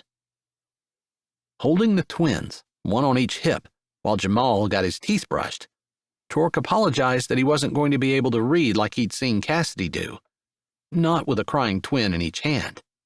When she'd put them to bed, they'd just lain down and went to sleep. When they're up past their bedtime, they get fussy and cry easier. Good to know. Now, not that he could have done anything about it. He tucked Jamal in the best he could with a crying baby in each arm and walked out to the living room, flipping the lights off with his elbow until there was only a low glow from the light under the stove. 10:30. He didn't want to put the babies down for the night while they were crying, especially since he was a stranger to them, and this would be the last face they saw. Kind of scary, even for an adult. So, he'd just suck it up and pace the floor with them. Chapter 16. Cassidy had tried to call Elizabeth 3 times to let her know that she was going to be late, but the call kept going to a voicemail that wasn't set up. Harris and Kelly had been so sweet and supportive after her guilty breakdown, but time had slipped away from her. Now, with Elizabeth not answering, Cassidy sped across town, attracting the attention of a town cop who pulled out, lights flashing. Cassidy slapped the steering wheel. She'd never gotten a traffic violation in her life before. After what happened that night with Torque, she was the world's biggest grandma driver. But she needed to get home to her babies. Why wasn't Elizabeth answering? Could her phone be dead? While the cop ran her license and insurance, she tried again. Still no answer. "You're the model on the billboards." The cop, a young man, maybe mid-20s, stuck his head in the car window. Yes, sir. Hopefully he'd let her go. She didn't even care about the fine. "Have you been drinking?" Huh? Seriously? Was he going to take all night? He must not have liked the look on her face. "I'd like you to get out of your car, miss. Slowly, keeping your hands inside at all times." She didn't roll her eyes and kept her features schooled in her courtroom mask as she got out of the car. It took another 20 minutes, but they finally let her go with just a speeding fine. Normally, she wouldn't have been too upset. They seemed like nice guys who were curious about the local celebrity whose picture was on the billboards. Or maybe they just wanted to see what she looked like in person. She got the curiosity, and it wasn't like she was so popular that it happened a lot. Still, the urge to get home to her children was a driving need that kept her barely civil. She jerked to a stop in the parking lot and, grabbing her purse, raced into the apartment building and flew up the stairs, digging in her purse for her key. She slipped it in and opened the door carefully. Dim, almost dark. Quiet. Hopefully that meant the kids were asleep. She closed and locked the door, sniffing. Torque. She identified his scent, strong, like he was here. Only he wasn't. Come to think of it, she hadn't seen Elizabeth's car in the lot. Not that she'd spent that much time looking, but it wasn't in the space where it was when Cassidy had left earlier. The foreboding that something wasn't right washed over her hard and fast, like a rogue wave. She swallowed, setting her purse on the counter and softly walking farther in. There was a dark form on the couch. She walked closer as her eyes adjusted. "Torque?" she whispered. His eyes flew open, wide and alarmed. His body didn't move, but every muscle seemed to tense, as though in preparation for an attack. Cassidy froze for a second, not expecting her whispered word to have such a forceful impact. His head twisted. She realized he held a twin in each arm. Should she grab her babies? She didn't want him to think she was attacking him before he was fully awake. "It's Cassidy." He blinked. The board-like stiffness drained out of his body. She relaxed. "Hey," he said, his tone rough with sleep. Her babies were safe. It eased the ball of anxiety in her chest. But Torque, looking sexy with sleep, ignited a whole new bundle of reactions. Is Jamal in bed? Yeah. Where's Elizabeth? Long story. Okay. She reached down and gently lifted Nessa out of his left arm. "They're changed and diapered. I just couldn't figure out how to set them down without waking them up." Nessa shifted and let out a little squeak before snuggling down into Cassidy's shoulder. Torque started to get up. "You stay here. I can come back for Nissa." "I can do it with one, I think." She smiled and led the way back down the hall. The door to Jamal's room was cracked, and she could see him sleeping soundly on his side. The nightlight in the twins' room flickered as Torque followed her in. He watched as she kissed Nessa's forehead and laid her gently in the crib. Holding Nissa, he waited for her to kiss her forehead, then imitated her movements, his large hands cradling the little girl as he set her gently down. Cassidy covered her with a blanket, and they tiptoed out. Torque spoke as soon as they got to the kitchen. "I'm sorry, I'm filthy. I probably got grease on their sleeper things and maybe on your couch. It was kind of crazy, and I never took my boots off." "Shh." She placed a finger over his lips, which stopped his words faster than a plug in a drain. His body did the whole stiffening thing again, but this time it seemed to be from her touch, which gave her a feeling of power, not unpleasant. "What are you doing here?" Her finger dropped. "Your babysitter was smoking pot in the parking lot. She left Jamal up here to watch the twins. Told him if he left the living room, she was smacking everyone with a spoon." He shoved a hand in his pocket. "I didn't actually hear her say that. It came from Jamal." Cassidy ground her teeth together. She would definitely be taking steps to deal with Elizabeth tomorrow, although she guessed the woman would be gone. People might not believe a 9-year-old, but Torque's testimony would stand. The nanny agency would be hearing from her too. "Were they okay?" She had just seen them, handled them, but her heart ached. Her baby's in the hand of such a miserable person. Jamal had it under control. I think it hit him the hardest emotionally, brought back some bad memories. "He went to bed okay?" I haven't heard him. His jaw ticked. I didn't hear you come in either. She smiled. "I know." His mouth opened like he was going to ask her something, but then he looked over her head, closing it. "I appreciate you coming in. You could have called. I have a landline." He shrugged, his wide shoulders distracting her. I didn't know. "The phone is in my bedroom." I wasn't in there. Somehow the gravelly tone of his voice sent shivers up and down her spine. He shifted, and she searched her mind for something to say to keep him from leaving. "I guess the nanny idea isn't working out so well." Prisons aren't the only place full of nasty people. Which reminded her she needed to tell him. "I told Harris and Kelly about what happened and why you went to prison."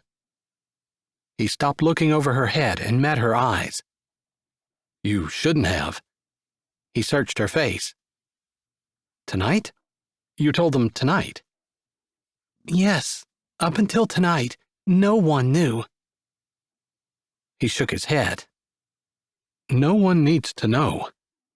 He paused. I thought you were on a date. "Is that what Elizabeth said?" Elizabeth pounded on the door, demanding to be allowed in, and insisted she was going to call the cops on me. We didn't really have a rational conversation. "I see." Yeah, Jamal said you went out. I guess I assumed the date part. "I went to the new Children's Activity Center that Kelly is opening next week to help her paint. Harris Winstead, our friend and the librarian, was there too." His eyes flicked down over her outfit. Surely the bright paint she was using was visible. It was on her face and arms. Her t-shirt was splattered with it. And it was probably in her hair, too, which was shoved up in a sloppy bun that probably looked like yesterday's leftovers. "You never look at me." Too tempting, he murmured. Then he stirred, breaking eye contact and moving to go. She wasn't going to stop him. It was late, he was tired, and she wasn't chasing him, no matter what her friends said about why he did what he did. He thought she was tempting? Her mouth opened. "You never said why you were here to begin with." He shrugged a big shoulder. Stopped in after work to check on you. "Check on me? Like make sure I'm doing all those things you told me to do? I'm sorry. He adjusted his ball cap, his muscles bulging like he was fighting with himself. He turned back to her, closing the gap between them. I do see you. He took her shoulders. You're beautiful, smart, compassionate. All those things that you were in high school have matured into a woman who's done so much good and has so much potential for more. His eyes dipped down, and his breath became unsteady. You're beautiful, Cassidy, but the whole world already knows that. Don't think for 1 second that I don't know it too. His voice lowered. I know it. He brought his thumb up and traced her lip. She shivered. I could spend all day looking at you, watching you, the way you move, the crease you get between your eyes when you're thinking. I love your toes and the sharp angles of your ankles. I love the intelligence that sits deep in your eyes when you look at me. I love the way I feel when you stand beside me. He trailed off, his eyes unfocused. I feel like a motor that has the final piece in place and is running in perfect tune.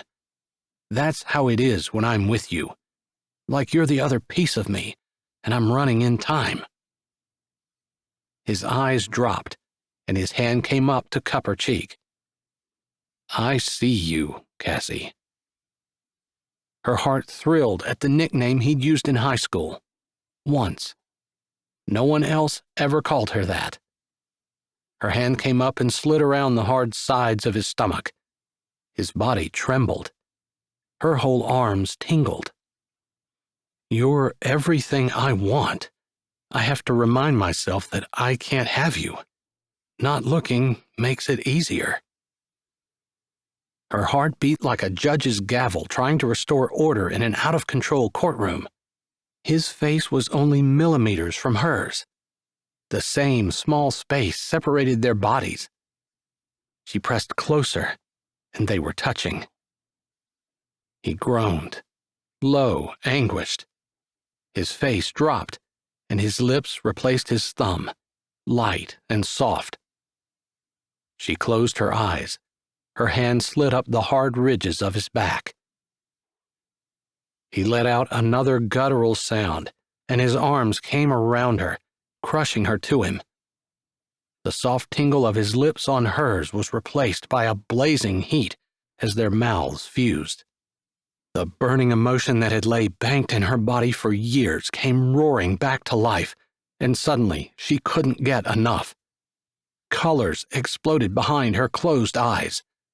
The world spun and heated and tilted crazily, while the only solid thing was Torque under her hands, his mouth on hers, his hands around her, pressing her against him. The kiss lasted an eternity and yet was too short. He pulled away, his breathing erratic. His hands ran up and down her back, feeling the tilt of her shoulders and the curve of her waist. I'll not wonder what I'm missing anymore. I'll know, and it will make it 1,000,000 times worse for me. He dropped little, loving kisses on her face to her forehead, before tucking her head under his chin. I'm sorry, not for kissing you, for making it worse. His chest jerked under her cheek as he snorted a laugh. Maybe it didn't shatter your world like it did mine. Her arms tightened and her eyes closed. It didn't matter that he'd come from work and was covered in dirt. In his arms, she was home. She cleared her throat, hoping she didn't sound like she'd swallowed a whistle when she spoke. I've dreamed about that for a long time. It was definitely better than I'd imagined it to be. It'd get better with practice. There was a smile in his voice. She smiled against his chest, then lifted her head. I'm willing to practice. His teeth flashed white in the darkness. He palmed her head and tucked it back under his chin. Me too, more than willing. His fingers worked in the back of her head, With a small tug, her hair came free. Immediately his hands were in it. His heart stuttered against her cheek. You smell good, feel good, look good. He could run his hands through her hair all night long. But I'm not doing you any favors right now. Maybe it would work out with the adoption agency. His chest moved under her cheek, a deep, silent sigh. Men don't go to prison because they're Boy Scouts. You didn't do anything. Stop saying that. I paid the price. This is part of it. You wouldn't have adopted Jamal if you'd paid. You wouldn't be fostering the babies. He was right. She knew it. She probably knew it just as well as he, since she was a public defender. It was just that when one wanted something as badly as she did, rational thought had a tendency to disappear. Thank you. She wished there was more she could say or do. I've figured out a way to keep those lips occupied, so you'd better stop saying that. She smiled. For a smart man, you're awfully slow sometimes. He grinned back. I was too busy looking at you to think about what to do with you. Wish I could have seen you change those diapers tonight. His ears turned red.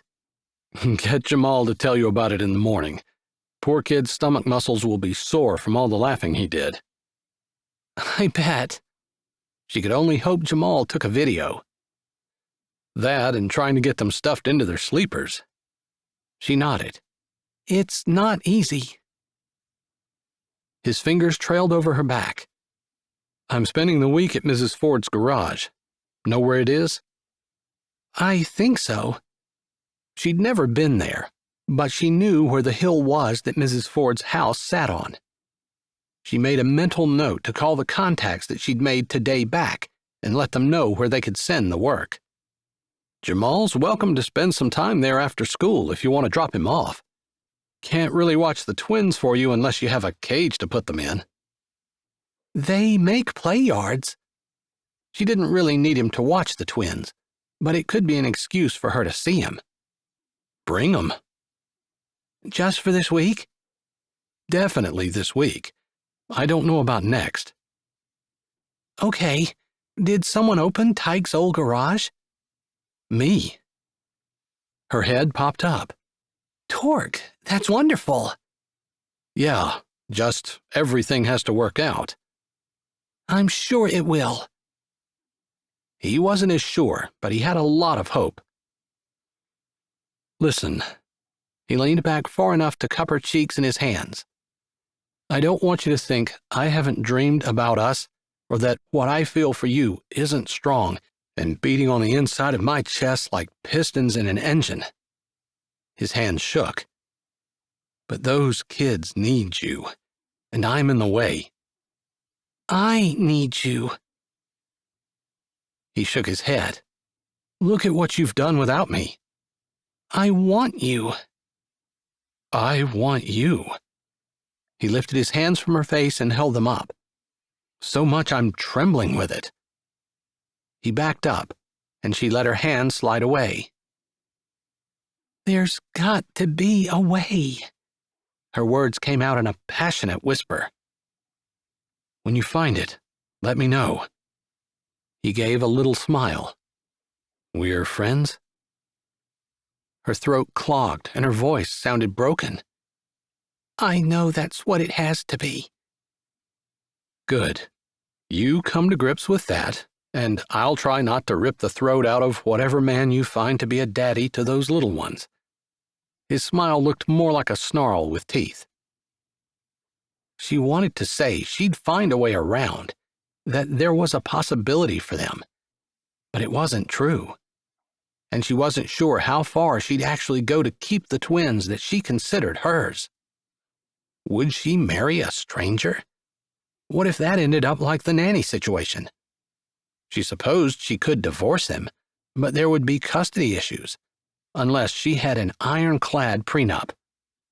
It would work, but that would mean walking away from Torque. She couldn't forget that he'd not walked away from her. He'd stood among the wreckage and taken the hit. He was right, but she walked over to where he'd stopped by the counter and slipped her hands around his waist again. "Kiss me goodbye. Make it a long one." She'd never tried to be seductive, but it came out low and husky, and it worked on Torque like a torch to gas. And she went right up along with him. Chapter 17. "How would you feel about going to the garage with me today?" Torque asked his Gram when he walked into the kitchen before daylight the next morning. She sat at the kitchen table, her Bible open in front of her. Same place she'd been every morning of his life. Her old blue eyes lifted in surprise. Really? You can do that? Sure. Probably. Mrs. Ford was there most of the day yesterday with her quilting or something. I remember you being a part of that years ago. He'd missed so much time with his Gram, and he figured last night, the small amount of time that he'd not spent reliving every second of his kisses with Cassidy, that he could spend time with Gram, and she'd enjoy renewing her quilting friends. Gram nodded slowly. Can't believe you remember. How could I forget? They gave us boys all a quilt after Mom died. A little pang always touched his heart when he thought about her dying. It didn't hurt as bad as it used to. He supposed there'd always be a hole in his heart where she used to be. Yes, kind of them. She rose slowly and reached for her cane. I need to get ready and pack a bag. I assume we won't be coming home until late. You can drive us over and leave whenever you want. I've been walking. I know, son. I thought your license renewal came in the mail. It had. He just didn't have the money to get it. Actually, he had that check from John in the drawer, but he supposed his checking account at the bank had been closed due to inactivity, and he'd need to open another one. Does Shelley still work at the bank? He asked Gram as she puttered around the kitchen, getting ready. Lands, no. She quit years ago after her second baby was born. Well, he didn't remember anyone else. Better put that on his to-do list. Right under, forget about Cassidy, and don't think about Cassidy, and definitely don't think about kissing Cassidy. There were other things on his list, but those were the ones running through his mind. I'm ready whenever you are. He opened the door to the fridge. His eyes landed on the eggs. Was Cassidy up cooking breakfast for the kids? It'd be more fun with two people in the kitchen. Heck, yeah, he could think of a lot of ways to have fun in the kitchen with Cassidy. He stared at the fridge. What was he even going to get? He couldn't remember and shut the door. He was able to get Gram settled in the same spot Mrs. Ford had been the day before, dragging the office chair out and placing it companionably beside his Gram. He made sure she was fine, then went back to the office and started the computer. He'd been dreading this part. He hadn't worked with computers much before he went to prison, and now that he was out, everything seemed to be computerized. It was disconcerting to say the least. They had some old dinosaurs in the prison for the inmates to work on, and he'd put some time in there, just because he'd figured it was necessary. Thankfully, the computer on the desk was about the same age as the ones in the prison, and he was actually able to get it on. Yesterday, Tom had asked him to email his estimate to the insurance company. He hadn't sent an email in years and wasn't sure how to start. Out of desperation more than inspiration, he finally typed in, "How do I send an email?" and started to get things figured out. It felt like he was finally making some progress, although he still needed to type up the estimate from his handwritten notes, when a customer pulled in. Turned out to be someone Turbo had sent. He got right to work replacing the brakes and drums, waved at Mrs. Ford when he realized she was sitting with Graham in the chair he'd gotten for her, and promptly lost track of all time. Inmates had talked about getting in the zone, but none of them ever described it about their work. Kissing Cassidy had taken over the #1 spot on his list of things he loved to do, as he figured it would, which is why he'd resisted for so long. But doing diesel repair was a close second. Graham and Miss Angelina made him stop for 15 minutes and eat lunch. Another 2 customers came in, bringing enough work for 2 more days, and Tuff stopped by. After looking things over, he made a parts run, coming back with his old Ford, 1 or 2 models newer than a Model T, at least that's how Torque described it, loaded down with boxes and hoses and clamps, nuts, bolts, and other odds and ends. Tuff unloaded it all at the front of the garage. Torque didn't realize what he'd been doing until he stepped around the back of the truck he was changing the airbag on. "What's this?" He put his hands on his hips. Tuff dropped a box, which sounded heavy, and strode casually back to his truck. Of course, he wasn't going to answer. It was Tuff, after all. Torque figured if you couldn't beat him, join him, and he helped finish unloading the old pickup. Tuff disappeared into the office for a few minutes, while Torque looked through the stuff on the floor. Several $1,000s worth of truck parts. Tuff came to the door of the office and stuck a hand against the jamb, leaning on it. "I left the receipts on the desk drawer. They're paid. I'll come looking for reimbursement after Christmas." He slapped the jamb and walked forward. "I left $1,000 in cash beside those receipts. That's yours." "I'm not taking $1,000 from you." "Figured you wouldn't. Remember that dent in the bumper of your pulling truck? You couldn't figure out what happened?" Torque nodded slowly, vaguely remembering the big Texas bumper he'd had on his pulling truck. So big and low, it almost dragged to the ground. He'd spent hours putting hundreds of dollars worth of lights on it. Someone had taken it for a joyride and dented the bumper beyond repair. Since he'd been the one who left the keys in the truck, he was the one who paid the garage he worked for and who owned the truck for the repairs. He'd never figured out who did it. "Me." Tuff gave a little grin. "Gotta get back to the shop." Torque shoved his shoulder, turning him so he could grab his hand. Tuff allowed it, grabbing Torque's hand and putting his other arm around his back, pulling him in for a brotherly hug. Torque fought the sting of tears. His brothers had come through for him in a way he hadn't imagined. Tuff pulled back and started out the door. "Talk to Turbo.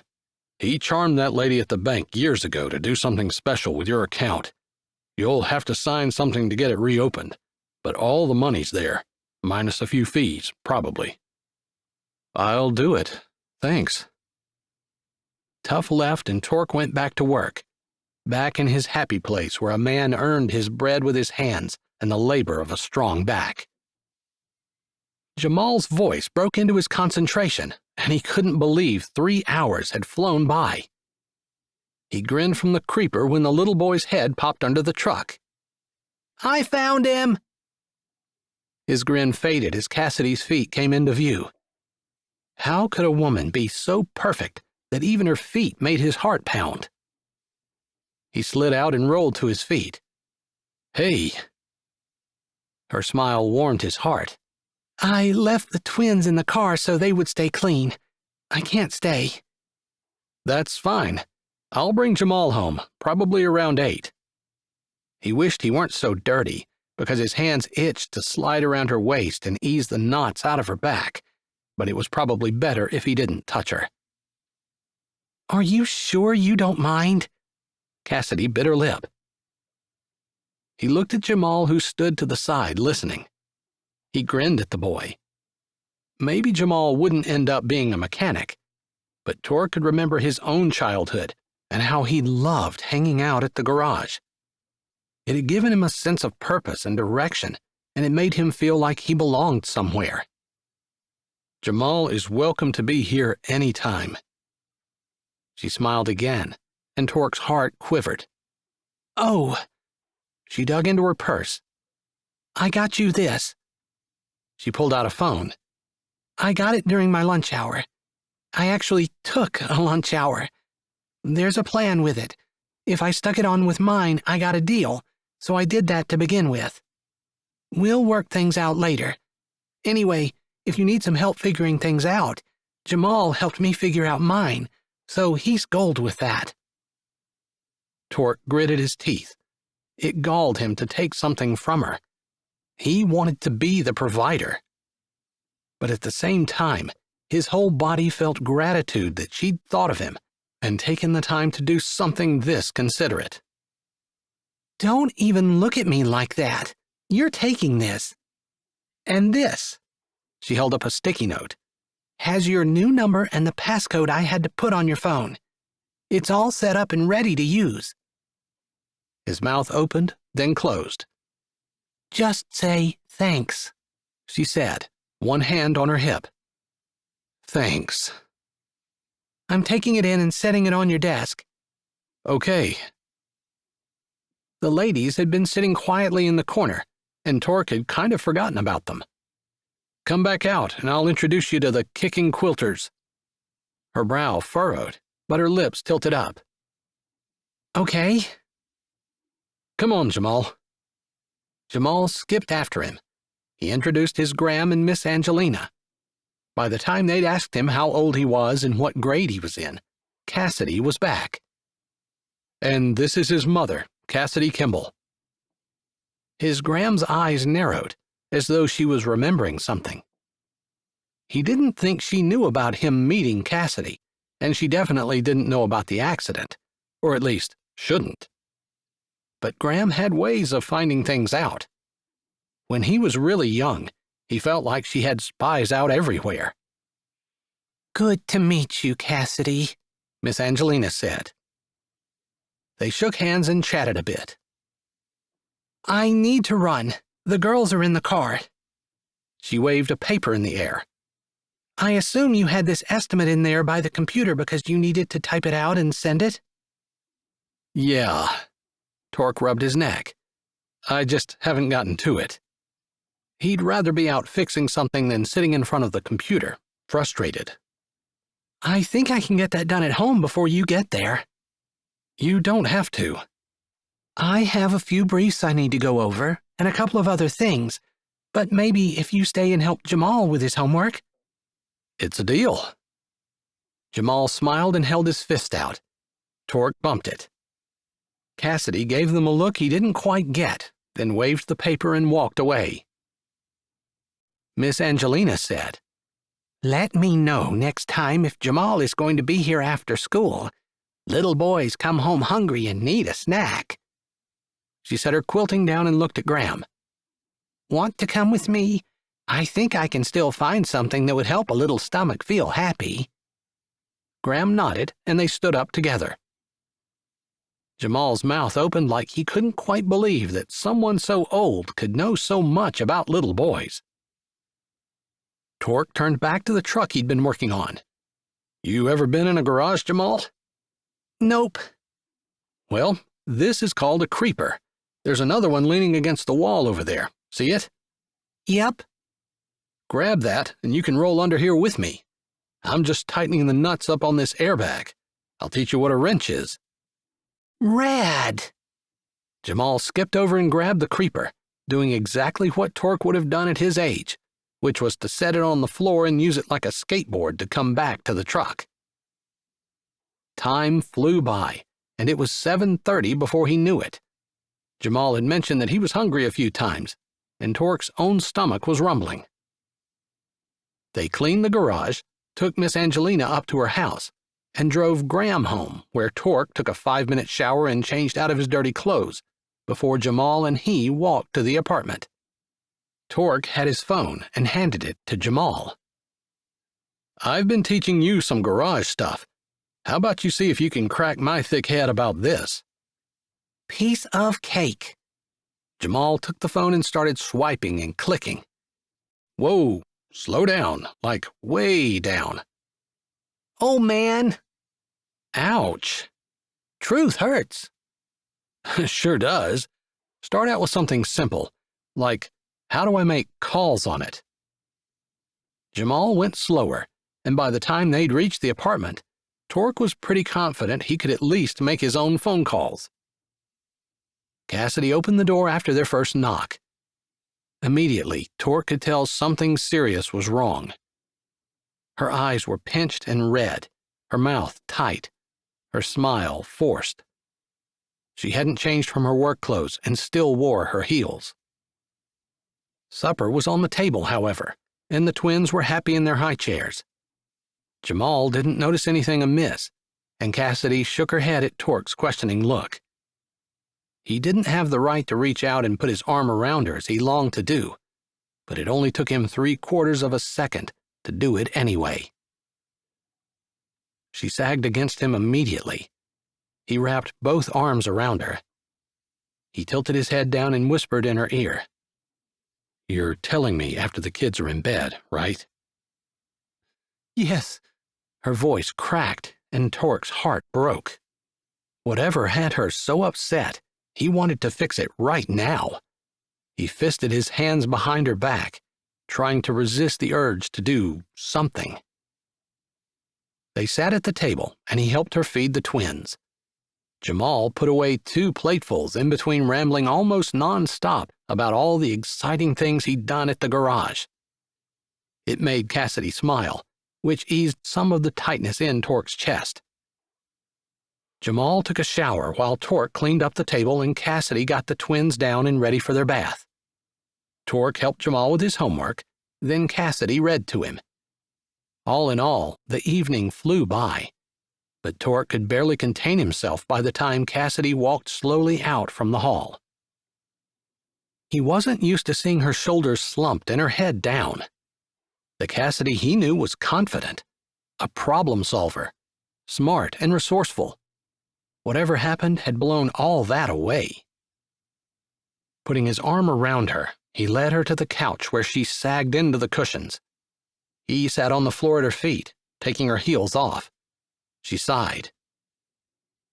Gently rubbing the feet he'd admired earlier in the day while she leaned her head on the back of the couch and closed her eyes, he waited. Finally, without opening her eyes, she said, I typed your estimate up. You can check it if you want, and then I can email it wherever it needs to go. Thanks. Did you have email before? Yeah. Maybe you can check if you still have it? I'll do that. He used his thumbs to press small circles on the arch of her foot. Thanks for the phone. She opened one eye and looked at him. You know it's the least of what I owe you.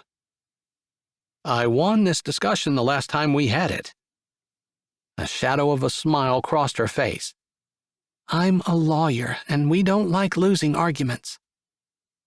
Pick a different one, and I'll let you win. Her mouth flattened, and she leaned her head back, closing her eyes again. The adoption agency called today. They've just approved a couple who are interested in adopting the twins. They want them to visit a couple of nights next week and spend next Saturday with them. His hand stilled on her feet. No wonder she was so depressed. I told them I was getting a nanny and that I'd contacted a real estate agent and was planning on buying a house in the next month, but it didn't matter. Torque stroked the top of her bare foot. It didn't matter because they'd already decided these people get to adopt, or it didn't matter because you hadn't found a father? It was just the caseworker and not her boss, but I'd already been told if I had a husband, or was close to having a husband, it would be a green light. So, she shrugged. Her chin trembled, but so quickly he almost missed it. How could this be so hard? With all his heart, he wanted to help Cassidy, but doing so would mean finding her a man that wasn't him and giving her up completely. Funny, he was finding it harder to do that than he'd found it to volunteer to go to prison for her. He cleared his throat and started slowly. Turbo just helped pave a driveway this week. he named a town 35 minutes away. He took a deep breath, sliding his hand around Cassidy's foot in a soft caress. The man's a doctor, an orthopedic surgeon. He lost his wife and daughters 2 years ago in a car accident when they were out west visiting her parents. Turbo talked to him for a while. He stopped and looked up at her. You don't know Turbo, but he's everyone's friend. She nodded, shaking her head at the same time, which made Torque's mouth kick up a little, despite the crushing pressure in his chest. Somehow, the guy told Turbo that he'd just started trying online dating in the last 2 months, and it had been a bust for him. His hand skimmed over the soft warmth of her foot. He touched the veins, traced the long, slender toes, felt the longing that bored out of his chest and down his arms, making them heavy and achy, like hard work never could. He forced his hands to still and for his face to turn up, meeting her gaze. Turbo told him about you.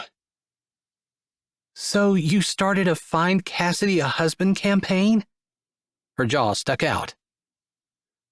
Silence settled on the small apartment as they stared at each other. He shook his head. I didn't just start anything. I'm just continuing what I've always done, and that is I'll do whatever it takes to make you happy. You don't think I'd be happy choosing my own husband? You'd rather have the twins. They need you. You love them like they're yours. She opened her mouth to say something, but closed it and swallowed her words. The man is ready to remarry. He's open to having children. And he'd be okay with adopting. Turbo actually called pretending to be a patient and talked to his receptionist, his nurse, and the surgical ward at the hospital where he works. He's well liked and respected. Turbo's just waiting on permission to forward your number to him. Cassidy leaned forward, taking his face in her hands. He lost his balance and fell backward, and she followed him off the couch and onto the floor, her hand cupping his cheeks, her body warm against his. He closed his eyes against the overwhelming need to press her closer. I already know who I want. He keeps trying to give me away. He shook his head and looked over her shoulder. You're going to have to choose. The shadow in her eye and the flicker of her lip as it tightened showed that she knew he was right. He twisted so they were lying on their sides facing each other. He brushed a hair off her soft cheek. If there was any way in the world they'd consider an ex-con just out of prison, I'd be begging you to take me. But we both know it's not going to happen. She bit her lip. He'd lost track of the number of stories he'd heard from inmates who'd been in prison and released and back in about the stigma that followed a convict. He'd been lucky enough to get out and fall into the arms of his family. Of his brothers and Cassidy, really, but still. Not everyone had relatives who weren't criminals. So you have to choose. His hand slid into her hair, and his thumb traced her angled jaw. I don't want you to hurt, and those babies need you, so I'm trying to make it as easy as possible for you. He gave a humorless laugh. Except I can't stay away. Her breath came fast and mingled with his.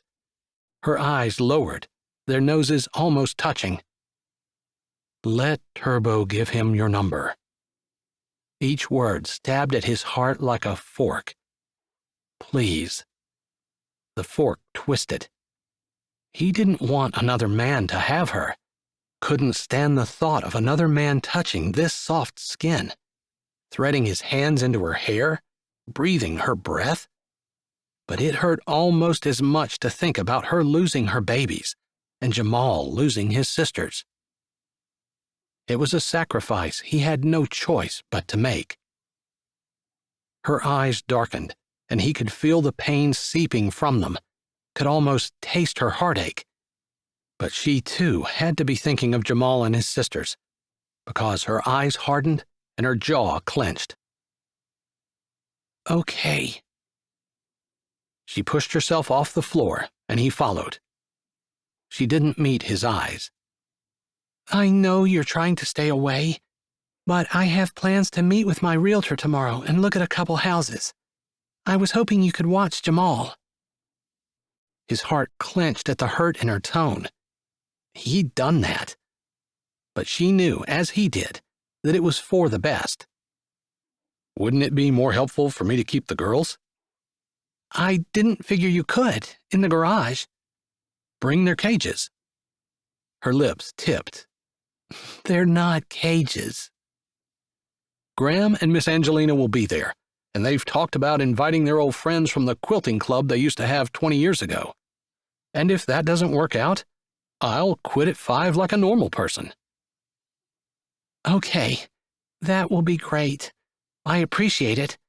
I know Kelly will watch Jamal, although he'll be upset to miss out, since he seemed to have a great time with you today. She brushed her skirt off and picked up her shoes, talking to him but not looking at him. He could grab her shoulders and turn her toward him, but that would only make it worse. She was putting distance between them, and that's what needed to be done. Bring him too. He's a help. You want me to drop 3 kids off at the garage where you're trying to work? If you don't think I can handle it, do what you want. Torque turned toward the door. He couldn't stay longer. She didn't mean to insult him. She was just hurting and maybe trying to come to grips with what he'd already figured out. If she had a prayer of keeping her kids, she had to do it with someone else. Right now, he could help by babysitting, but even that would have to end. Chapter 18. Cassidy closed the door behind Torque and leaned against it. He was right. She knew it, but she didn't have to like it.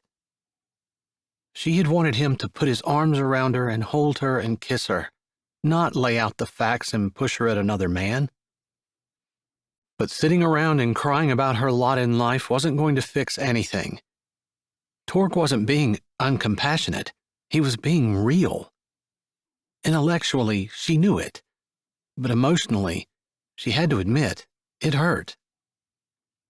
There was nothing easy about hearing the man you wanted with all your heart tell you to go find another man. But, for the last decade at least, her life hadn't been about doing the easy thing. She couldn't let it become that now. If she wanted her children, she needed to fight for them. And that's what she was going to do. Effective immediately. I'm sorry. Next week doesn't work for me. I had already made plans to move.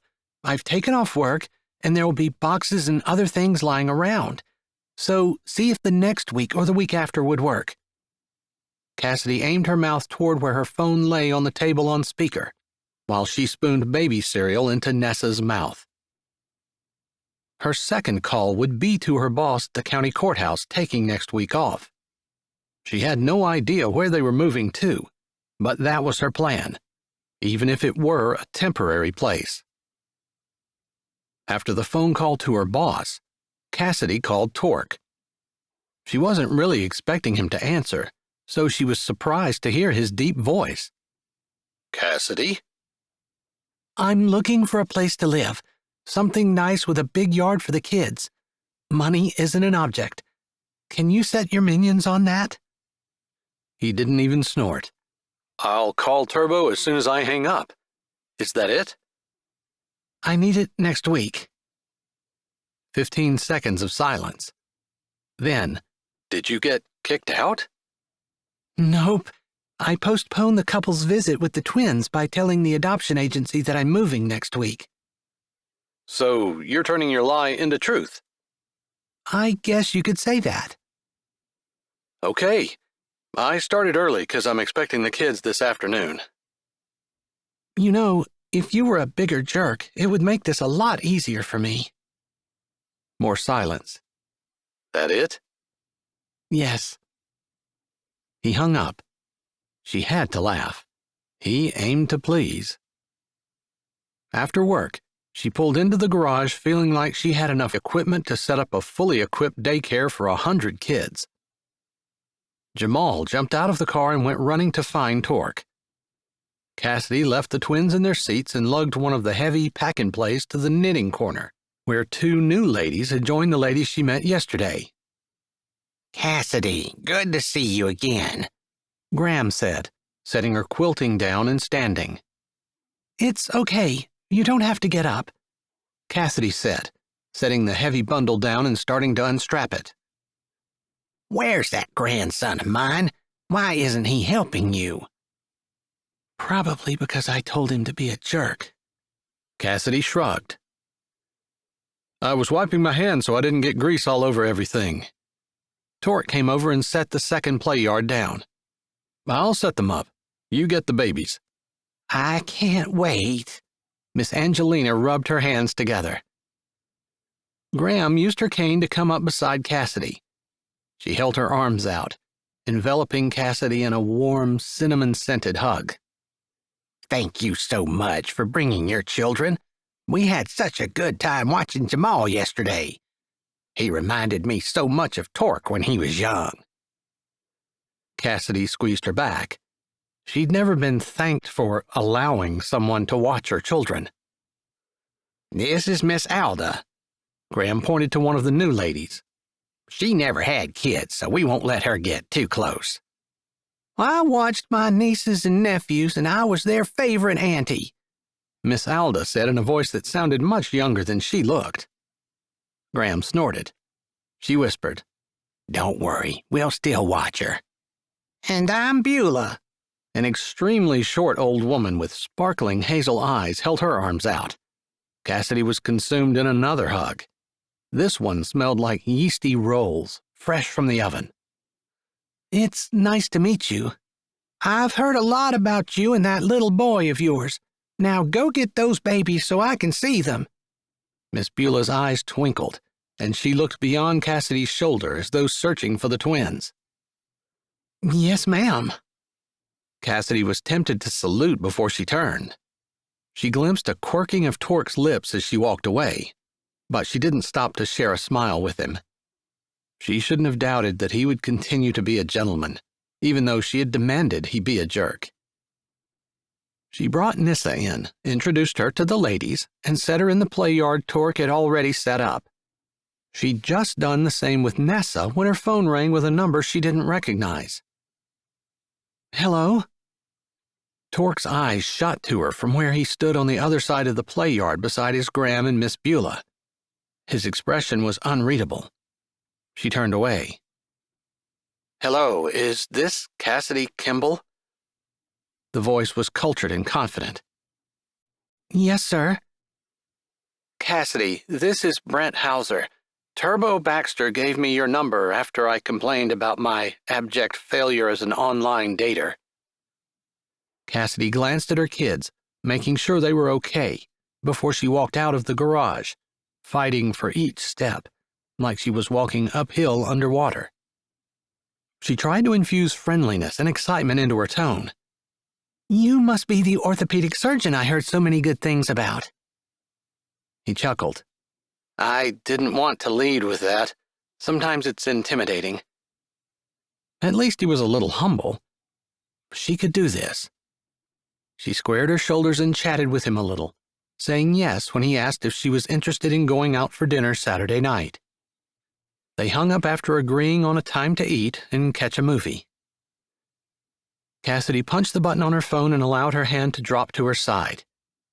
She stood with her back to the garage and her head down, trying to come to grips with what she'd just agreed to do. A date. That's all it was. And Brent seemed like a really nice guy. From what Turbo had implied, he was willing to be her savior. She was doing this for her kids. But it didn't feel good or right. She fingered her phone, unwilling to second guess. If this was the path she'd chosen, she needed to walk down it, unwavering. Lifting her chin, she shoved her phone back into her purse and turned. Torque stood, leaning against the open garage door, the warm October sun casting his face into shadow under his ball cap. She paused. It was the doctor. Figured. He didn't move. One hand shoved in his pocket, one shoulder against the door jamb. We're going out Saturday night. Good. He wants to meet the kids. Torque nodded. He's picking me up. His bicep twitched. Graham and the ladies will help if you need a sitter. Okay. Implied behind his words was the thought that it wouldn't be the best thing for anyone if Torque was the one watching her kids when Brent showed up to pick her up and drop her off. That'd be nice if they could, because I just remembered that Kelly is opening her first children's center across town, and Harris will be helping her. Those were her go-to babysitters. She still hadn't recovered from the nanny episode enough to try to trust anyone she didn't personally know to watch her children. Torque jerked his head. His face remained mostly hidden and completely stoic. She supposed that's how he survived the past 10 years. Well, guess I'll go say goodbye to the kids. He didn't move, and she started to brush by him. I'll quit a little earlier tonight, get supper, and get Jamal started on his homework. Thanks, she said, pausing in her walk before walking into the garage. Pushing the door to her apartment open, Cassidy walked in on aching feet. It had been a discouraging evening. One property had no backyard, one was very nice but wasn't available for 2 months, and one was perfect, except as she was leaving she saw her would-be neighbors in their backyard, the man flipping burgers and the woman with a wine glass in one hand and handing him a plate with the other. Very friendly, since they both smiled and waved. Neither of them had a stitch of clothing on. She wouldn't be making an offer on that property until she researched the local zoning laws on how high and opaque property owners were allowed to make their fences. She closed the door and leaned against it, never tiring of the sight of Torque, big and dark, and looking just a little dangerous, sitting at her table feeding her children. The big hands gentle, the easy answers in a deep, low voice to Jamal's questions as he chattered away. The adorable way the little girls gurgled and cooed and chattered in baby speak to him. The cozy feel of family in her kitchen. Torque didn't act like being with her children was an inconvenience or a problem. He might be a little awkward at times, but he never seemed irritated or like he wanted to be somewhere else. Basically, it wasn't hard to picture this scene as her family. But that was a mirage. She pushed away from the door, and Jamal spotted her. Mom! He hopped up and ran to her, throwing his arms around her and chattering about his afternoon at the garage. The twins looked around and started bouncing in their seats, reaching out for her. There was something about the smile of a baby and the innocence of a child, and the love of both. It might be a ratty apartment, small and old, but stepping into it gave her a warm, comforting feeling deep in her soul. There was no place in the world she'd rather be than with these souls right here. Torque stood and turned. His face was impassive. Jamal's homework's done. The twins just need baths. I set a plate of food on the stove for you under that cover. I'll clear the table before I go. Thanks, she said in a husky tone through the tightness in her throat. He jerked his chin and gathered up the children's plates. Jamal didn't know she was looking to move, so she didn't tell Torque about the houses, and he didn't ask. Torque finished clearing off the table and washed the few dishes. Drying his hands, he walked to the door. Cassidy straightened from setting Nessa on the floor. Do you mind if Jamal goes to the garage after school tomorrow? She glanced at where the boy played on the floor with Nessa and lowered her voice. I don't know how much more he'll be able to go. She trailed off. Brent probably wouldn't want her son spending time with Torque. It probably wasn't wise anyway. "He's welcome any time," Torque said without turning around. His shoulders lifted and lowered like he was taking a deep breath. "You know that." Are you leaving? Jamal ran over, grabbing Torque around the waist. Don't leave. I wanted you to read my story tonight. Torque bent down on one knee. Jamal threw his arms around him, crying that he couldn't go. His antics upset the twins, who toddled over after him. They started crying too. Nessa crawled up on Torque's knee. Nissa leaned against his side. Her happy home had transformed into chaos that fast. Cassidy bit back tears herself. "I think it's best for me to go," Torque said, although Cassidy could hardly hear him over the din. No, Mommy, tell him to stay. He can't leave, Jamal wailed. The neighbors were going to think they were torturing her children. In this neighborhood, she wasn't as concerned about them calling the cops as much as she was worried they might knock on the door and ask to join in. Torque's eyes lifted to hers. She bit her lip and shrugged one shoulder. She wanted him to stay, but she wasn't asking for it. He'd already done enough. Asking him to stay would only make things harder on him in the long run. She went over and picked up Nissa. "I'll stay." Torque pulled Jamal close and hugged him. Jamal clung to his neck like if he let go, Torque might change his mind. Guilt stabbed through Cassidy. She hadn't realized how much her little boy might be missing a father figure in his life. She'd selfishly thought that she was doing a good thing by giving him a home, but she couldn't be a dad, and he didn't need to tell her about it. He'd just shown her. Chapter 19. Thursday went the same, with Cassidy dropping Jamal off at the garage after school. Friday, she looked at more houses, and the kicking quilters helped Torque with the twins until he closed for the evening. He could hardly stand to think about the upcoming date on Saturday, and he wondered if he should pack up and move to a different town. Even the thought of Cassidy with someone else, despite knowing it was necessary, made his lungs feel like they were full of cement. It almost took his mind completely off his own problems of not having the money he needed to make the down payment on renting the shop. Until Friday afternoon, when two things happened. The first thing was good. Bob Smith brought his $3.59 Peterbilt in on the hook. "I'll pay you cash if you can have it done by Saturday evening. I have a load that needs to be in California by Wednesday morning. I'll have to see if I can get the pistons cut and a rebuilt kit from Cat." Bless Cassidy and his new phone.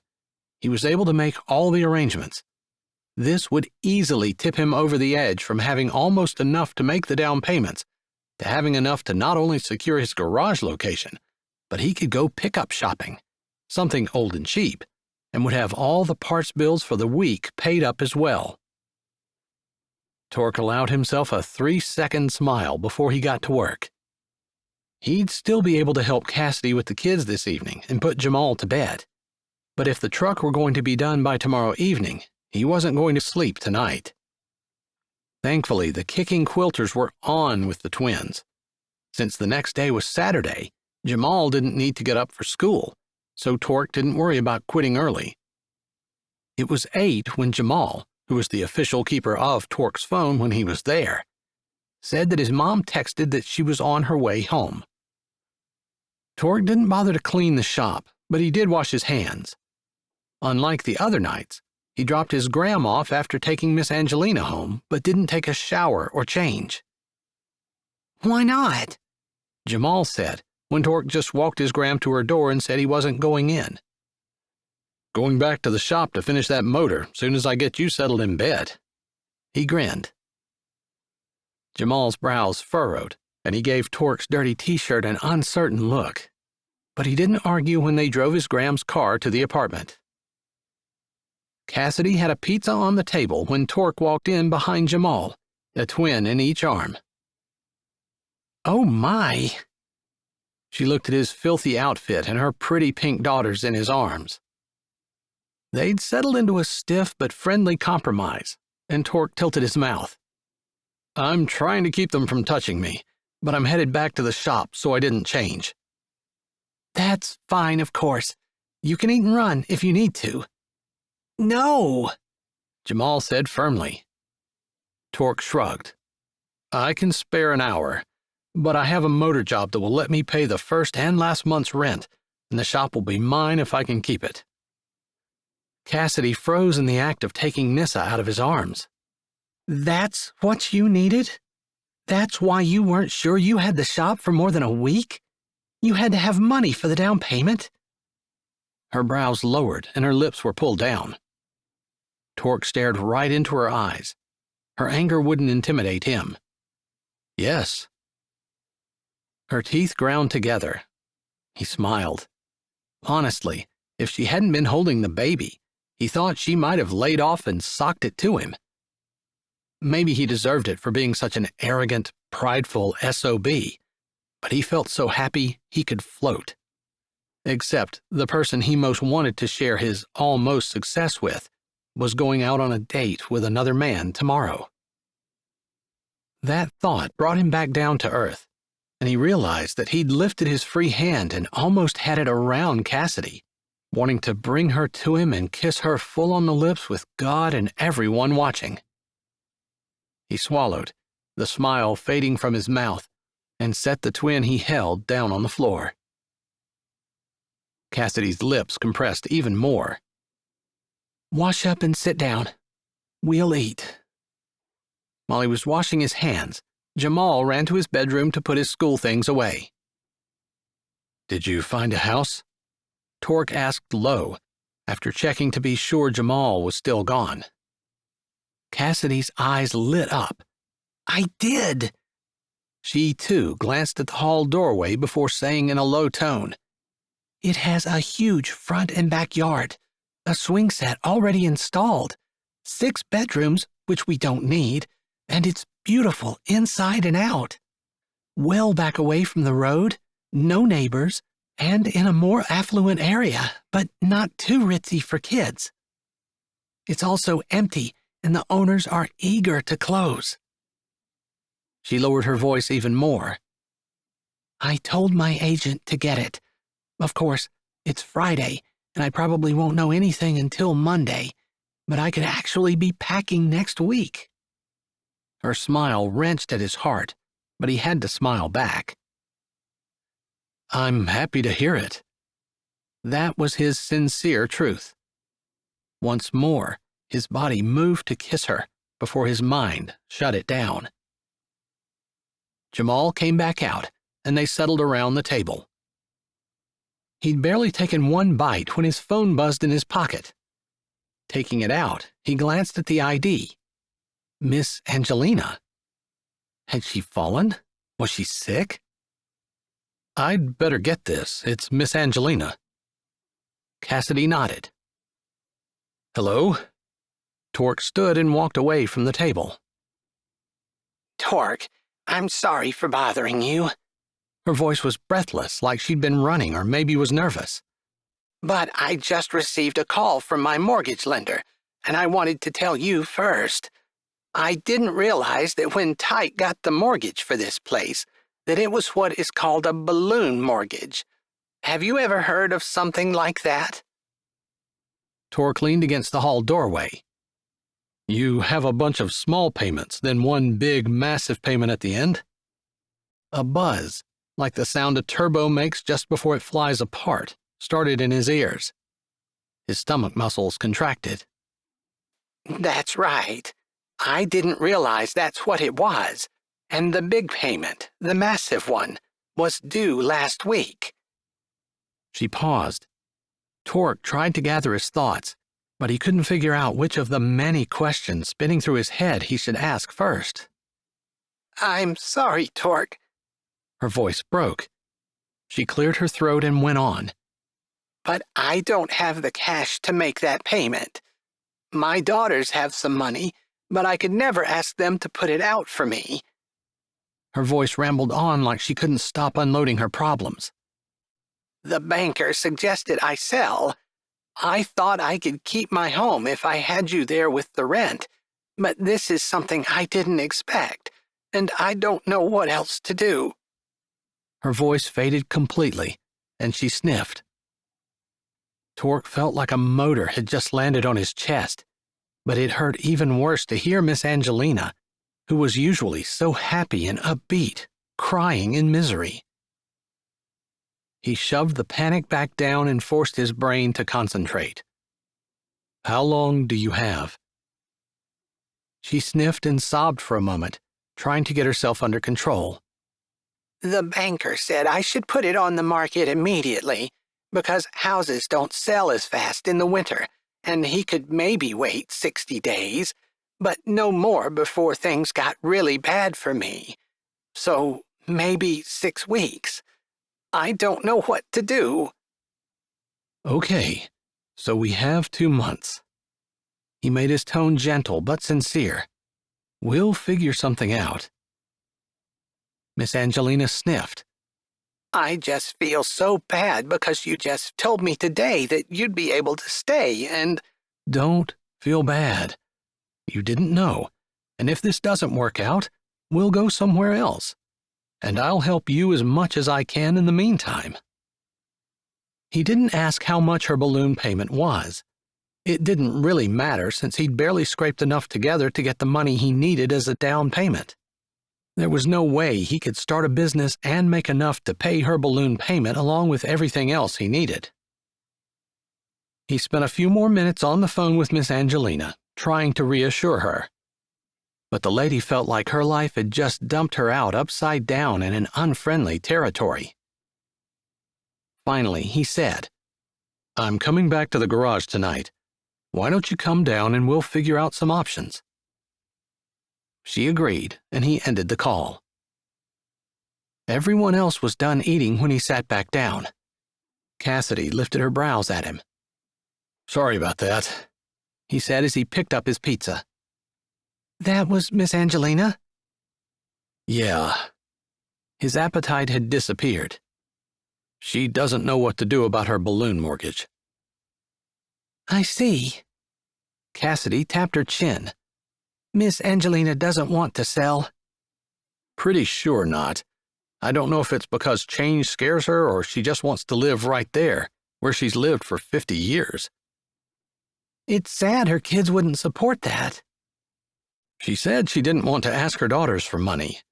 I got the feeling at other times that the one lived pretty far away, and the other didn't make that much. I don't know, haven't seen them around. They were older than us, like 20 years or so. I don't even know their names." He shoved pizza in his mouth without even tasting it. It didn't escape his notice that he and Cassidy were talking about his problems like an old married couple. If only. He probably shouldn't have burdened her with his issues. She had enough on her plate. "Me either." Cassidy wiped Nissa and set her down. Nissa toddled over to Torque and raised her hands in the air. "Want up, little one?" He reached down and set her on his knee, bouncing it, holding her with one hand while he ate with the other. She reached up with her hands and grabbed his face, squeezing before rubbing her fingers over his whiskers. "I think she likes them." Cassidy smiled. "So you like them, he said to Nissa. "What does your mama think?" She chortled and said, "Mama." "Mama thinks he looks rakish and dangerous in his whiskers." Not sure if that was a compliment or not. It was. Cassidy got up and moved away. Torque read to Jamal and slipped out of the apartment before Cassidy had the twins completely bathed and put down. He didn't want to overthink it, but it could be his last evening here, and he felt like he was leaving his heart with them. Graham had done her best, but nothing had ever felt quite so much like home as Cassidy's crummy apartment. That was a bust. Cassidy closed the apartment door behind Brent. They never even made it to the movie. He'd been great. Handsome, successful, seriously liked children. He'd even helped pack them in Graham's car, since the kicking quilters were taking them to Miss Angelina's home to watch them. They were going to bring them back to her apartment to put them to bed. Cassidy checked the microwave clock. 5. She snorted. In another 4 hours, they would bring the kids home. She could go get them, but she had to muster up the fortitude to face them after failing them so miserably. The appetizer wasn't even on the table before she'd blurted out the truth to Brent. He'd been blindsided. Not about the kids. He already knew she needed someone who was interested in getting married, and soon, because of their potential adoption. But the other thing she'd blurted out. Heck, she'd surprised herself with what she said. However, she couldn't unsay it because it wasn't untrue. Her cheeks felt hot, and she put her hands over them. She'd said something to Brent along the lines of, "It's only right to tell you that I'm in love with another man." His chin had about hit the table. Hers almost landed right alongside it. Seriously? She was in love with Torque. Well, yeah. How could she not be? How could any woman be on the receiving end of everything he'd done for her and not feel some kind of love? Even if he weren't the most handsome man she'd ever seen. Even if he didn't love her kids. Even if he wasn't resourceful and hardworking, honest and loyal. Kind, tough, strong, compassionate. Of course she was in love with him. And although she hadn't thought it out, it was only right to tell Brent. He'd already had a love match with his late wife, he'd said, and he wouldn't stand in the way of her being with the one she loved. They'd left immediately, and he'd dropped her off, and that was the end of it.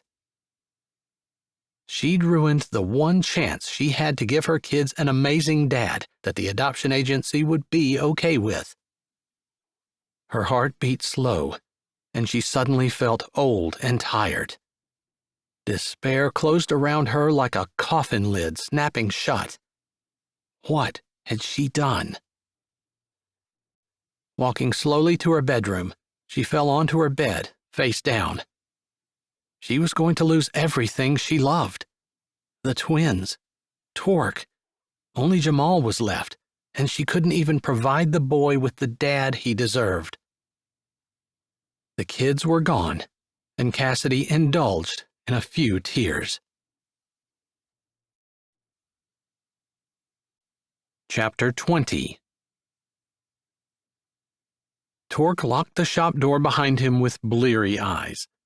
He'd not slept since 5 o'clock yesterday morning, and one would think that he'd be able to fall in bed and sleep till morning. But there was an irritation in his chest that he was pretty sure would keep him tossing and turning all night. At least he'd been able to pay Miss Angelina. An hour ago, when Bob left with his truck, Torque had gone immediately up to the house and presented her with the money he owed. He was officially in business. Now he needed to figure out what that meant. Tomorrow. Or next week. Sometime, but not tonight. Tonight, he was going to take a walk. He didn't even stop at the trailer to grab a jacket or change his clothes. Just kept walking through the field, across the stream, and up the mountain. It was a hard climb. He lived on the steep northern side, and he was out of breath by the time he reached the little lookout where he'd met Cassidy on the 4th of July over 10 years ago. He couldn't see the town, but the view was amazing. Especially this time of year with the trees turning and floating in twittering color to the ground. But he wasn't really watching that. He'd not been up here since that night. Man, he'd never imagined what he'd have to go through. The idea that he'd spend a decade behind bars had been non-existent. At that point in his life, he'd wanted 2 things: to be the best diesel mechanic around and to figure out how he could get Cassidy Kimbell to marry him. The second thing had seemed like an impossible dream. He knew she liked him, but the rich prom queen and private school grad who was going to Stanford, wouldn't ever marry the poor boy from the trailer park. A part of him thought it might have been possible now, if it weren't for her children and the mentoring program. She seemed to like kissing him okay. But what had really driven him up the mountain tonight was the thought of Cassidy on a date with another man. In prison, he'd assumed it was going to happen. She'd marry someone else and have their babies. But it hadn't been in his face. He'd closed himself off to any contact from her, thinking he wouldn't torture himself, sitting in his cell, wondering who she was with and what they were doing. But it turned out she wasn't with anyone, hadn't been doing anything. Did he flatter himself to think it might have been because of him? Now, when he'd spent the last week remembering everything, falling in love with her children, falling in love with her again, he was in love with Cassidy Kimbell. Of course. And that's what he wanted. Not her platitudes, not her money, not even her time. He'd wanted her love. But he had to let that go. Just like he had to let the idea that had so recently taken hold, just this week after spending so much time with her and her family, that there might be a future for them together. He had to let it go. She was with another man tonight. The thought sent hot fire through his blood, and he wanted to clench his fists and rail at the injustice of the universe. A little voice whispered in his head that he had his garage. At least, for now. He'd gotten half of what he wanted. With all his heart, he knew for a certainty that he'd give up the garage, gladly, if he could have Cassidy. He sat on the big rock that he and Cassidy had shared that hot July evening and watched the sunset fade from the sky. Torque? He jerked awake, glancing around, unsure where he was. Then it came back, the rock and the mountain. Although now, instead of sitting on the rock, he leaned against it, head back. One leg stretched out, one bent. His hand rested on his knee. He blinked again. Someone had spoken. Sounded like Cassidy, only that must have been a dream because she was on a date with a doctor. Cassidy deserved a doctor. Torque, that's crap. I don't deserve a doctor. Had he said it out loud? He blinked and made out her outline against the sliver of moon behind her head. He closed his eyes and leaned his head back. Tell me he's not with you. He's not with me. You're just saying that. You told me to. Tell me the truth. He's not with me. Where are the kids? Home in bed. Miss Beulah is holding down the apartment. Nice. He patted the ground beside him. Sit down here and tell me about it. Must have been the best date ever, or it must have sucked for you to be up here. She settled beside him. It sucked. He tensed and his eyes flew open. Did he touch you? There was going to be a dead doctor and a new body on death row if he did.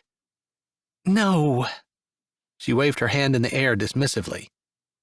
It reflected the moonlight, and he grabbed it with his own, lacing their fingers together, relishing the slide of her soft skin over his new blisters and old calluses. It was nothing like that, she said softly. Relief eased through his body. What then? He wasn't you, she said simply. He shook his head, his heart hammering. So that makes two fools on this mountain. Torque. Her hand slid across his face where his stubble had turned into a 2-day-old beard. It's not foolish for me to love you. His heart froze. His lungs collapsed. It was a good thing he was sitting down, since his entire body felt hot, then cold, then weak and trembly. How many years had he longed to hear that? How many dark, lonely nights in prison had he lain awake and thought that it would be all worth it if he had the love of his woman behind him? Her voice, her image, her scent. He could lie in his bunk all night and remember it all, every detail, until he almost shook with the need to hear those words. Cold, lonely years, never-ending days, and empty nights. Hard cement, bleak bars, and a future he could never be sure of. All it took was Cassidy's love to make it worth it all. All the suffering, all the times he gritted his jaw and faced one more day. All the times he faced the gangs and the drugs and the fights, the abuse, the degradation, the loneliness, being trapped, everything. His heart felt full, like it could burst and rain down happiness. If he hadn't been awake before, he was wide awake now. He shifted, taking her and settling her on his lap, looping his arms around her.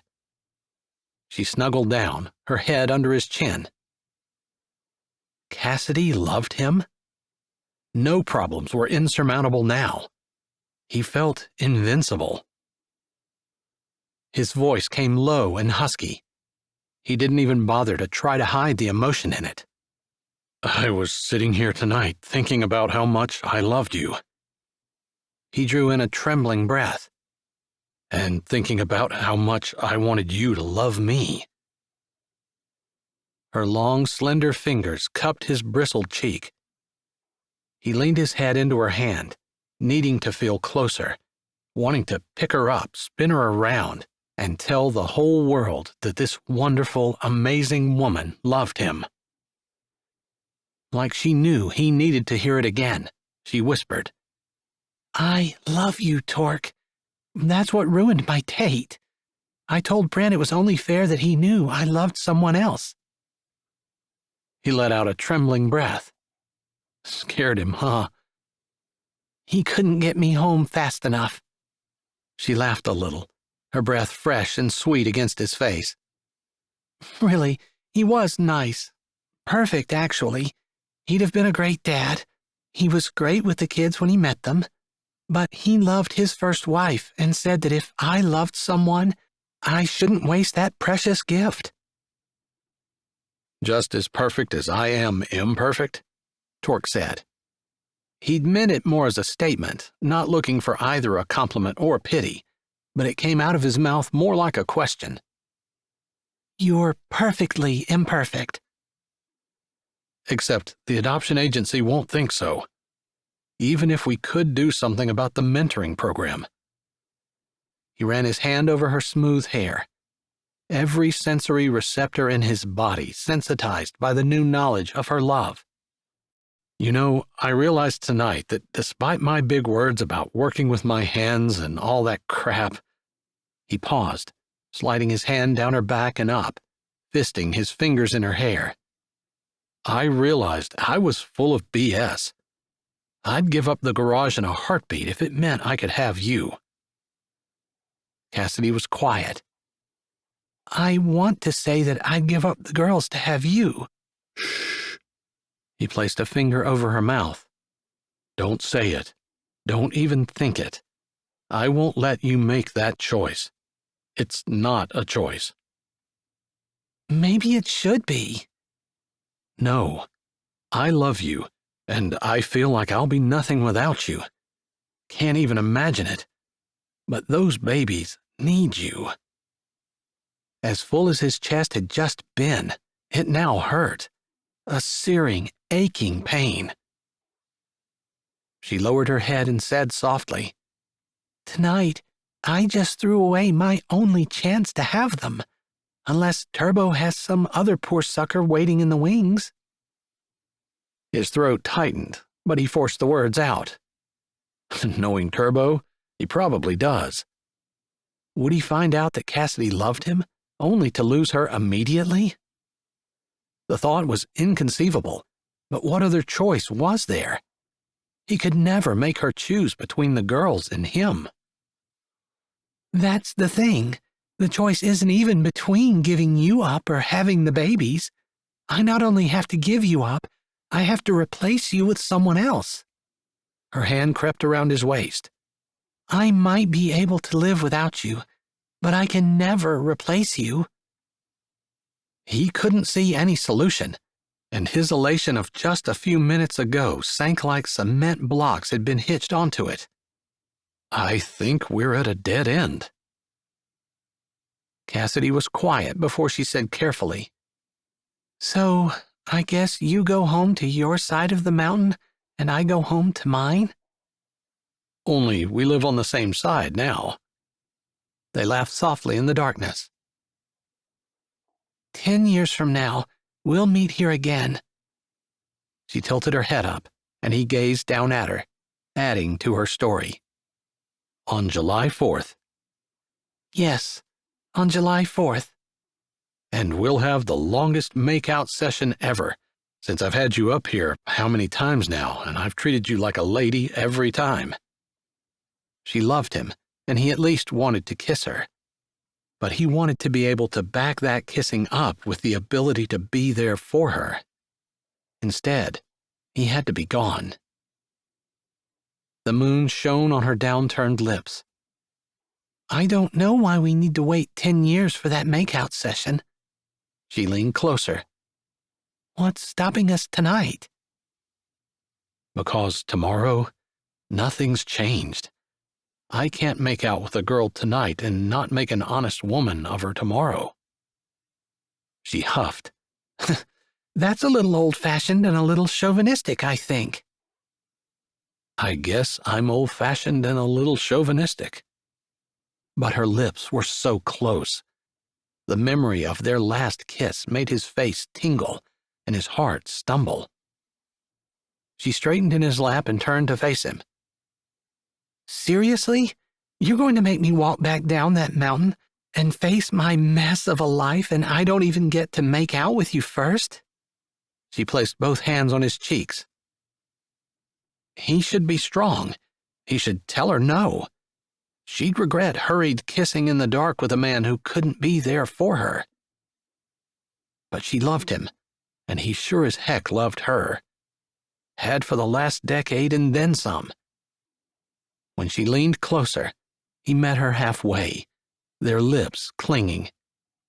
The embers that had been banked flared to life, higher and deeper because of the new knowledge of the love that lay between them, acknowledged. He pressed closer, pulling her toward him. It was real, finally real. But even as his heart hammered and his chest caught and burned, he knew it was only temporary. Everything he'd ever wanted was just within reach, and he was losing it all. Cassidy snuggled closer, her lips still tingling from his kiss. She'd loved Torque for so long, since way before he'd gone up for her. She couldn't even remember when her admiration for the quiet mechanic in town had morphed into love. But it didn't matter.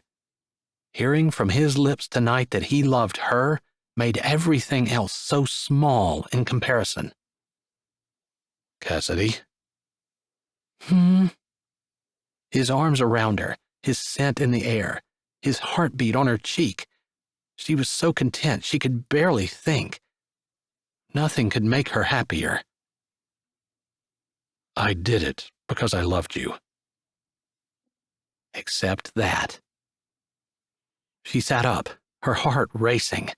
His arms loosened and he let her go. The moonlight put his eyes in shadow. She couldn't see, even though she searched. But her soul lifted and her lips could only smile. I didn't know. Why else would I have done it? I can't believe you didn't know. When you asked me that, as I walked out of prison, it shocked me that you hadn't known. Hadn't thought I was the stupidest person in the world for sacrificing so much for a woman who barely knew I existed. I knew you existed. I had no idea how you felt about me. She cupped his face with her hands. You're a good man, Torque. The best.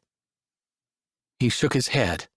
Her hands moved with it, brushing the roughness of his stubble, which sent shockwaves up her arms. Not that good. His hands slid up her back. I loved you then. I love you more now. There was no way she could doubt it. Monday morning, Cassidy had just dropped Jamal off at school when her phone buzzed.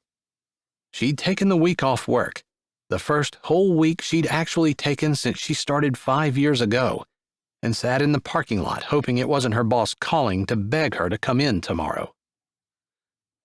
It was the adoption agency. Hello? Maybe they'd changed their minds. Miss Kimbell, it's Ann Cargill. I know you told us that it didn't suit you to allow the twins to meet with the adoptive parents this week, but we really must insist. I'm sorry. I believe I told you I was moving. I understand. However, we are going to have to remove the girls from your home if you cannot make them available to potential parents. This particular couple is threatening to go to another agency, and Nessa and Nissa could miss the opportunity to join their forever home. She sighed. I know you love them, but you have to do what is best for them. I want what is best for them. I actually meant to call you today. I have backed off my work schedule, and I'm moving into a new home. She hoped they accepted her offer. Thank you for telling me, Miss Kimbell. I'm sorry, but my supervisor specifically said that in order for you to adopt Nissa and Nessa, there had to be a dad in the picture. Actually, there is. You found a husband that fast?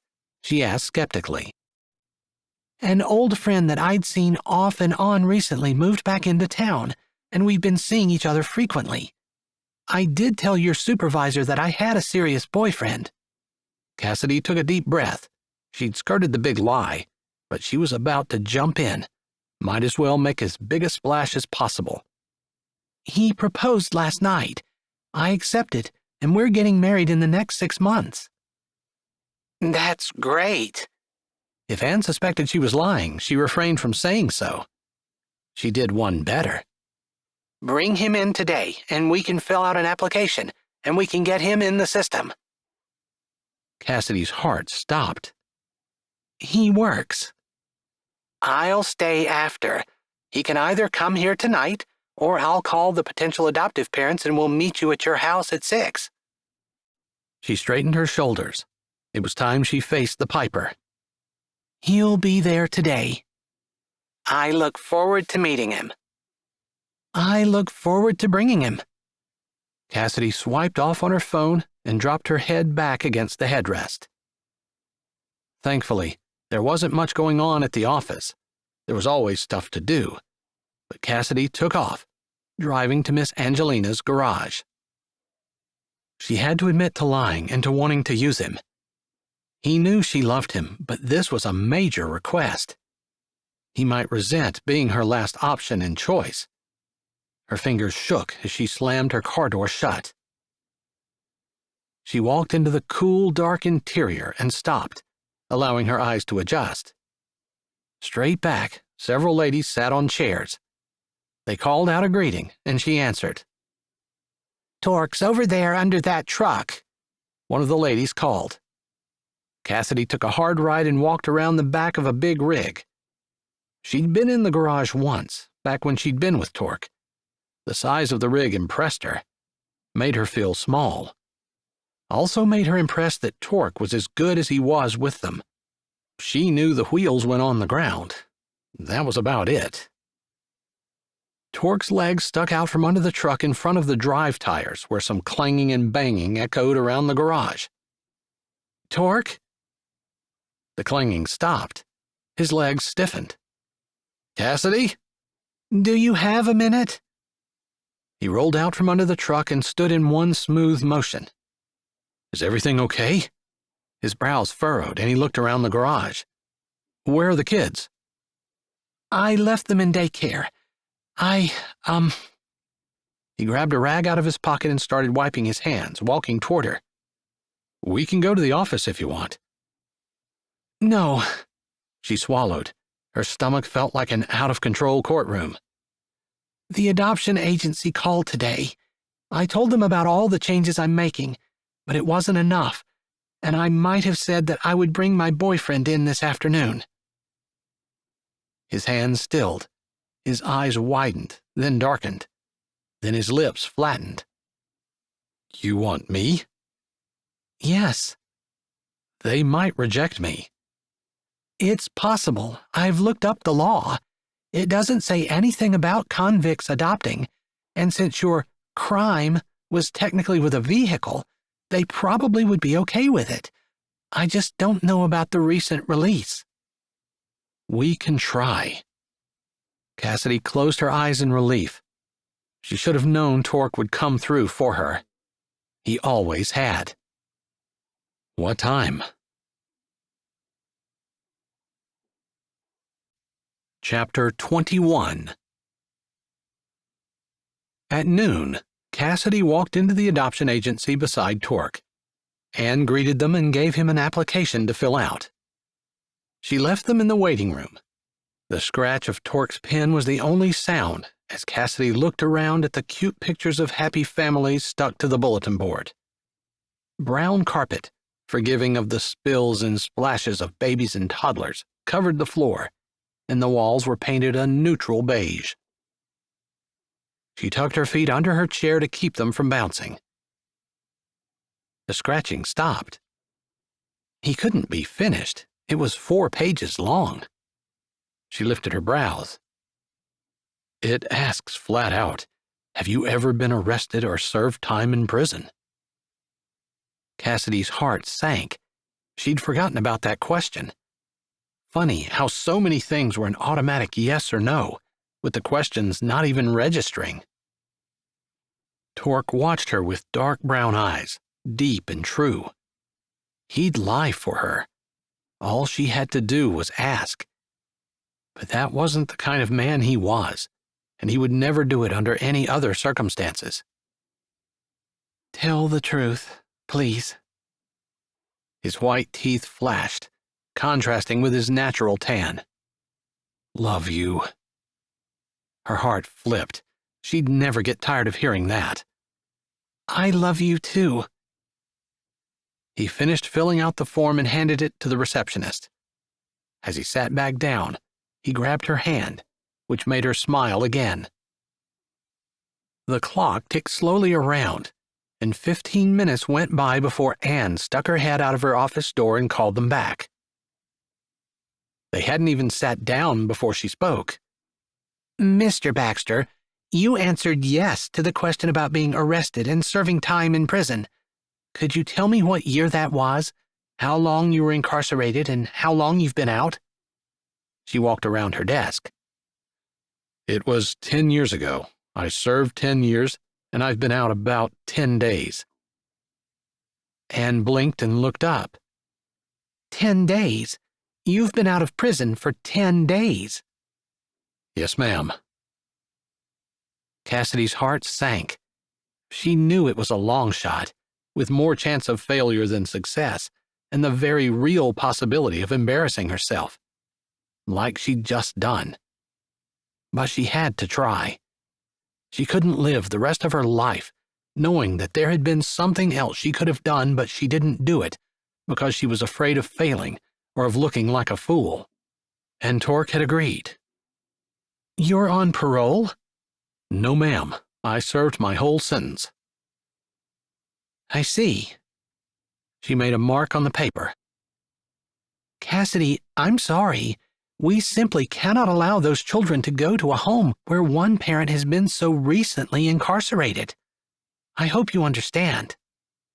Her lips tilted down, and she truly did seem sorry. I understand. I hope you understand that I had to try. Anne smiled, a friendly smile.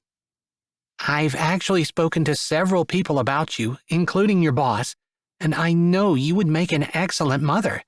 I understand that you're moving and hiring a nanny and cutting your hours. I've seen Jamal and how much he wants to be with his sisters. I'm not heartless. I want those girls to be with you. But there's no way this," she indicated the application and Torque's recent prison stint, "will fly. It just won't." She tapped her pen on her desk. "But," she emphasized that word, "but I will throw this application away. I'm not mentioning it to anyone. So," she paused and lowered her voice, "if you were to happen to find another boyfriend that you've been seeing for a while and has just proposed marriage, I might be able to help you out." "Not to marry him," she said quickly. "I don't want you entering into an unstable relationship, which would hurt the children, but just someone who can help you out until you get things under control. My supervisor might be convinced to allow you to adopt as a single mother with a steady boyfriend if you have several good home visits." She tilted her head, a small grimace of apology on her lips. "I'm saying I can bend the rules that far, but I can't break them like this." She pointed to the 10 days out that was circled in red ink. "Thank you." Cassidy's lips felt like blocks of cement, but she forced them to work. "I appreciate it. I am headed out on vacation, but my supervisor, Larissa Rice, wants to bring our prospective couple out tomorrow evening." Her eyes dripped sympathy. "Let this happen, and in the meantime, do everything you've been working on, plus a steady father figure, and I'll work as hard as I can for you." Cassidy nodded. There was no point in fighting it. "That's fine. There will be boxes scattered around, but we'll make do." "Thank you." Cassidy stood. Torque stood beside her. They shook hands with Anne and walked out together. "I'm sorry," Torque said as soon as they stepped into the parking lot. "It's not your fault. It's mine. And really, if you think about it, it serves me right. I'm still being punished for my fatal decision. I deserve it." Her neck felt like it was caught in a tight, pinching grip, and her feet seemed to drag on the ground. Her phone buzzed, and she grabbed it with one hand. "It's the realtor." And even though she might not be sharing the house with the twins, a thrill still traveled down her spine. Jamal would love the new place. She swiped with her thumb, unwilling to let go of Torque's hand. "Hello?"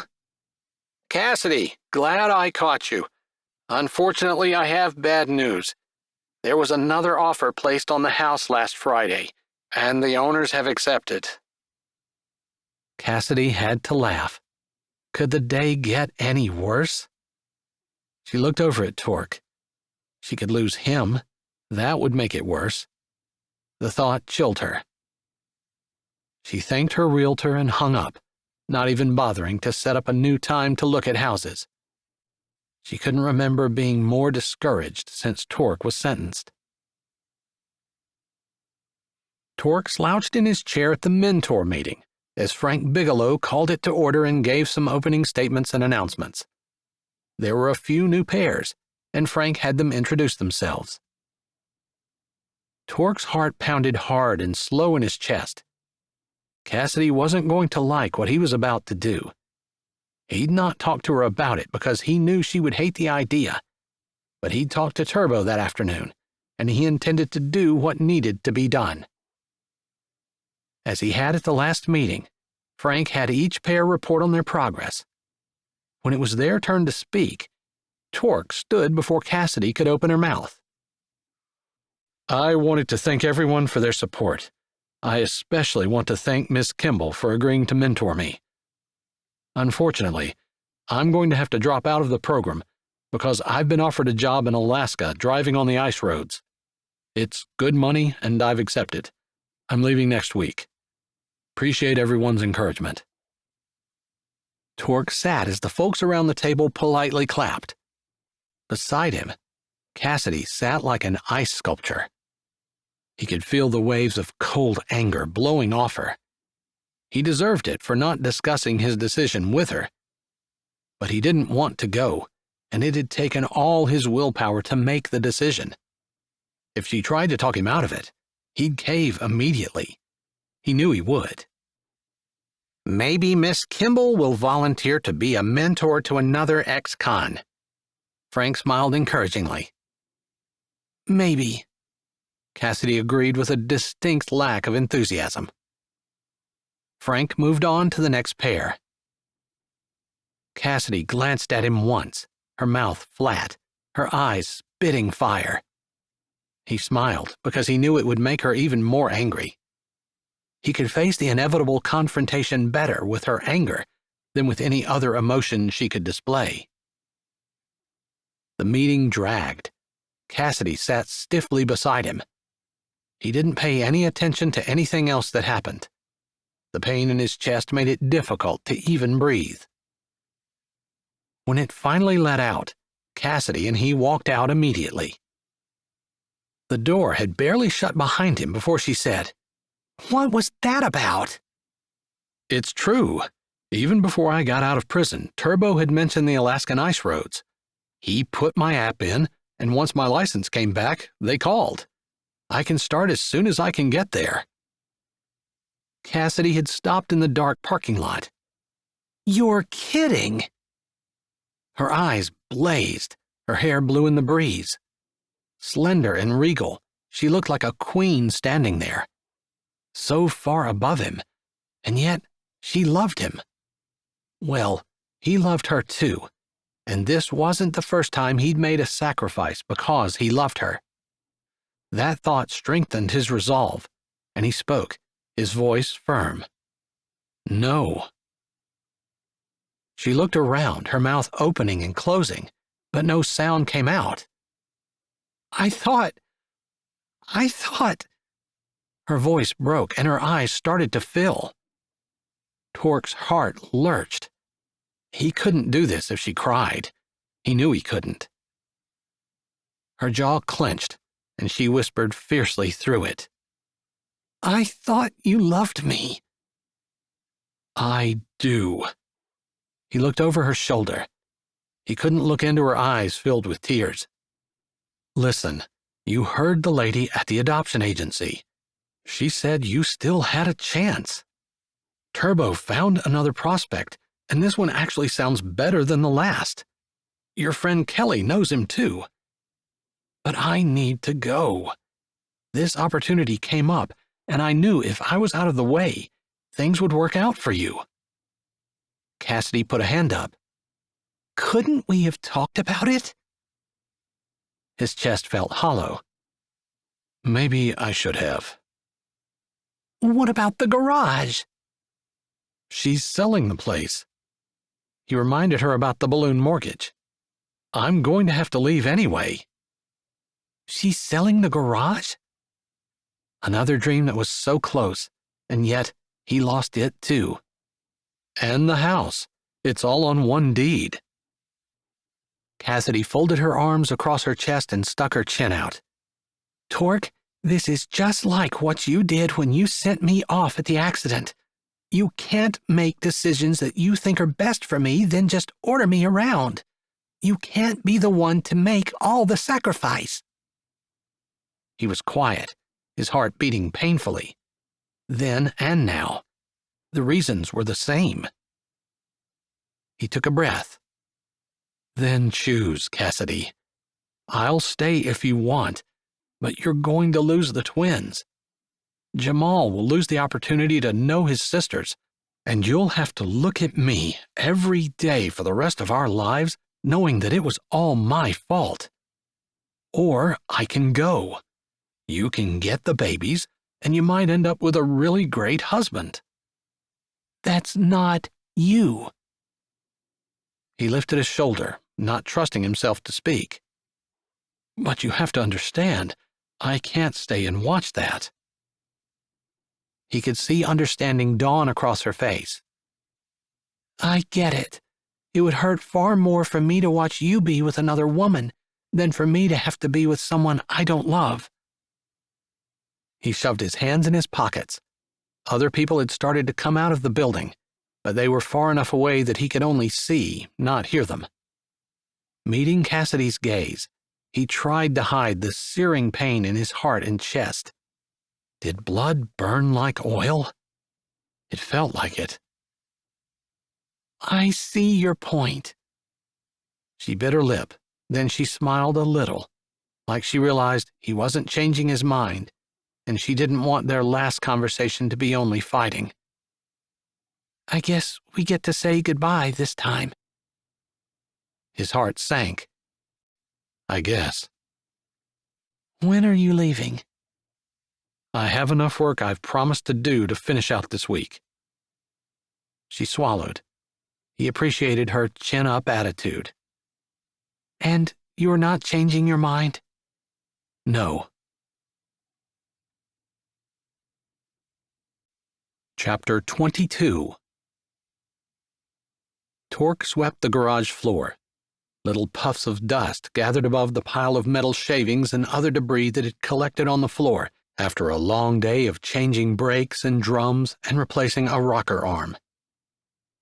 Only one more day. He didn't want to get melancholy, although the feeling that he'd had everything he'd ever wanted and it was all slipping through his fingers tightened his chest and made his stomach cold. He'd been so close to having Cassidy. Who would have thought that she'd ever admit that she loved him? And so close to realizing his dream of opening his own garage. He bumped the broom on the floor. Tyke had left his garage neat, and Torque would do no less. There was still tomorrow, but only about half a day's work, rotating the tires on a trailer and fixing a wiring issue. Shouldn't take long. He turned down so much work this week. Shaking his head, he waited for Jamal to hold the dustpan in position. Even Jamal had been subdued today, barely talking, which was unusual. In prison, he'd decided he wasn't looking back. Ever. All it did was make him sad and frustrated. Always look ahead and plan and prepare for the future. Driving the ice roads would be fun and exciting. Dangerous. Turbo said he might even come up for a few months. Alaska would be wild and beautiful, and who knew what opportunities would arise while he was there. He leaned on the broom handle, watching Jamal walk the garbage to the can, looking around the garage. He was just fooling himself, and he knew it. Everything he ever wanted was right here in Pennsylvania, but there wasn't a darn thing he could do about it. He had no choice but to walk away. The main door opened. An older woman with hair the color of strawberry ice cream walked in. Torque walked over, putting the broom away, figuring the woman must be lost. "Hello, ma'am. Can I help you?" I'm looking for Torque Baxter. "That's me." He stopped a yard or two from her, bracing his legs and folding his arms over his chest. Jamal came over and stood beside him, for once saying nothing. I'm Angelina Ford's daughter.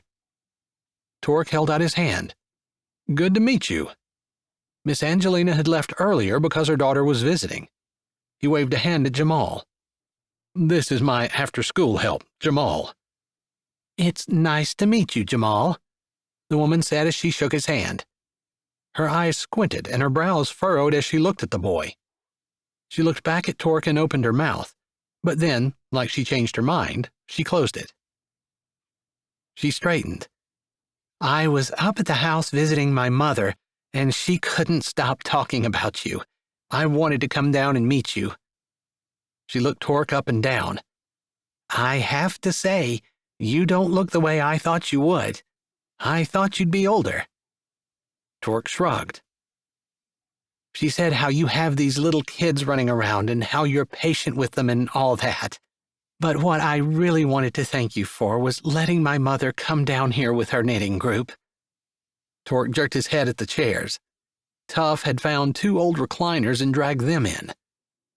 "We were still looking for 2 or so more recliners. It's easier on the ladies' backs." She walked slowly toward the area where the recliners were set up with a small table and an apartment-sized refrigerator. Torque had also set up a coffee maker on a shelf in the corner. Wow, they have their own little place. When my mom died when I was in elementary school, those ladies gave my brothers and me each a quilt.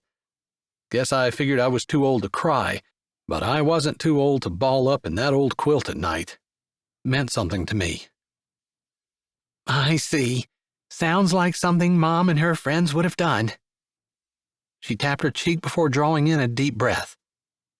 Well, I guess you know we're listing the property. Mom's too old to be here by herself, and I don't have time to watch her. I'm still working, but I just wanted to come down and meet you. Never heard of a mechanic that took the time to teach little kids in his shop and allowed old ladies to set up their quilting group. She looked at him full on, her blue eyes an interesting contrast to her strawberry pink hair. I work with children. So many are neglected and abused.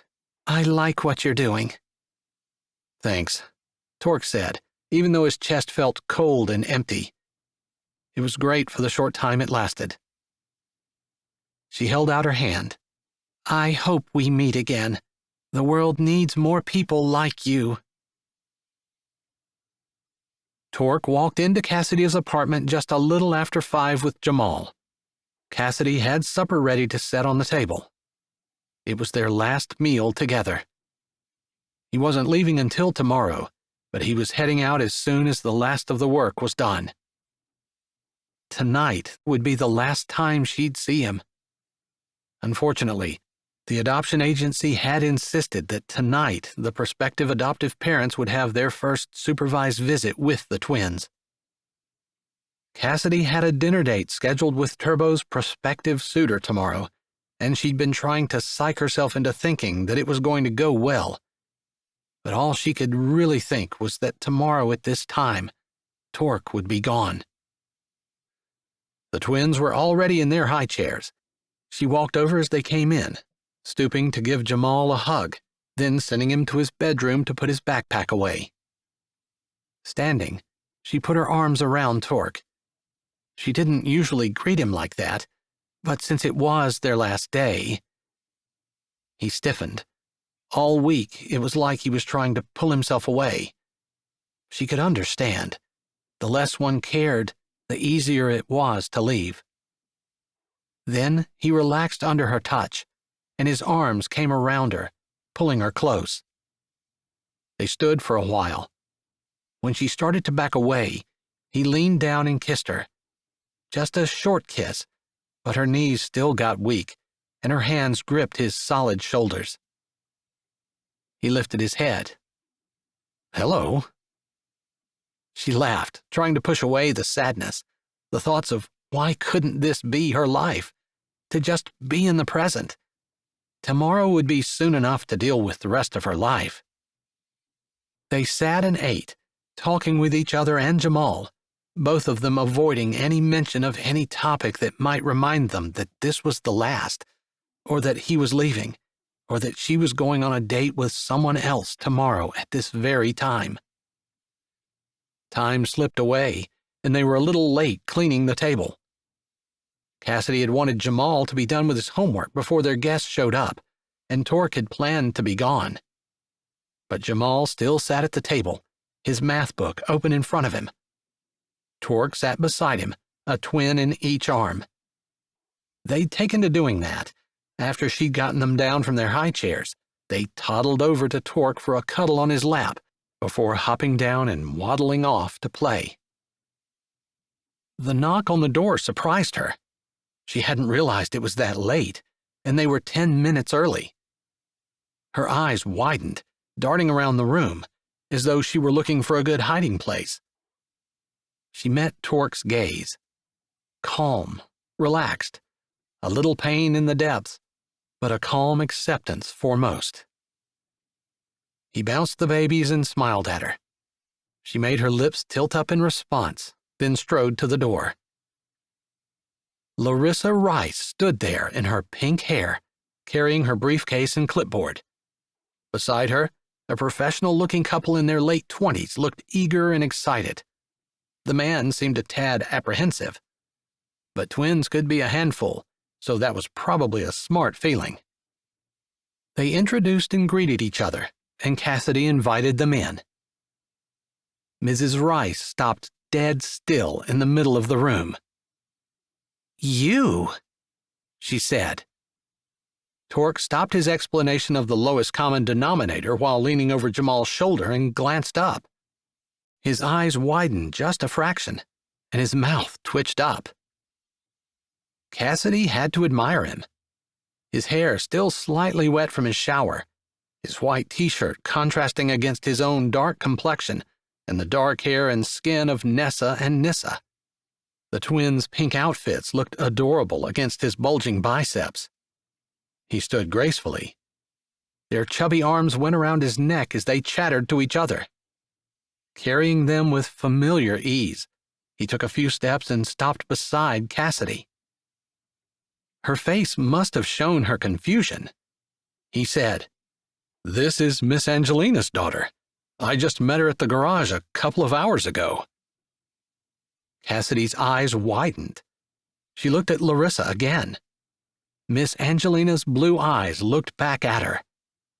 "I didn't see the resemblance until just now." Larissa looked down at her clipboard, then back up at Cassidy and Torque, then down and up again. Her mouth opened and closed. The couple beside her shifted. Finally, she said, "Are you two—" She motioned between Torque and Cassidy. Torque didn't move. He was waiting for Cassidy to decide and answer. Cassidy went with her courtroom instincts. She reached for Nissa, who leaned out of Torque's arms easily and stood close to Torque. His arm came around her, and she leaned against him. "Yes, we were good friends in high school." She looked up at Torque. "Maybe a little more than good friends. And I love him now." Larissa glanced over at the couple beside her. They'd not said a word. "Would you excuse us for a moment?" They exchanged a surprised look. "If you'd just wait outside here for 1 minute." Larissa opened the door, and the confused couple stepped out. She waited for them to go and said in a low tone, "Then why don't you marry him?" "Because he was just recently released from prison."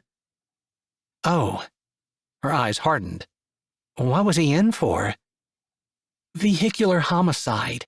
He was only 17, but they gave him a 10-year sentence, and someone made sure he served every day of it." Her brow puckered. "I remember Dad talking about—" She drilled Torque with her eyes. "Did you win the truck pull at the county fair before you went to prison?" "Twice," Torque said. "I remember Dad talking about how harsh your sentence was. He couldn't figure out why, since he said you were a good kid." She tapped her cheek for long moments. For once, the twins were quiet and still, as if they knew their fate hung in the balance. Finally, Larissa's hand dropped. "If I recall correctly, the only reason you were denied permission to adopt the girls is because you were a single mom and we thought it was too much for you, especially since you already have an adopted son. Is that right?" "That's correct," Cassidy confirmed. "And I tried to apply with Torque, but we were denied because of his prison record and recent release."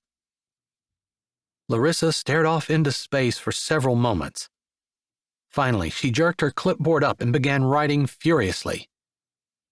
"Well, I just changed that decision.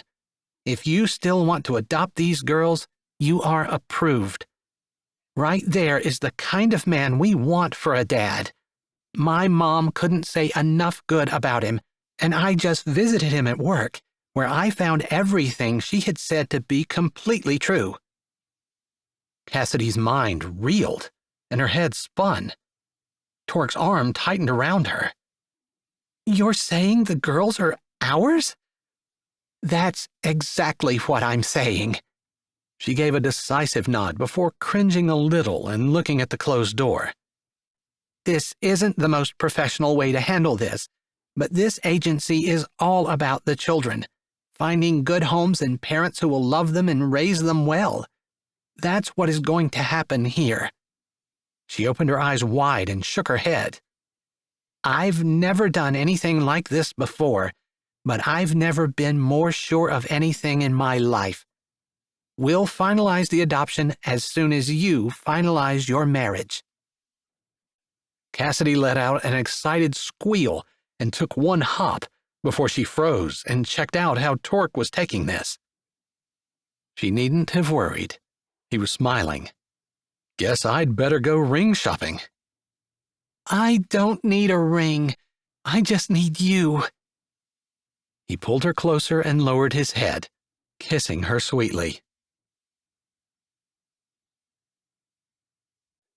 Epilogue. Cassidy stood in Miss Angelina's big yard, her hands on her hips. Actually, it wasn't Miss Angelina's big yard anymore. It was hers, Torque's and hers. She twisted the small diamond on her hand. Their wedding was a few short weeks away. Nothing fancy. Despite her privileged upbringing, they weren't the showy kind of people. Plus, planning a wedding while trying to move and settle 3 children into a new home, all while working part-time, was more than either of them wanted to do. Torque had allowed her to move in with the kids first, but he was there every day, of course. Cassidy laughed as Torque caught one of the twins as they raced down the yard. He picked her up and spun her around. He took 3 steps to where Jamal had his bike in pieces on the blacktop. Looks good, son. I'll help you take a link out of that chain as soon as you get it off. He probably should have done it in the garage and would have for sure if he'd thought about it. Cassidy figured he was just in such a big rush to be just like Torque, his dad. The adoption papers came through yesterday for Torque and Jamal. They were waiting until they were married to officially adopt the girls, but everything was lined up and ready to go. Torque set the twin down and walked the 20 yards back up to her, where she stood beside Nessa in the play yard. Still sleeping? He asked softly. Yes. Cassidy smiled as he strode confidently to her and pulled her close. He looked up at the house before he turned and stood with his arm around her. If you'd told me last year this time, while I was sitting behind bars feeling sorry for myself, that this would be my life, I'd have thought you were the biggest liar I'd ever met. I can't believe it either.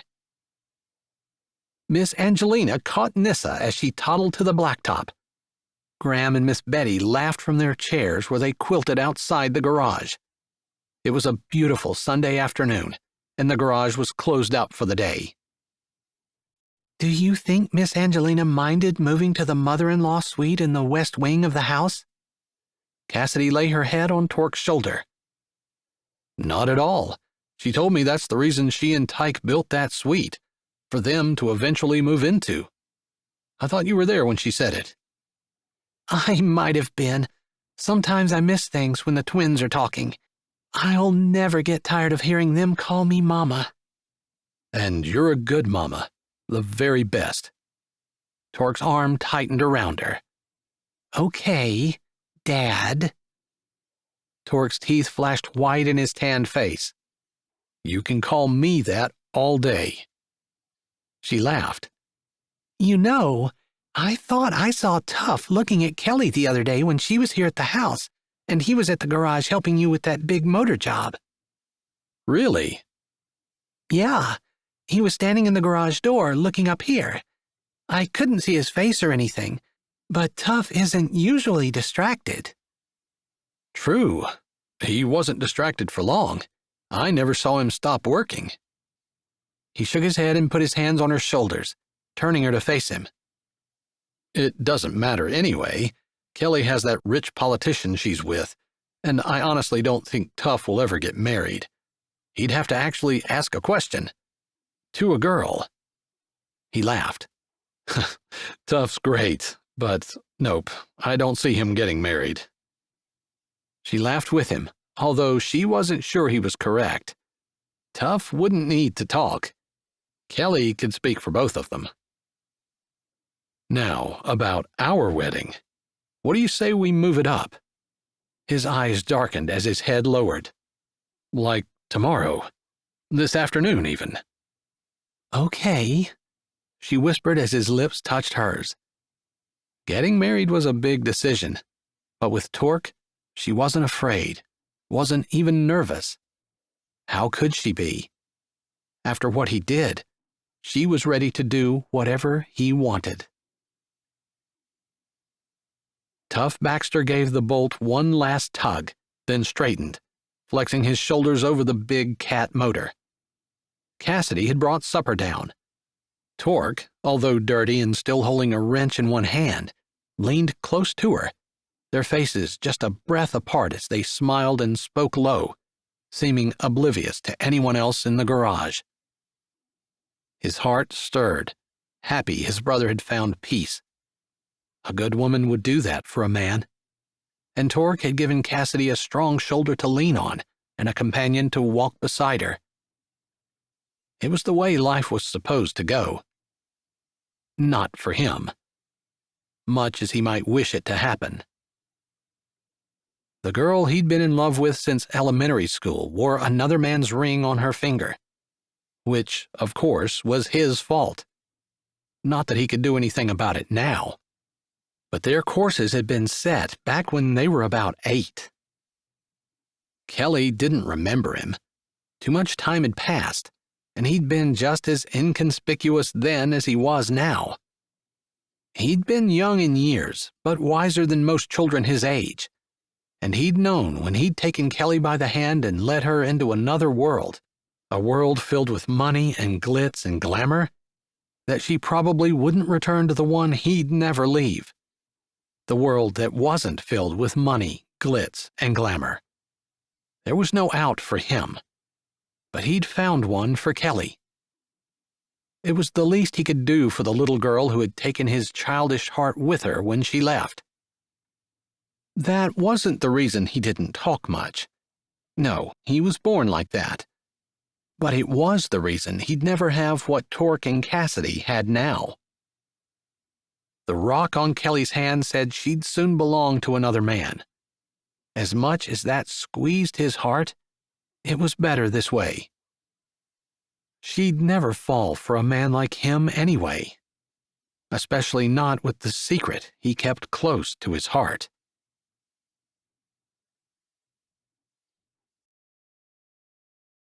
Hi, this is Jay, and thanks for listening. If you're ready for another great audiobook, here's one we think you might like.